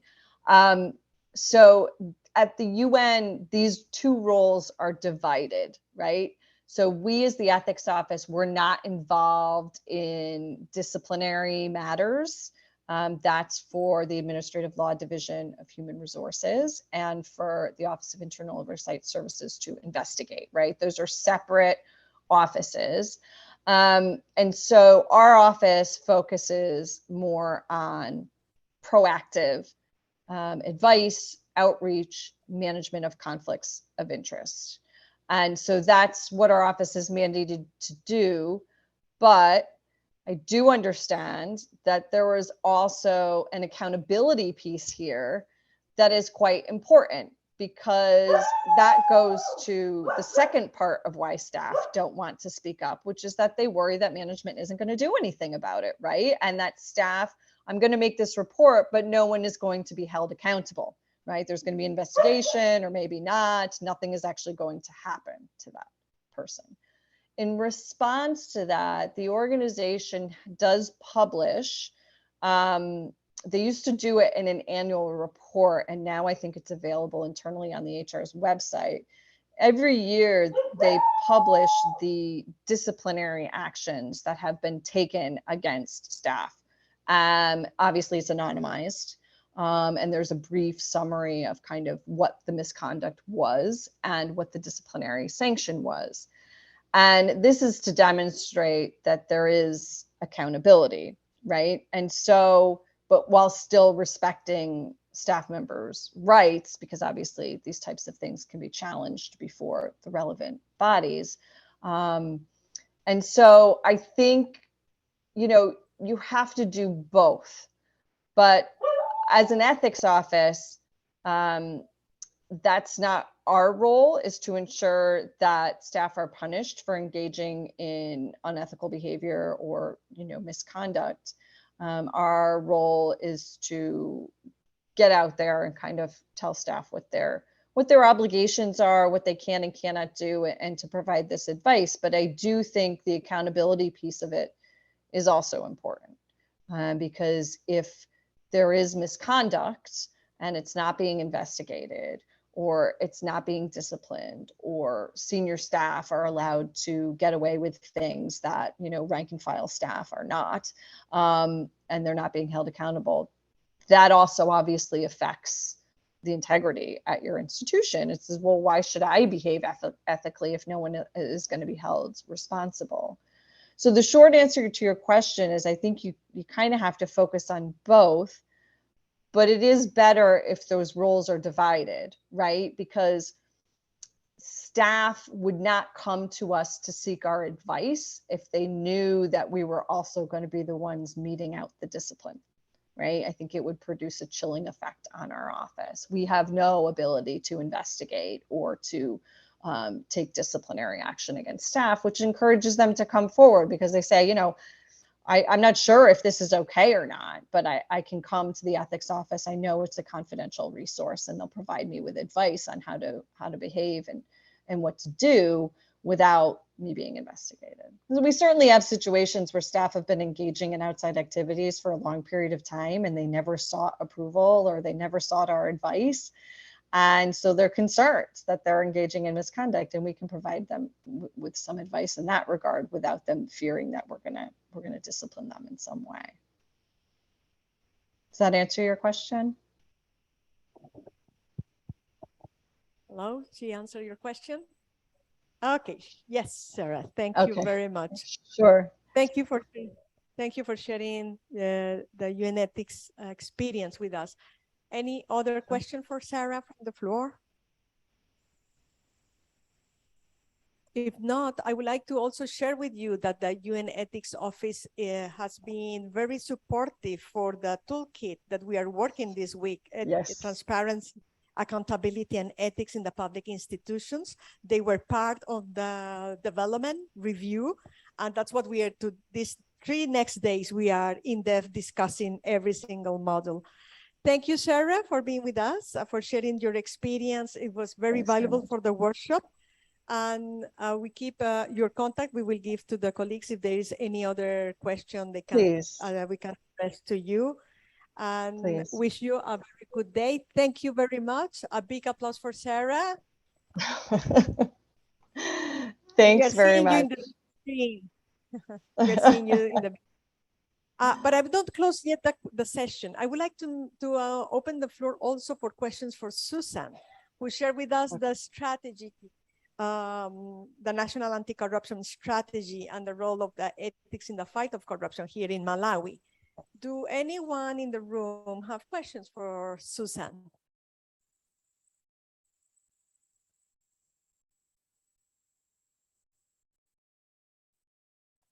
There is one question. Susan?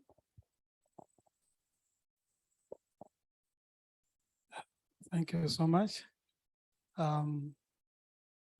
understand that at the sector level, we have strategies, sector strategies, and of course the communication strategies. How does the Anti-Corruption Bureau make sure that the National Anti-Corruption Strategy is also, or the sector strategies are aligned to the National Anti-Corruption Strategies, because MDAs also align their strategies to this sector strategy. So if the sector strategy is not adequately addressing issues from the national anti-corruption strategy, then somewhere we miss the point. Of course, at the MDA level, we have institutionalized issues of integrity through the IEC that was established. But I feel issues of ethics or anti-corruption and what have you have to be dealt with decisively. Thank you so much.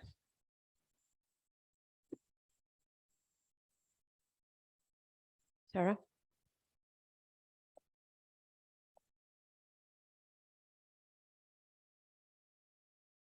Thank you so much for that question, and it's a good one. In my presentation, I mentioned about coordination as one of the strategies that the NACS2 is propagating, because we noted that, yes, different sectors, different MDAs have got their own strategies. So one of the key strategies that we are trying to enhance is the coordination aspect. So you realize that in every MDA, there is a desk officer from the Anti-Corruption Bureau. So that we make sure that whatever is happening in the MDAs is aligned with the strategy. Also suffice to say that every strategy that happens or that is developed in government is aligned to the development strategy as a nation. Right now, we are looking at the 2063 and the Agenda 2030. So every strategy has to be aligned to these two. And also the NACS2 is aligned to that. So if there are deviations, they shouldn't be very huge ones. That's what we hope. But if there are deviations, there are desk officers that have to work with the MDAs to make sure that the strategies are aligned. I hope I've answered your question. Thank you.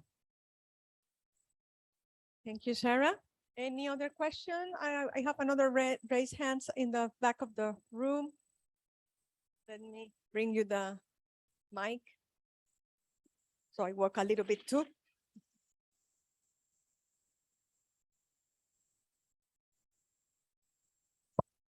Thank you so much.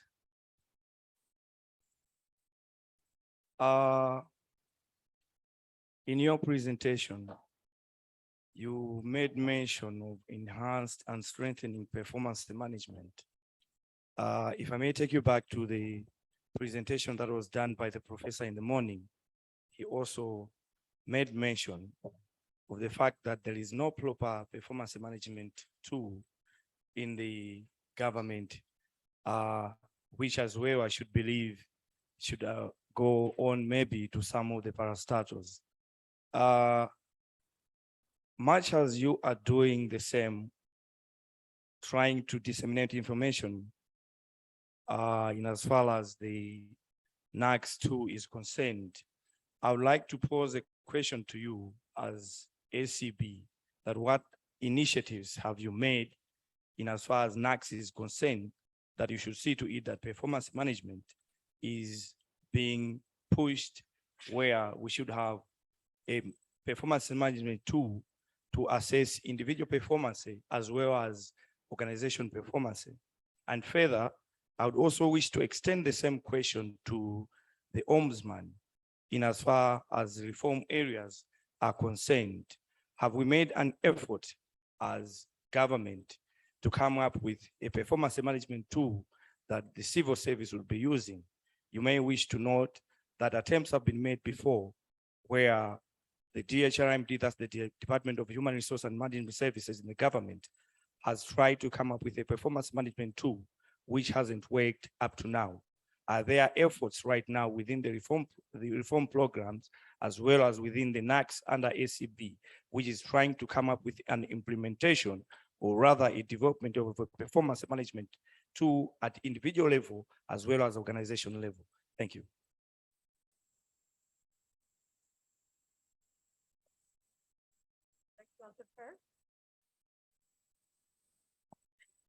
Thank you. Thank you. I was hoping she was going to start. But thank you so much for that question.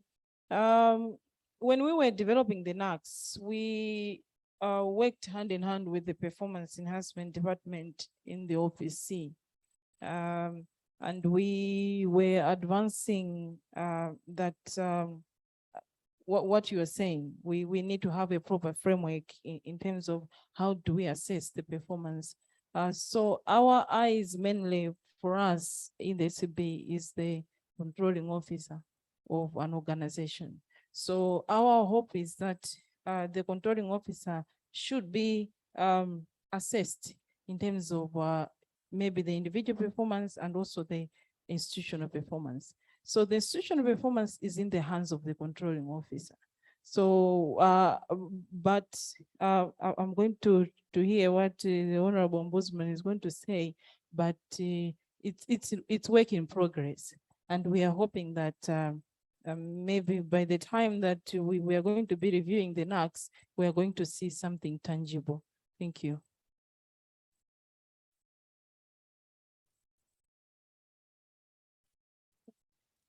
Thank you so much for the question. This is where I'm going to say something that I stopped saying. For the last couple of months, I've been referring to myself as the new ombudsman. Then I stopped because I was no longer new. Then today I'm going to say I'm a new ombudsman. So maybe I don't have as comprehensive details. I wish Martha had not left. But as far as I know that inbuilt in the public sector reforms program, there's a performance management process. MDAs go there. We actually sign contracts with clear deliverables. These are reviewed, and the review process can be rigorous. I think we know this. Some of us have appeared before the review team. Usually would have been headed by the vice president. You go to account what you are delivering, you agree on other deliverables and milestones, and so on and so forth. And recently, the coming in of the Presidential Delivery Unit, for some that have put their reform areas as priorities in the PDUs, that's also a performance management tool. So I think inbuilt in the current reforms program is that process. And then I'm not sure right now how far the public service charter program has gone, but it was also a very good performance management tool now vis-a-vis the citizenry, because we're all required to come up with a charter that tells the citizenry, if you've come to us as a parastatal, these are the goods that we deliver. This is how long it is going to take us. This is where to go to lodge a complaint in case we are not delivering according to what you need. But as usual, I think that system had its own challenges. It wasn't well publicized. I remember some people did a survey. They went to a rural clinic to just check if the people know the public service charter. So they said to a group of women chatting outside the clinic, do you know that this clinic, this health facility is supposed to have a public service charter? So they said, well, we've heard something about it. We're not really sure what it is about. Then the further question was, so you haven't even seen it. And the irony, the women said, no, we had never seen it. The irony is they were leaning against a wall on which the public service charter had been plastered. No awareness, no nothing. I think the tendency of moving with the winds. So there will be all nuts. Oh, let's develop this. We develop, but we don't really follow through. So there are systems, but maybe their functionality needs to be interrogated further. In individual offices, at least I can speak for the Office of the Ombudsman, we do have a performance management system that we have revamped, maybe is the word. And I think for me, my take would be to see how all these issues that we are discussing today can be infused in our performance management systems. So issues of absenteeism, issues of someone just coming to the office to check, to be glued on their computer, you think they're working, meanwhile they're spending the whole day on Facebook, for example. How can those be captured in organizational performance management systems? And now that with our new department, maybe these are things that we can jointly work with the Anti-Corruption Bureau to see, because the mandate, as I understand it, is to institutionalize ethics and integrity. So how do we use the models that are working to take them to the rest of the public sector institutions? I'm a new ombudsman. I don't know if that answers the question. Thank you. Thank you very much. I think we still have hands up for this Q&A. I will really take the last question for this session, and then because we are already 30 minutes beyond time, which but it seems this is a very interesting session. But then we would like to have the group works in small groups, the discussion, and then we after that we have the end of the day. So last question, and at the end, at the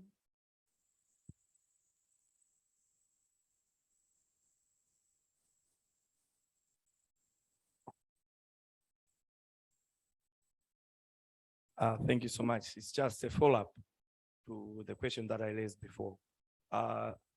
You would agree with me that in the civil service, as opposed to the private sector, let me mention maybe of the New Building Society, they have an appraisal system whereby employees working within NBS would be appraised in terms of their performance.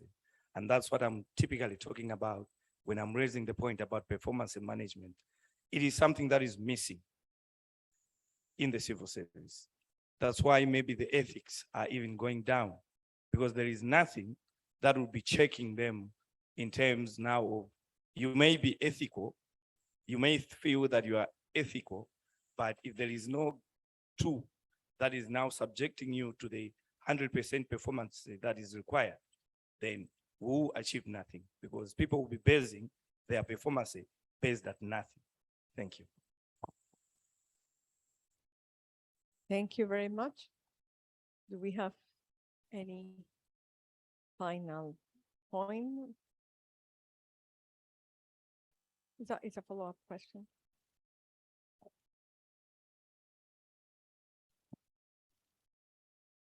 No, I think just to agree with him, I think the honorable judge in the morning raised about the legislations that we have that govern the civil service. We've got Malawi Public Service regulations. It guides behavior of public servants and civil servants.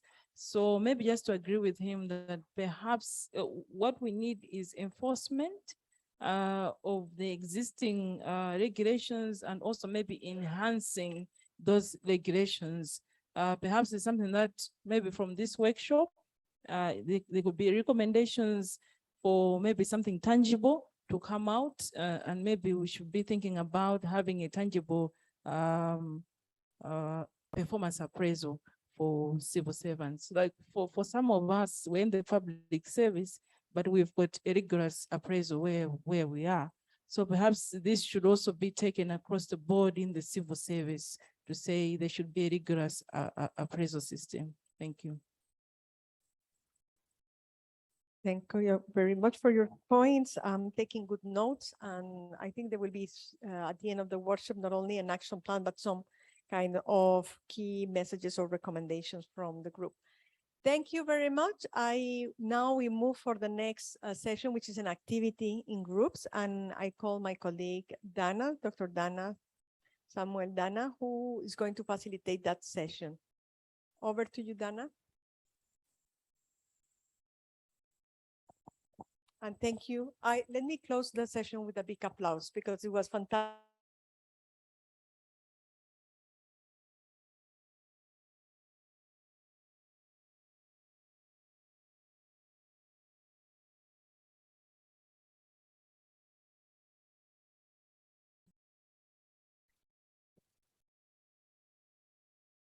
Thank you.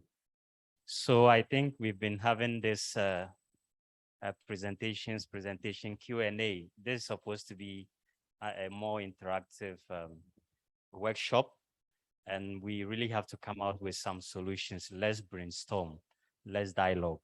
And can you kindly project there? So this is going to be the first part of our group activities. And just as is introducing, I want us, I think the simplest way is that we should form groups every 2 rows will make one group. Every 2 rows make a group. And before that, I want us to reawaken ourselves. So I just want to read some quotes or some scenarios from psychologists. I found them somewhere and they are very interesting. And I want us to ponder over them whilst we go to the next one. Next. Okay, go to next. Next. So I found this very interesting. I know most of us may have found them too. And we know we all talking about corruption, we're talking about ethics. So the first one was that psychologists are saying that if you are in a hotel or a restaurant, as we find ourselves here today, and you put more sugar or milk in your tea than you do at home, then you have a precondition to be corrupt. Do you agree to that or not? Because you are getting it free. Under normal circumstances, you wouldn't have done that. Do we agree with psychologists on that or not? Somehow. Yes. Or you visit, okay, let's go to the next one. That if you use more tissue or soap or perfume in a restaurant or a public place than you do at home, then you have, if you have the opportunity to embezzle, you will really embezzle. Because maybe in my house, if I want to use maybe Pepsodent or let's say toothpaste, or I want to use tissue, I'm economical, right? But when I go to a public place, I use 3 times of it. It means that if you get opportunity, there is a lot of money around or it's a lot of resources, you will want to steal or embezzle it. And I think it holds to some extent and it's debatable, just to ponder on that. Can you lift up the photo so that the third one was that if you serve yourself more food that you can devour at a wedding or open buffet like we had today, just because someone else is paying for the bill, this is a proof that if you had the opportunity to chop or eat public money, you would gladly do so. Because it's free. Even if you don't want, you want to take more and really want to take it because it's really free. Under normal circumstances, you wouldn't have done that. If it was yours, you wouldn't want to do that. So it means that if there's an opportunity, you have public funds or public resources, you will want to chop the public money or eat the public money. I know it's informal, but let's use it that way so that we can feel the effect. Okay, let's go to the next one. The question, then point number 5 is saying that if you consider that what you collect from the streets of money or other things is your right, then you have the signs of being a thief. At a public place, you think that everything should belong to you. You find something public that is somewhere, you just want to have it just for yourself. Then there is a tendency that you might have signs of being a thief. I know we are all victims of that to some extent. Unless the ethical nature in us comes out, we all have the tendency of being that way. Another one is that if you usually care about knowing a popular last name instead of a first name, you are likely to be a racist or a tribalist and will likely help people just because of their origins. You only care about people, not ideas and achievement. I know this is very common in our societies. I meet somebody somewhere. The first thing I asked him, he asked me or I asked him is that, oh, where are you coming from? He says he's from Ghana or Kenya. Let's say he's from Ghana. Which part of Ghana? You know, we don't care. We just want to dig deeper. Or I meet somebody, what's your name? I mention my first name, maybe John. And somebody, so how about your family name? So you mention your family name and he identifies where you come from before he can relate with you. So if you do that way, if it's not from a different race, I know race-wise we can identify quickly, right? But if it comes to, oh, which part of Africa do you come from? Or which part of my country do you come from? Oh, which tribe are you? Then based on that, I have a way of dealing with you. Then you have a tendency of being a tribalist or somebody who, in a negative way, because you want to treat somebody based on where they are coming from and not who they are or what they can give you. So there are some of the things. The next one is 7, that if you violate the traffic instructions, I know Honorable Ombudsman mentioned it today, and you have no regard for traffic lights, you have a readiness for all transgressions, even if innocent people fall into them.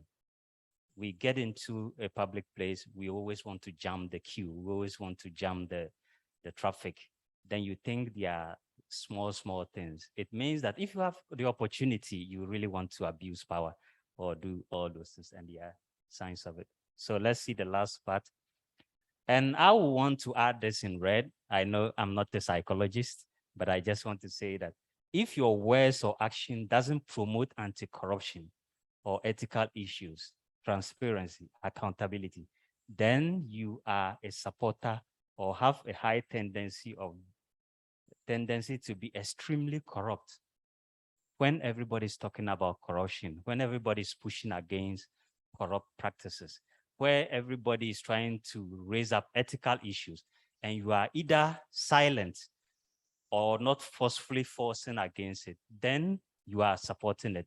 That he who is not for us is against us, right? So it means, because in society, there is this tendency that people don't want to talk about it, because if tomorrow they get the opportunity, they will want to do same. So if I talk about it today, or I talk about it tomorrow, I get the opportunity, people will refer me, you know. I don't want to always say that it's politicians who are corrupt. Some of us, as I worked in the civil service before, and I find that most of us civil servants are more corrupt, just because the only thing people haven't seen is that we've not had the opportunity. So that is where we behave so sober. But when the opportunity comes in, we want to be corrupt. So there are some of the little things that we should look at for. Sometimes you go to a place, nobody is there looking at you. You turn around, you turn right, left, and you act in a way that under normal circumstances, you wouldn't have acted in public. But we think it's small, but it grows. And just as she mentioned in the morning again, ethical values should be promoted, even in our private life, not only in public. Some of us are more constrained because people will talk about it. Maybe a church member or somebody might see me, but when I go to a society, nobody is there to even identify, then I begin to live a different life. And the last part is, I think fighting corruption should start from self. I think there was a speaker today who also mentioned that it should begin from us, because we always expect that, oh, those people in public office should stop corruption, right? We always think that, oh, the political people should stop corruption. Oh, we always think that the chief directors or those in the finance ministry should stop the corruption, but it should begin with us. And I think that we should go back, as she mentioned, we should start it from the childhood. There should be this kind of national reorientation where children, it should become part of the fabric of society. So it says that, so let's try to distinguish, to be distinguished people wherever we are. And remember that honesty and integrity is what you do between you and yourself. That's honesty, not what you do with others. And not just what you do in the presence of others. So this is real integrity. When I'm alone in the room or when I'm alone in the office, what I do defines the level of my integrity. So these are some things I just want us to, I know some are very debatable and some of the conclusions might be very strong, but this is the reality we have with us. So let's go back to, with the group work, I think, just as I mentioned, we will want to form groups. And the first activity we want to do with the groups is, I know we've already introduced ourselves. We don't need to do that. And I don't know if whether we want to have unique names or we should just have 1, 2, 3, 4, because we might want to hear from your group. Or when we finish with the basic questioning or assignment or exercise. It should be a discussion. What you agree, you just write. When we do that, we get one person from the group to just share with others. You can just sit there, we bring the mic, you tell us what you do. Then you find somebody who will report back. If there is time, we might ask, but I think we are many and we are running. We will have to close early today. I think we are might tired. So we can call on 2 or 3 groups to just share their experience with us and we proceed.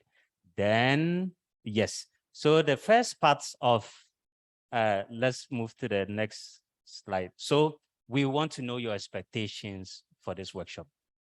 At least every group should get us at least 3 or 4 expectations or 5 or more. So just you put it on, we gather the expectation. That should be one part of it. The next one is, go. We have another scenario I will want us to discuss. So one would be the expectation and the other one would be this. So with this, I know it to be. So I would just want to read through. So we are supposed to review this and share our thoughts on what will be the course of action. So in your position at the ministry, so this is just a scenario, in your position at the Ministry of Finance or Procurement in Malawi, you are responsible for a large public tender. Prior to the launch of the tender for a particular project, you are approached by an old friend who works in a consultancy company, which intends to submit a proposal for the tender that you are responsible for. He is your friend. This particular friend has helped you in the past when you were unemployed and even paid your ward's medical bills. He or she offers you a small provision to ensure that the specifications in the tender material will appear in a way ensuring that in practice, only his company can win the tender. You have to bend the rules here. Your friend's consultancy needs this job to recover from the impact of the COVID-19 pandemic. Otherwise, his organization collapses. Can you accept the offer? Yes or no, and why? You just have to bend the rules to help a friend who helped you before. Humanitarian grounds, he helped you when you needed help most. If you don't help him, he loses his job or he can't recover. Ethically, not right. So what will you do for your friend if these are the only options you have? So we can look at this to the expectations and this. So we want to hear from at least 1 or 2 groups. Then we wrap up for the day. We have other scenarios, but I think we can discuss those ones later. Yeah. Is there any question before we break out into our groups? You just turn to the group behind you, then you can discuss and share.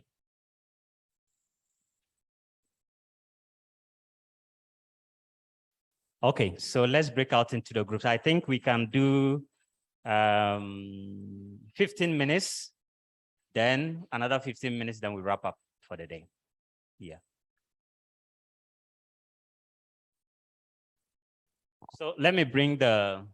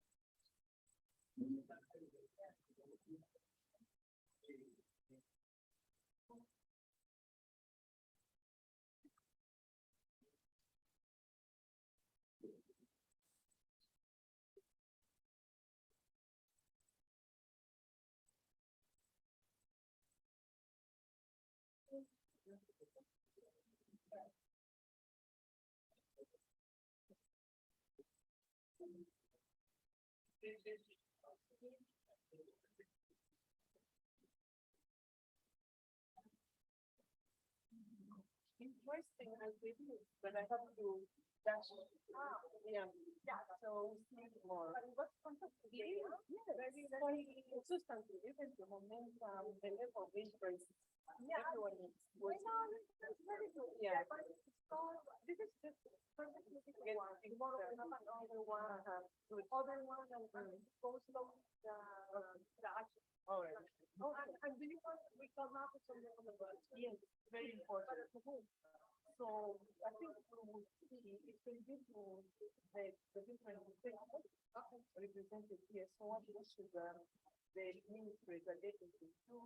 How about us as oversight institutions? As Corruption Bureau, Ombudsman, the Auditor General, what is it that we can do? And then those that are coming from the particular corporation, the water board, the electricity, here. Okay, so would be so, maybe not recommendation, but actually that plan. Yeah.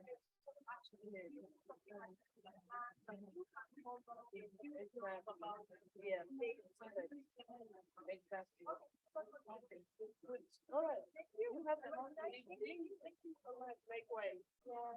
And it was a fantastic day. Thank you.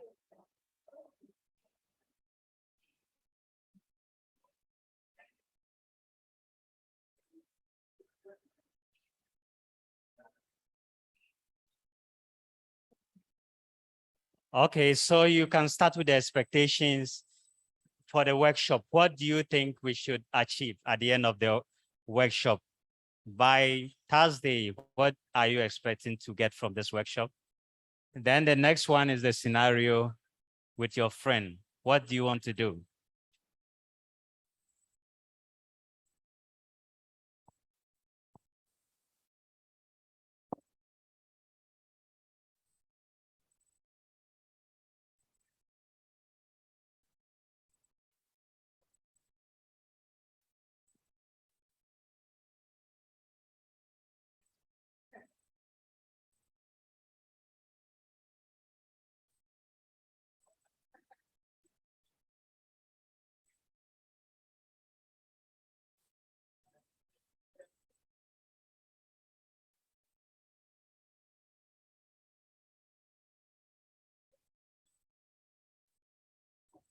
Okay, you can give a name to your group so that we can identify which group is presenting this.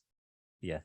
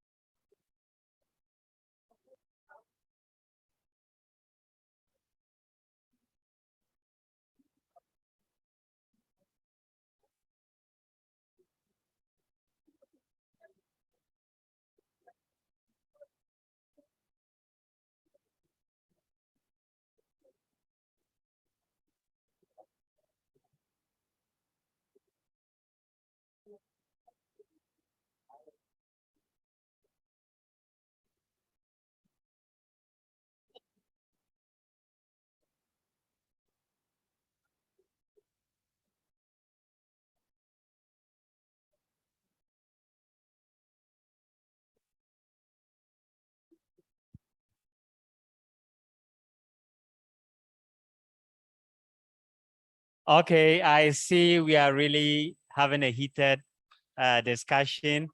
Can we wrap up in 2 minutes so that we hear from each of the groups what you really wanted? You can share with others. So 2 minutes, in 2 minutes, let's wrap up in 2 minutes.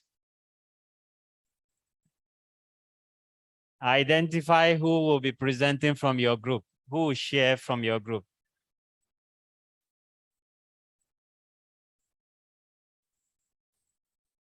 So we have group A here. No name yet.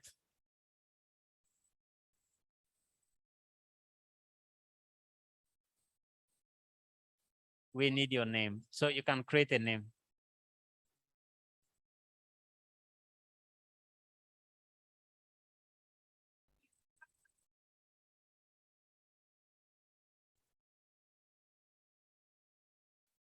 We should be getting who will be presenting from our group. Somebody who want to present. Chambo group, we should be wrapping up in 2 minutes. So get somebody who will present from your group. Just share with others.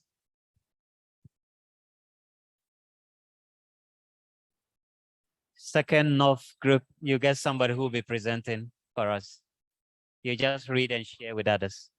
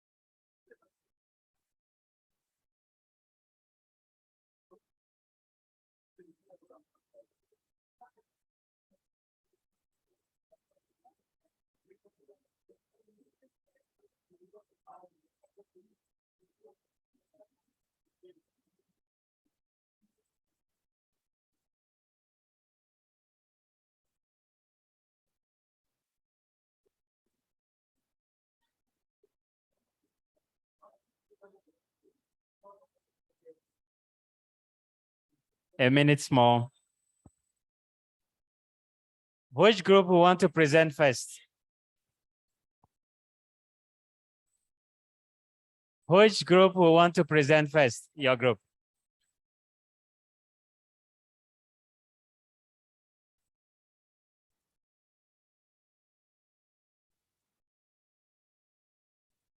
Okay, attention, please. We want to hear from. Hello. Hello. Ubuntu group. Hello. Okay, so let's listen to this group first. Those expectations, then they move to the scenario. So they will just be brief, straight to the point. Then let's learn from them, right? Then we can also. Yeah, you do. Just All right, thank you.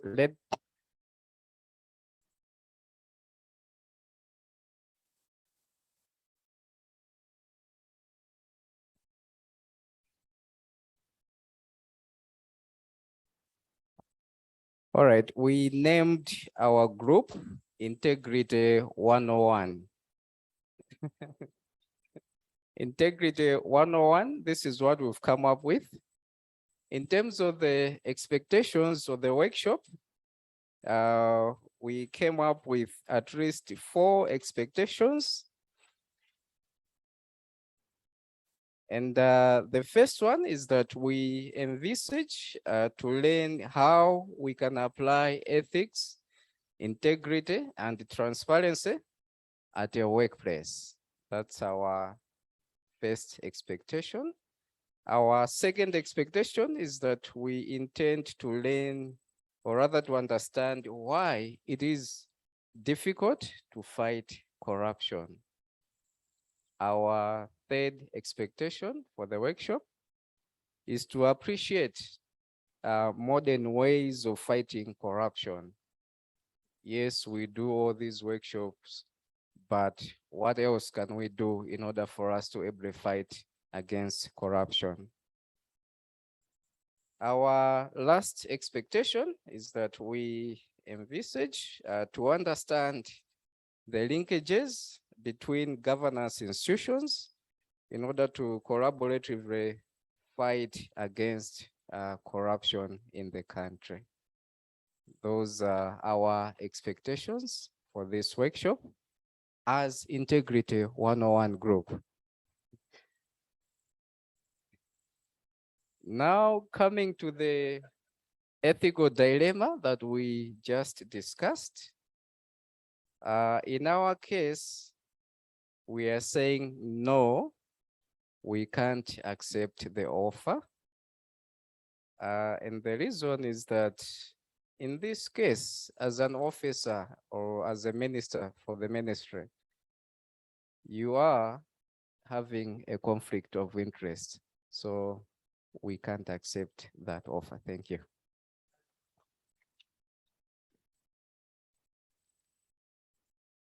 Thank you very much for the brevity. Which group wants to present next? Okay, Ubuntu group.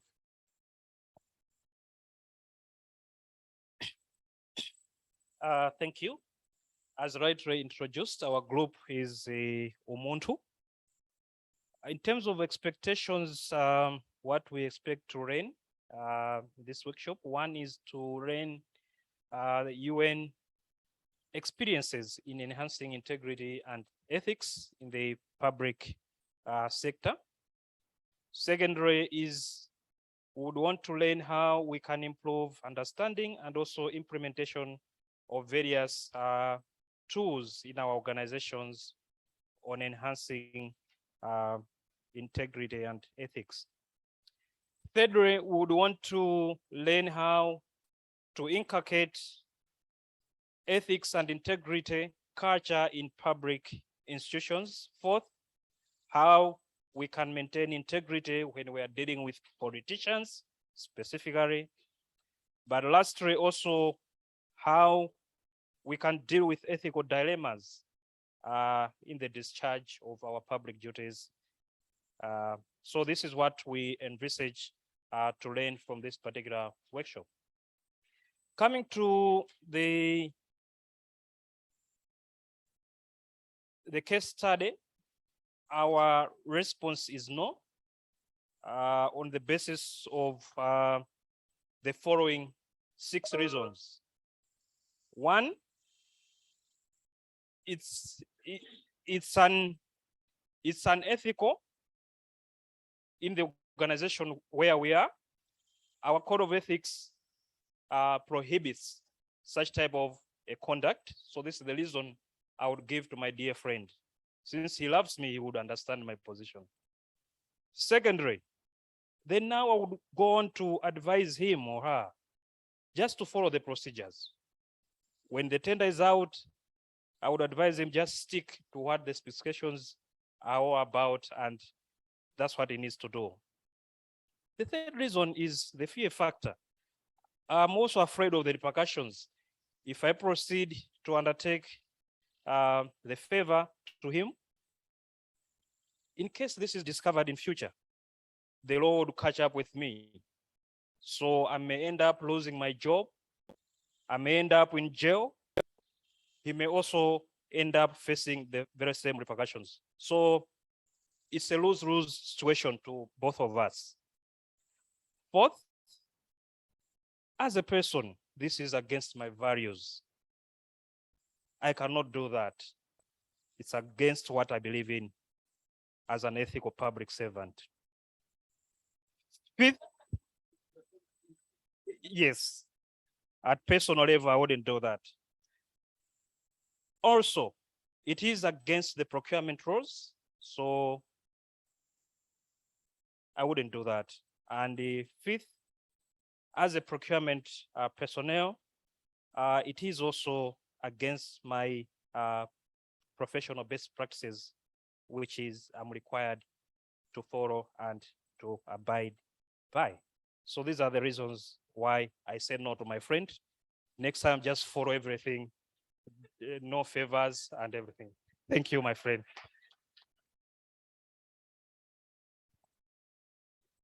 Okay, we move to thank you very much for such an elaborate delivery as well. I think we had 2 brilliant, okay, group.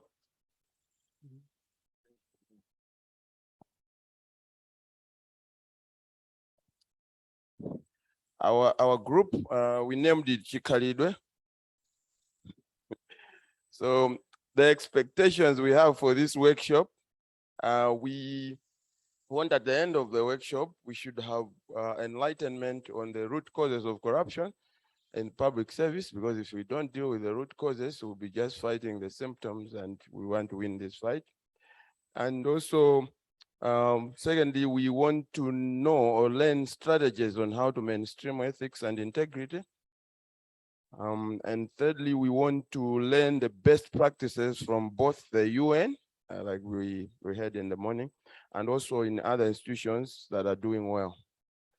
But also, the last one on expectations is we want to, at the end of the day, we should have an enhanced coordination among MDAs on the fight against corruption and an ethical behavior.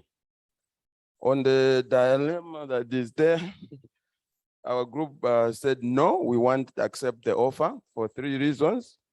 The first one, it's because there's a potential conflict of interest. If we accept this, we eventually would not act professionally because we'll be leaning towards the colleague.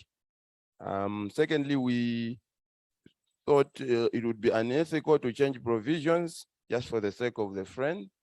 And thirdly, we felt it would defeat the whole purpose of having a competitive bidding, because then we'll just make him win it. Then we won't have the best of quality that we expect. Thank you. Thank you very much, too, for such another wonderful delivery. Yeah, thank you. You have a question? Okay. Okay.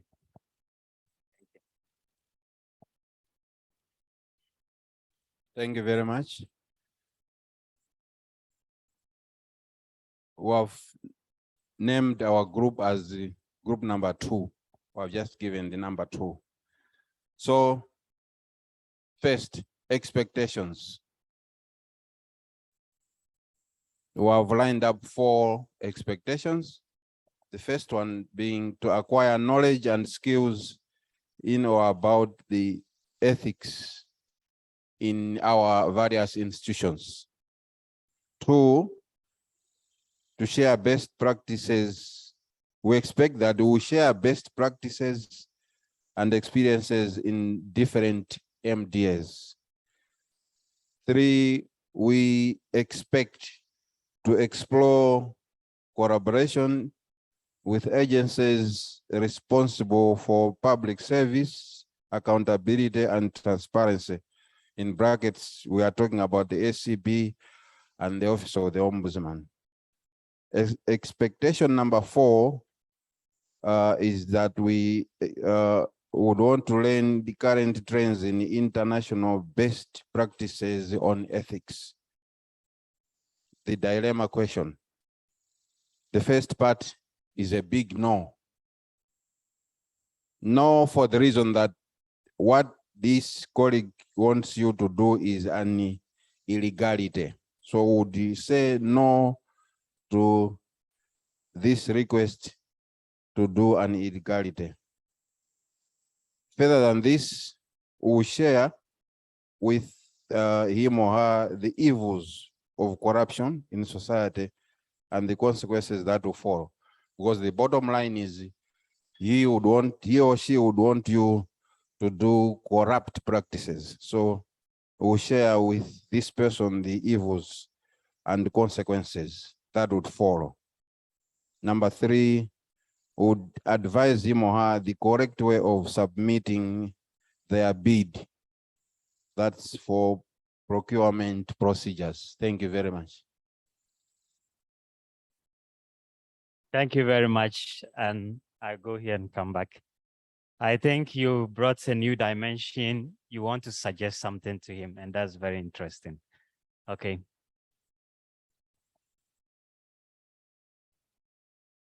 Our group's name is Jambo. Jambo Group.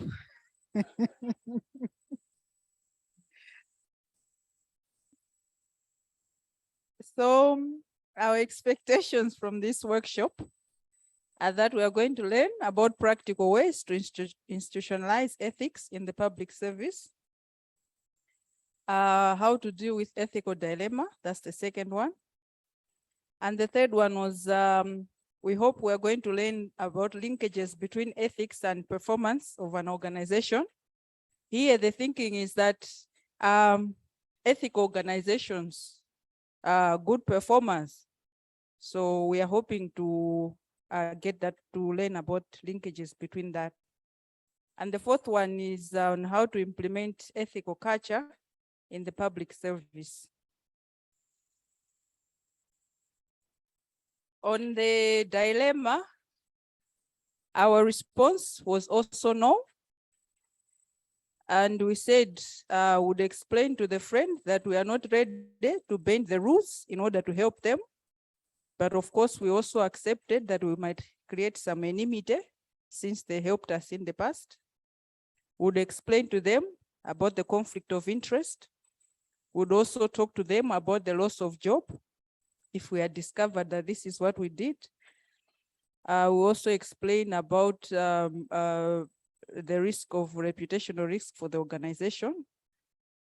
And finally, we would also explain to them that it was against the law and against Corrupt Practices Act. Thank you. Thank you very much. I think you brought up other interesting facts. And I'm still wondering why we don't have somebody saying yes on humanitarian grounds.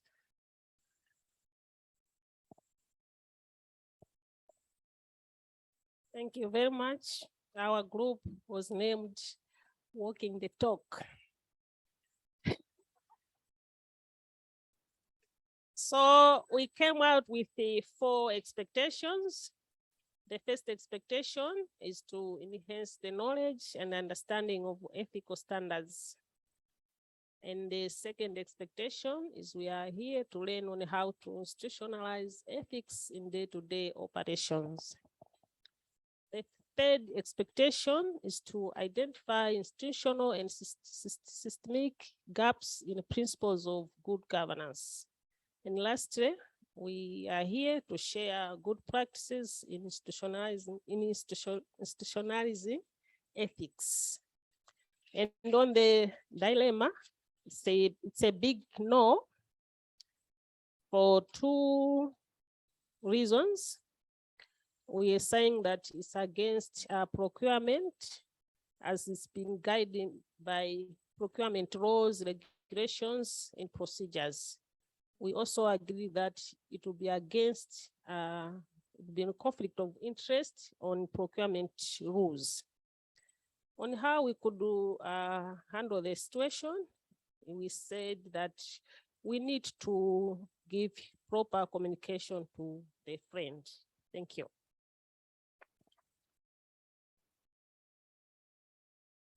Okay, is there a point somebody want to make before we just wrap up? Okay, let's have a big round of applause for each one of us. Just one point, I was listening carefully on the different reference you were giving to accept or not the offer, giving some suggestions, putting the legislation first, the policies. But I just want to draw the attention to each and one of you. If this situation happens to you, how difficult it is to say to a friend, no, because I'm going to follow integrity. And I haven't heard anyone saying that this is very difficult and you need to be prepared for difficult conversations. So be prepared to difficult conversations, very clear to the person in order to put integrity first. That was my point. Thank you. Thank you, Anna, for another brilliant point on that. I know that writing this is easy. Saying about it easy, but when it happens in reality, that's where we will know whether you really upholding ethical values or not. So on this note, I think we just missed the time by 3 minutes. I want to use this opportunity or this time to congratulate each and every one of us for a successful day 1. I think it was a long day, but we really had a productive time. And today was first knowing each other, especially as a group, but we worked together as though we had been together for some time or we've already met before. I want to say that, yeah, just close. Yep. So what happens is that we combine the section so that we just close. Right after this, we take coffee and just chat and go home from here. And the next thing is that we're meeting here tomorrow. We're starting at 9, so it will be advisable we are here at 8:30. That will be very good. And we really want to thank you all and appreciate your time, your insights, your engagements, your discussions, and the warm we all have together here. So we had a good beginning in the morning and we are very happy it's ending very well. So we want to have a prayer. Yeah, our Reverend Temwa is here. He's going to give us another closing prayer. Then we wrap up for today and pray for a successful tomorrow. Thank you very much. All right, thank you, Dana. Before we pray, with the exercise that we had, being a reverend, I was expecting that we'll have a deliverance session. If there were any who were to say, I would accept that, maybe try to go about it in a systemic way, but it seems we are all clean. So I just want to give a simple, a few in-house announcements. The key one being about the issue of there are some payments that are supposed to be made, particularly on the issues of transport reimbursement.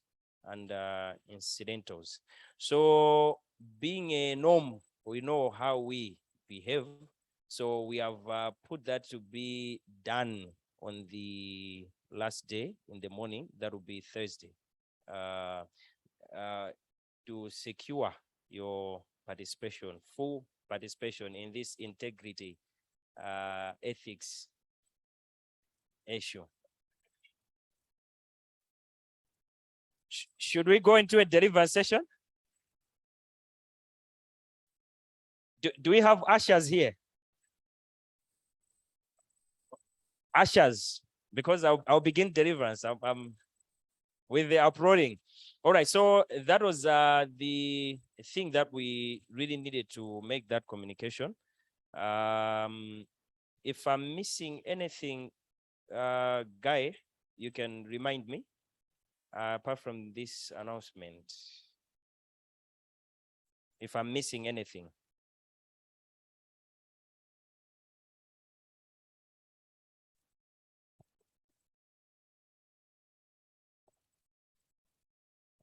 Oh, okay.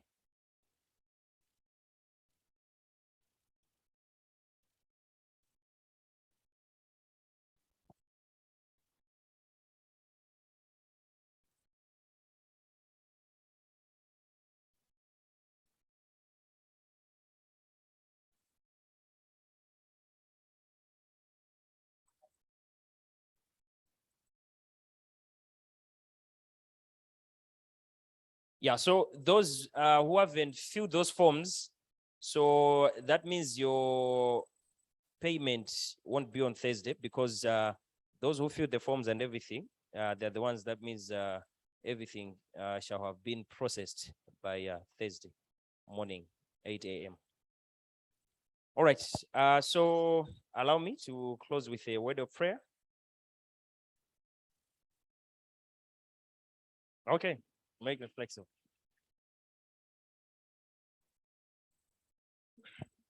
All right, let's pray. In the name of Jesus Christ, Father, we ask you in the morning that you start with us and you end with us. According to your word in the book of Amos, chapter 3, two cannot move together unless they agree. We made that agreement, not only us in here, but even with you, trusting you. We thank you that it has been a good day, and we are looking forward that you continue to be with us to the very end. As we return others in the resting Abba Father rooms that are here, and others from various places we have come from within Lilongwe, I pray for your mercy to cover us, that we also make it tomorrow. May your name be praised and honored. In Jesus' name we pray. Amen. I think Palima snacks, there are snacks outside. Sure.